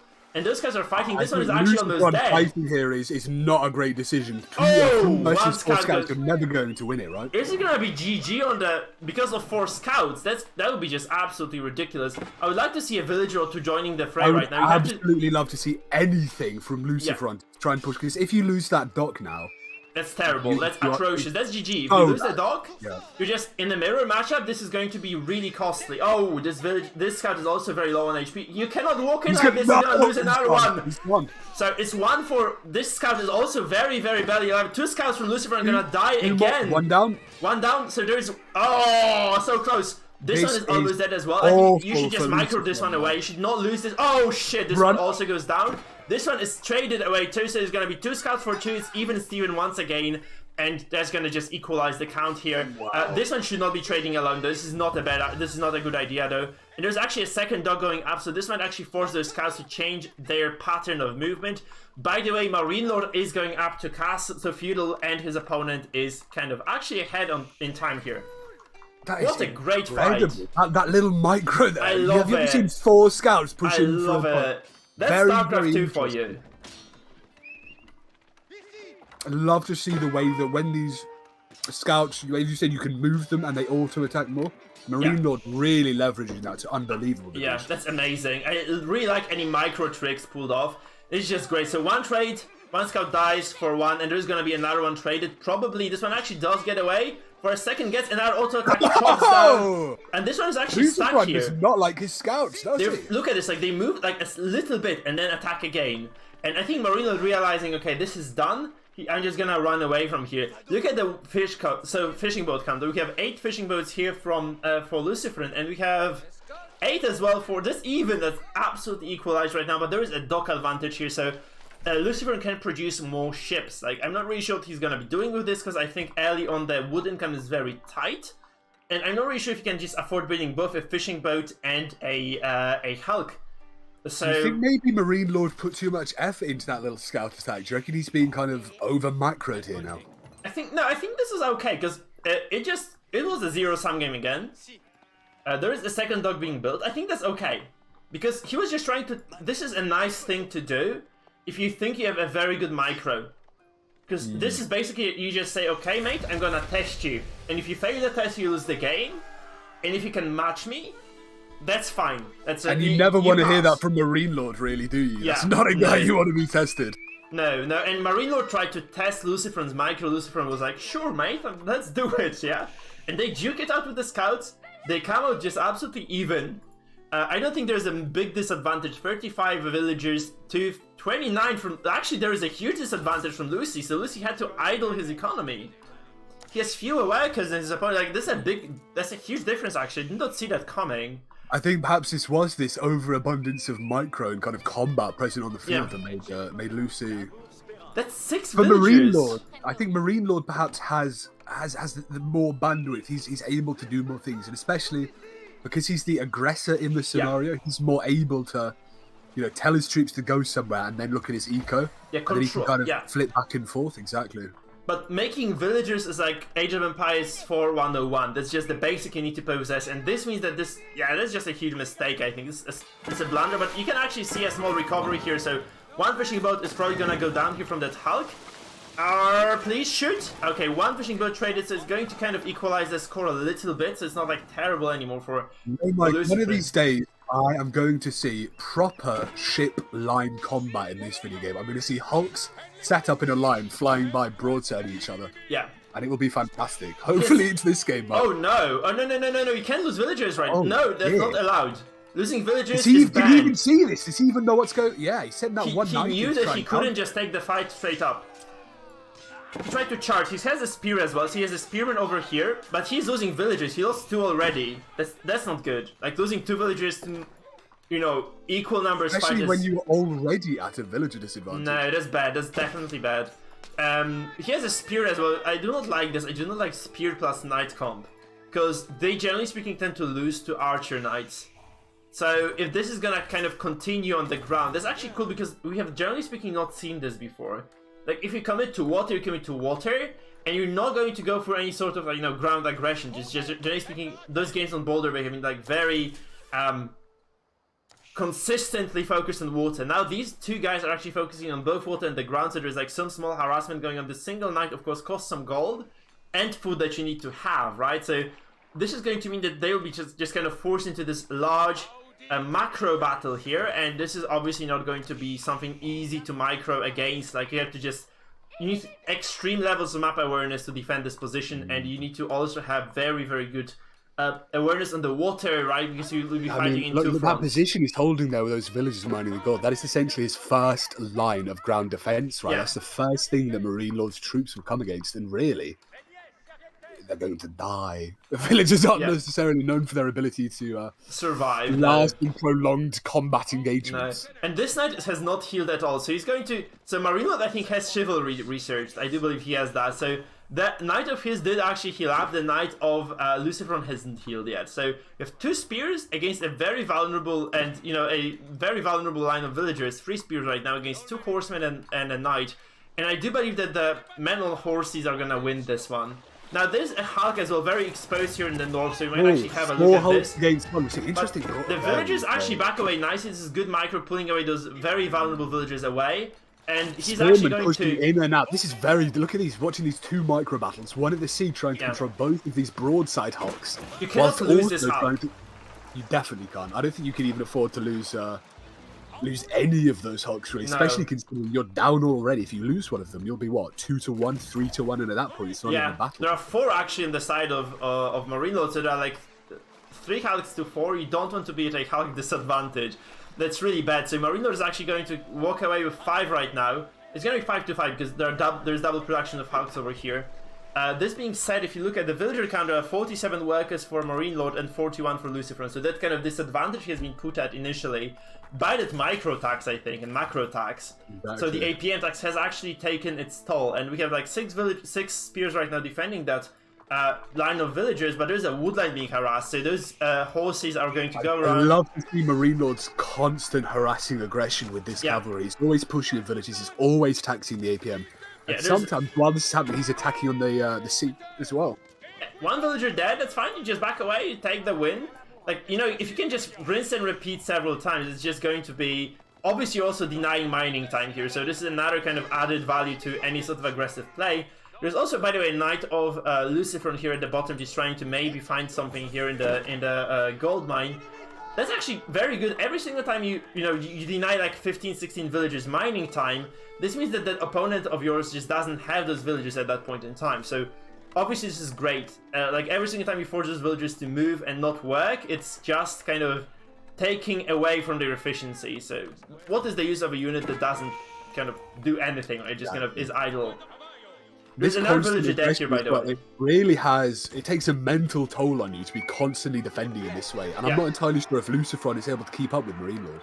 We know he's a fantastic play, but we have seen him make some instinctively bad decisions before, maybe. I'm not entirely sure he's in a position to make one like that now, but if he doesn't really keep hold of everything, and also look for a route to victory, when you're constantly being oppressed by like this, one of the kind of pitfalls you can fall into is just trying to survive as opposed to trying to win. And it's perhaps difficult to see how Luciferon, even with this large force of Hulks, is going to take on MarineLord here. I think the eponymous MarineLord is definitely going to be the ruler of the season this game. Yeah, you have defender's advantage because dogs heal. So dogs will heal your unit. So you see this kind of aura here. This area will be kind of giving healing to your unit. So you cannot be actually, like, if you don't have large numbers advantage, you cannot be fighting in the water. And MarineLord does have a nice advantage on the ground as well, so he's actually just kind of aggressing on every single angle right now. He's gonna fight both in the water and on the ground. So you see this multi-prong attack here once again coming from MarineLord. There are Hulks trading here. There's also a nice fight over here between the spears and the knights. I do think that the spears will eventually just take over, so if there is no care taken here, this is actually not going to end too well for MarineLord. He probably loses this entire force. He just backs away with a single knight. 1 villager dead in the ground, though, so he does actually lose 1. For his constant drip of villagers being lost for Luciferon really is going to take his toll come 20 minutes or so. It's already kind of, I think the number of Hulks is kind of telling here. We have 8 to 9, so 1 Hulk probably is, that's kind of the reflection, right, of the things that have been happening. By the way, this knight here from Luciferon has been parked around for a while. He has not been active at all. He has not attacked those villagers. I don't believe there has been a single pick on this knight. StarCraft 2 has this kind of nice feature where you see the kills on a unit. You can see like how many units it has killed. I do believe this guy has 0. Forgotten about it? Do you think he's forgotten it's there? He's too busy with not dying to actually care. Yeah. He's covered in so many other micro engagements that doing something like that, doing his own microaggression is seemingly just too taxing. The problem is now, that's what I told you about, like spears plus knights lose against archers knights, because you can see what's happening here. Those spears are just gonna get kited ad infinitum. And unless, oh, this is a very bad micro move from MarineLord. He loses a knight that he should never have lost. That's actually bad, but there is also a villager picked off here, so one more bites the ground here. And yeah, he's just gonna be pushing up the daisies for a while here, I guess. We have 4 spearmen here that are not going to do too well against those archers, of course. There are also hulks exchanging blows on the water. We see this huge number, actually. This is like 7 hulks remaining tonight. It looks like MarineLord here is trying to push the game for a victory. It looks he's actually using those fishing boats as, you know, as basically... body block, wow. Yeah, body block, yeah. I think those fishing boats actually bought Lucifer enough time to really back off MarineLord's force there. I think MarineLord's hulks definitely would have taken the victory here. Something to note as well that's quite fun is, on the land, we're seeing constant engagements, but they're very small scale, as we see here. It's at 3 spearmen, 2 knights, and 2 archers. But on the sea, we're seeing, what, 8, 9 hulks facing off against each other. And those are very expensive units too, right? You have to remember. Very expensive. So... I'm actually not sure, because I do believe Lucifer is kind of slowly dying here. It's a prolonged process, but he's dying very slowly. He's being bled out, really, isn't he? He's being cut by 1,000 knives. Yeah, and it's not looking too nice, because every single kind of attack, every single incursion of those knights and archers is just kind of pushing him back further and further. So he does this on the water as well. He's behind in terms of the Hulk count, right? We see what? We see 11 hulks from MarineLord and just 8 right now for Lucifer. He's producing 2 right now, but so is MarineLord actually. He's also getting 2 hulks. So this production, like especially that, you know, MarineLord has had like a free reign of his economy. Like, he has not been harassed at all. He has not been denied any resources, any income, any villagers, nothing really. So he has had like this completely unscathed economy, and Lucifer has been denied a lot. So he's just kind of slowly falling behind. He's bleeding out units, as look as this spear is also going to die for no reason. So there's small losses. That's not to be honest, we've seen both of them make these kind of small micro mistakes. We saw MarineLord throw away a knight. We just saw Lucifer throw away a spearman. I think what we're really seeing here is that even the best players in the world, it's just too much. It's just too much. No one can do this. You would need some kind of deep state CIA AI to possibly do everything properly in this game. Yeah, absolutely. You look at this, 2 villagers fall again. So, I mean, you can do this properly if you have... I think if those guys have had, like, you know... If there is no mental tax for you to playing the macro, I think that's where you start actually just kind of playing perfectly in terms of, like, those kind of small skirmishes and such. So, if you look at the top SC2 pros, they're actually very good at just doing this sort of thing. But in AoE 4...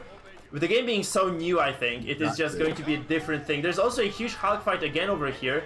We have 11 Hulks to 50. Looks like Lucifer's trying to commit to this fight when MarineLord is trying to bait them away from the defensive area. I wonder if Lucifer is going to bite.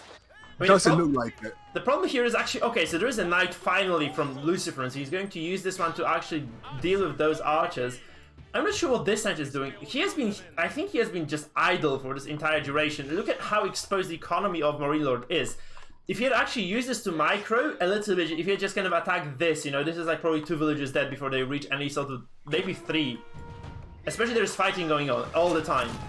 And those 2 hulks, I'm not really sure what they're supposed to do, because they're very slow units. They're gonna both die for nothing, and you're already behind in hulk count, so it kind of forces Lucifer to commit here. I'm actually very surprised that he goes for such maneuver, because he does snipe a few fishing boats, I think. But he's gonna lose 2 very expensive units for this. That's not good. Look at this. This is another terrible trade. I think Lucifer is just dead. It looks like Lucifer is losing this Hulk war now. We've got another one dropping there. Yeah. You can see them. I think this micro, I'd say Marie. Yeah. Over. GG called. For a reason as well. I do think that MarineLord was a superior player in all possible regards. Just everything done very well. Like, he was not perfect, okay? He was not perfect. He was actually very consistent. He was attacking on multiple fronts. He was finding all those kind of picks. He was... This is that thing about MarineLord. He is consistent. Lucifer maybe was caught up a little bit too much in the macro, not necessarily having, as much mental bandwidth to counter what was going on with these individual skirmishes. But really, we see MarineLord not only kind of eponymously take control of the seas with his hulks, even though there were very few engagements on the water. It was always kind of, you'd be prescient to understand MarineLord is in control there. And on top of that, he was even being the aggressor on land. Yeah. And it's interesting to see Lucifron actually decide it is a GG when he loses that giant battle on the water. Maybe Lucifron was trying to hope out that he wins the Hulk battle, he kind of charges into the enemy dock, something like that. And that might do something for him, but MarineLord is just too good. He's just too good. Yeah, this is too much. Like, look at this graph, like the villager count shows you a lot. Like, he has not been, so Lucifron stopped producing villages around like 2 minutes into game, maybe 3. And he took like the entire, I think, 2 minutes not to produce a single vill out of the TC. And we talk about consistency, that's just a straight line upwards. Yeah, that's just exactly that. And there was no harassment from Lucifron, so Lucifron put no pressure on the villagers of MarineLord. And MarineLord just skips, I think, a single beat over here, right? That's just the only thing that he does skip. So there's like a small slowdown here where he just maybe forgot for a second or two to produce a vill, maybe like half a minute or something. But it's just no comparison at all. And military kind of see the growth just kind of, it's kind of stamped here. I think the Lucifron just kind of losing those kind of ground skirmishes a lot, and that kind of pressure from archers, knights, does eventually just mean that, Lucy just loses all those kind of spearmen on the ground, and he just is defeated there as well. You love to see this almost kind of caduceus effect on the initial graph where they're mingling in and out and in and out.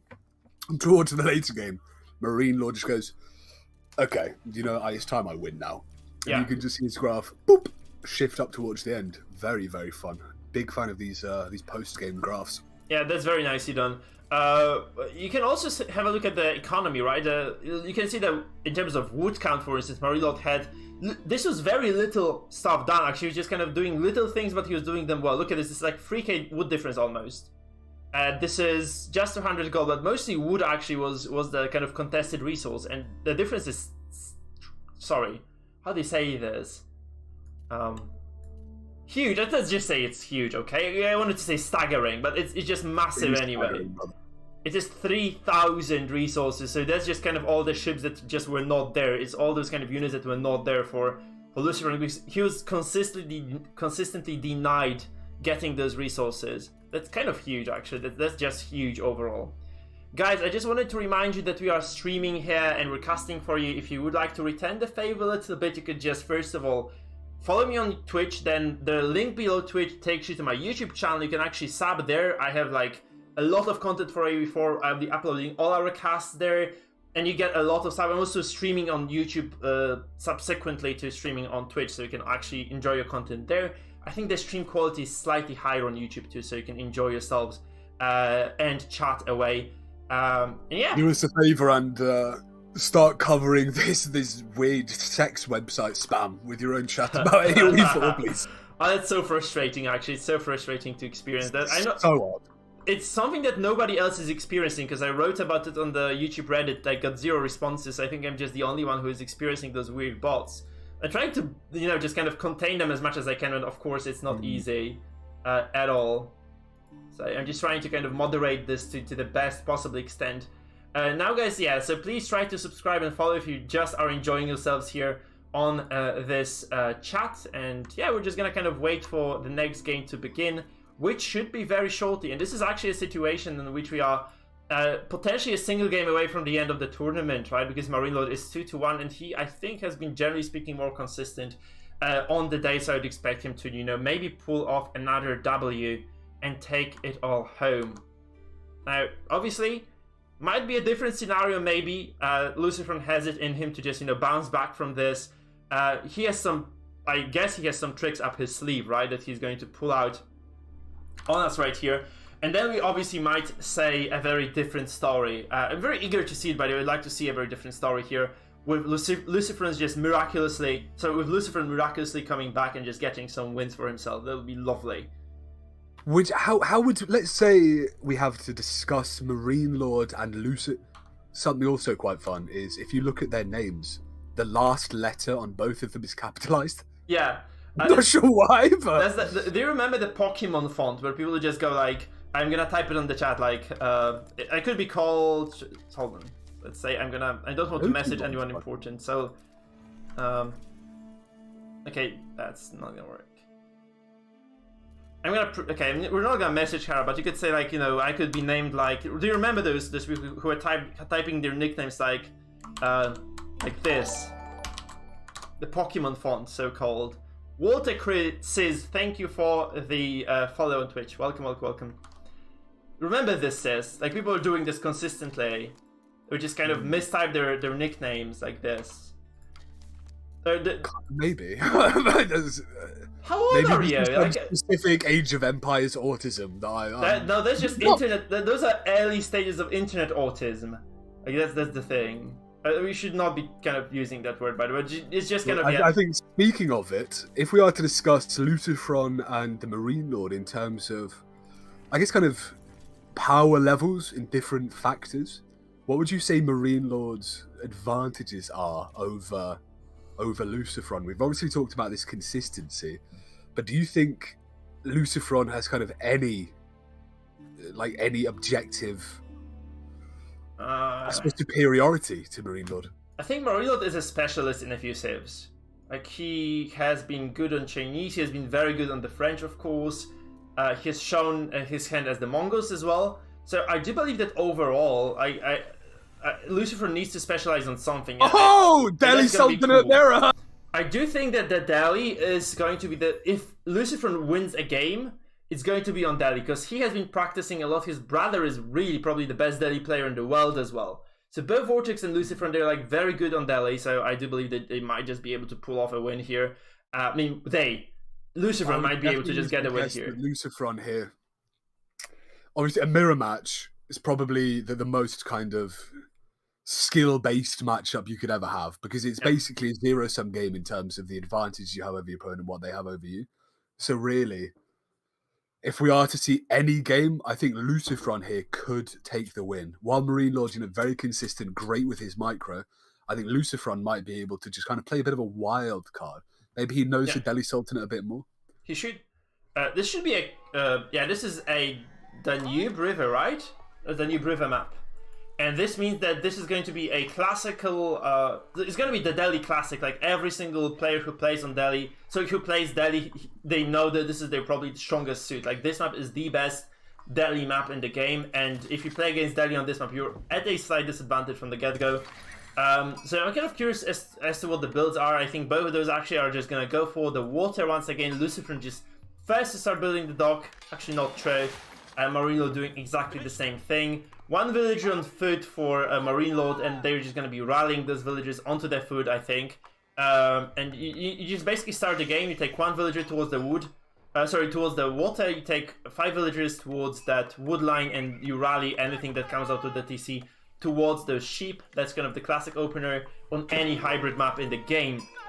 This being said, obviously lots of variety here, because you are allowed to do different things as Delhi that other civs cannot. For instance, you can just be aggressive with your fishing boats, because fishing boats of the Delhi Sultanate, they're actually able to attack with arrows throughout the game, and this means they can actually apply some pressure to your opponent if they are not Delhi themselves, which in this case is the case. It's actually happening, so it's going to be maybe Delhi versus Delhi, which might probably slow down the game quite a bit.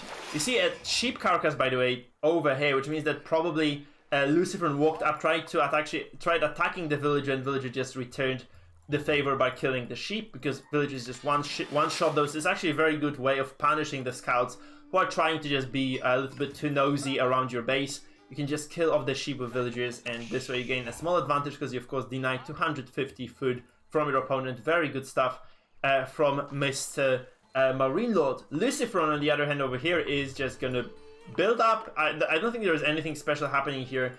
They're not doing anything crazy. They're just trying to find the sheep. By the way, there is a crazy thing. MarineLord has been able to gather 9 sheep for his own, whereas Lucifer is only working with... He has I think he must have gathered every single sheep on the map. It looks like Jesus himself has come down to shepherd the flock. My God. That's so many. Yeah, my God indeed, huh? And that's trouble actually, because 9 sheep to 0 is bad, especially that he has lost. So Lucifer has lost 1 here while attacking the dock. So yeah, it's not good. It's not good, man. Like 1 sheep right now on Lucy to 9 on MarineLord. That's... Look at that one little sheep following him, and MarineLord's being followed by an ungodly bestiary. Yeah, I mean every single sheep is theoretically 250 food, right? So it is going to be quite a bit of an advantage if you just ferry them back. If you have ever played or seen a low elo game, actually, people just tend to kind of, you know, get all the sheep from the map. I've actually lost a lot of the sheep battles, but then they just run by your TC, garrison your villages, and you take all those sheep for yourself. It's actually kind of frustrating. People tend to leave games at that point, so it is something you can pull off sometimes as well against those less experienced players, right? If you make this mistake once, though... Carcass heists before, so it looks like Lucifer on here. This isn't really the map for a great carcass heist, though, unless you've got naval transport.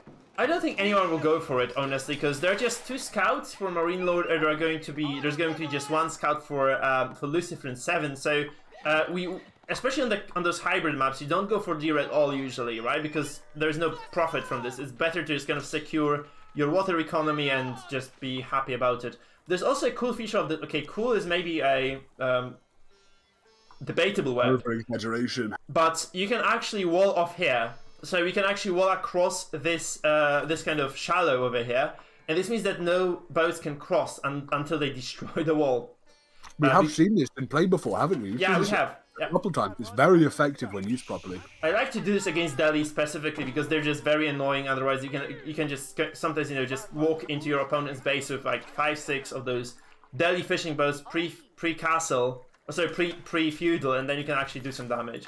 Now there's actually first sign of aggression from Lucifer, so he's gonna build a tower. Delhi actually are good at doing this as well, so they kind of build towers, and they are just being a little bit more aggressive, just trying to kind of put on the pressure on the docks of their opponents. There's no tower on this other side. It's kind of a common thing to do if you're playing in the water map. Your opponent will try to build a tower, try to harass you a little bit. There's also a spearman actually, so Lucifer prepared for the scouts to kind of come and defend this position. He builds a single spear. That is gonna probably defend this, and he knows that this villager is safe. He's outside of the range perfectly, so that no fishing ship can actually harass this position. And this is kind of a nice opening for a aggressive push of towers, because you have this tower here that protects the villager who builds another one. You know, you get the idea, right? So it's just gonna kind of be this continued expansion of towers, which essentially is going to eventually secure this position for Luciferin altogether. Obviously, it's gonna take a while, right? It's not just going to happen out of the blue. But this tower protects this one. You garrison the villager here. You build another one. It's just kind of going to be this annoying Dark Age expansion. Something that you might have seen from Shalami stream. There's this crazy Hungarian guy, I think, who just loves doing this. He's just super obnoxious to play against. I had like the misfortune of playing against him once on the ladder, and he just did this to me on this map with Delhi until I left the game very, very furious, because it's just super frustrating when you kind of keep getting the notifications about, your units being under attack, your boats being under attack, and so on and so forth. By the way, he takes the opportunity right now to build a wall here, because infantry of the Delhi Sultanate also can construct walls, and here it actually is going to happen. We see 1 spearman traded for this complete wall of here. Obviously, MarineLord a little bit slow there with that micro, maybe. No, I think he just wanted to get the wall up as far as he could. No, MarineLord, I mean. Yeah, that was early. sure. That's going to stop that, yeah. Yeah, definitely not hands-on experience. By the way, MarineLord has been working with enough resources to age up for a while, and he hasn't done this. Now he's actually not so far ahead of his opponent, who is who has built like 7 or 6 spearmen, and 2 towers. So it's going to be a small discrepancy in timings, and Lucifer has way more control on the map. And what you can do if you reach feudal actually is you can get this upgrade here, the arrow slits, because those towers are looking quite silly right now, aren't they? But once you get the arrow slits, you essentially just allow, first of all, to gain, so you add extra range to your garrisoned units, and then also you basically have a free arrow as well from those. So it's kind of, double gain actually. You kind of get a lot of advantages by just doing this. But you can see there are 3 fishing boats here. I'm not really sure what the purpose of those is, but they're just not fishing for a while. AFA boats, I suppose you could call them. I think the idea is that you might actually want to move your fishing, your fishing operation elsewhere. That's what's happening here, I believe. This is a very interesting game so early on, full of these micro attacks, these kind of skirmishy battles. How long do you reckon this is going to last? I have no idea. Oh, there's a dog. I've not noticed. Oh, there's a sneaky dog. Actually, I did not see this at all. Oh, we've seen this before a couple of times, haven't we? That sneaky dog placement. Yeah, the problem with the blue color, if you have like a blue color player, is that you don't see that on the minimap tool. That's actually almost cheating. But it's actually the case. Actually, you can see that Lucifer is going to lose all his fishing economy to this. So MarineLord just went across the map. He's going to kill every single fishing boat of Lucifer. And there's another Dow here, actually. There's one over here because it was produced. And there's one actually coming from the north. So he's going to intercept every single ship of MarineLord. He's going to lose this handsomely. There's no economy left. Again winning here in these naval battles. He's so good. He's so good. Look at all of those ships left. His opposition was, equally that size. And he just disabled it as if it were nothing. Now we see Lucifer on here, trying obviously to destroy that dock. Maybe try and push back some of this naval advantage he's got now, but to a certain extent as a Lucifer, you've kind of forsaken the water now, right? It is 10 villages down, essentially, right? Despite this entire piece of infrastructure being here, like, this is just awful. And the worst part is that, say, MarineLord has gone on, like, a secret agent mission almost. He must have sent that villager, like, I think it must have been, like, he walked, like, all the way around here, just kind of crossing over here, just going through the water here, just reaching like outside of the line of sight of those towers, going through all the way here unnoticed, and just dropping the dog that basically ends the game almost, I feel. Because it is I see Lucifer on Hilmer's kind of in vain walling off some water, just saying, fuck you, you're not coming through here this time. You know what could have prevented this from happening, by the way? Pray tell, Mikefield. The wall here. That was It could have. You have a wall here, those fishing boats never go across. And you could have built it because you have control over the side of the map. You see that the fishing boats are leaving. Obviously, that was too late already when he saw this, but he could have definitely just built a single wall. This is like 35 wood. That means that, the game doesn't end here. I think the game is over here. I do believe quite firmly that this is going to be very difficult right now for Lucifer to just kind of manage. Because his economy is in shambles right now. He lost everything. He has some spearmen. I do not think spearmen are a good response to anything in this game right now. Especially not fishing boats. And they're not upgraded, right? They're just basic bitch spearmen just sitting here, just doing nothing. And this really is kind of the epitome of that zero-sum game we've been talking about. When you're in a mirror match, if you are to lose 10 fishing boats, you are essentially at a permanent disadvantage of 10 fishing boats. And to come back from something like that, especially when MarineLord now is the MarineLord, he controls the water. What can Lucifer possibly do? Would he maybe wall up this war to try and build heavy towers and then rebuild the navy? Or does he just forsake that and completely go into an aggressive ground-based strategy? He's just gonna build more towers, but let's face it, like every single second that passes is just 10 fishing boats that are just gaining 13 now. They're gaining advantages for MarineLord. And honestly, even if you have spearmen, you can just when he built this wall, he could have just kind of they were idle basically. You could have just gone here and just built another one, and that's fine. He's safe then. Losing another fishing boat. Yeah, maybe you can miss micro, but those are 3 downs. It's nothing you can do against this. There's just too many. You can garrison this into the dock, but it's just kind of short-term solution really. Just waiting for the dock to die now, really, aren't you? Yeah. And there's a dock here, and there's a villager that's gonna die, by the way, I think, because this dow is gonna be Yes, he died. Oh, he died, yeah, didn't get to garrison in time. Look at you see all of these red spots. Imagine right now if you are Lucifer and you've got to control this. You see all of these red dots ping everywhere. Yeah. Look, under attack, under attack, under attack, under attack, like that. And you're just fishing like crazy. This is not happening because he made this small kind of oversight of not building the wall here. Because you can deal with a single dhow. I think you can just handle a single dhow with all those fishing boats. What you cannot handle is actually like a fleet of fishing boats that just kind of adds a lot of DPS. This is that aggressor's advantage as well, right? We've seen MarineLord kind of take control, and while he's being aggressive, that allows his other units, his economy, to start building in the background. We've seen these 10 fishing boats, or however many it is, just fish constantly, almost unmolested without any need for micro, while he's utilising his forward attacks to really destroy the economy of the opposition. You see, even those spearmen there now on land being aggressed by these boats. I mean, can you believe the presence of mind on the MarineLord battle? Because he was doing all this under duress. He was being, suffocated by those towers. He saw the wall going up here. he still had the presence of mind to execute this picture-perfect attack, just kill all the fishing boats and contest the water. I don't think the game is over, actually, because let's face it, those towers are very obnoxious, and they're actually doing a lot of damage and preventing a lot of fishing. So I don't think this is like essentially. If we keep seeing MarineLord here just take advantage, though, he's just attacking docks, killing docks. Oh, hello. There is an Archie range somewhere here, or did he just walk all those archers across the map? I believe he walked those archers across the map, but there's a couple of scouts with sheep following. Look at it. He hasn't seen this. Lucifer doesn't see. He's losing like 4 or 5 villagers right now. I think 3 dead right now, right away. 3rd one, 4th one, 5th one.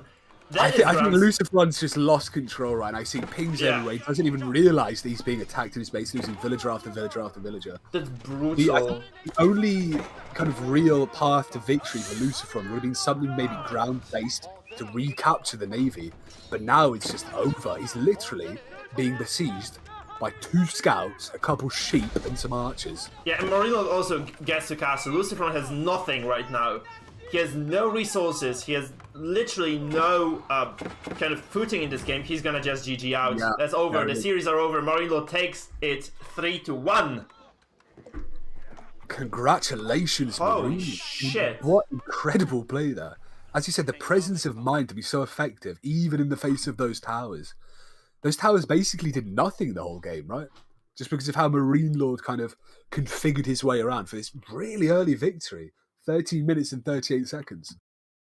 Holy crap. Okay, I did not expect that to happen so quickly. Guys, before you leave, because I see some of you are still here, please consider following me on Twitch, subbing on YouTube, supporting the channel. You can also donate to the channel link below, or consider becoming members of the channel by clicking join on YouTube. All those things are available to you, of course. And yeah, we'll be casting more. If you enjoyed yourselves here, you'll probably enjoy yourselves the next time too. So please do consider doing those things. This being said, this was a very pleasant cast overall. Thank you so much, man. This was just a pleasure to cast with you as always. Likewise, brother. Thank you very much for inviting me. This was amazing stuff. I'm just really always happy to cast with you. It's just a pleasure. And yeah, it's just entertaining. It's just fun. It was a great evening, well spent, I think. And I hope to repeat it sometime in the future once the next tournament actually crops up. Absolutely. I'd say the game of the night there was that Don Artie with that cheeky run. Yeah, that was cool. That for a while. Fantastic game. Yeah. By the way, if you guys would like to get notifications of the following streams, because I also do play the game, you know, and I'm not too bad, you can also use the link I have just posted on the chat. You can join our Discord. Highly encouraged to do so, because it does obviously support the stream quite a bit. If you are now on YouTube, by the way, you can go to twitch.tv/MikeField. I'm going to provide you with the link again on the chat to those of you who are actually watching on YouTube. So if there are any YouTubers out there, I think there are quite a few, you can obviously just jump to Twitch and you can obviously join the raid, because we're going to be raiding somebody right away right now. I just need to find the appropriate party to be raided. I think it's going to be another Age of Empires 4 streamer. Someone relatively small, I guess, to actually just match that. I'm not really sure. So Killer Pigeon would be a nice person to raid, but he's actually he is actually also casting, so he's probably just done it as well, so it's not gonna make much sense. Okay, we're gonna raid a I'm not sure, I have not seen this guy before. I hope he's cool. We're gonna raid a guy who's called Selinci. He's a normal elo player, so we're gonna just do this. Hope you guys enjoyed yourselves. If you did, please consider just following and subbing. It was a big pleasure to cast for you. Thanks as always, guys. Great fun. Okay, so that's it for today. See you around. We're just gonna start the raid in a second or two. So please jump the boat. Join me raiding Selenci now, and enjoy yourselves, guys.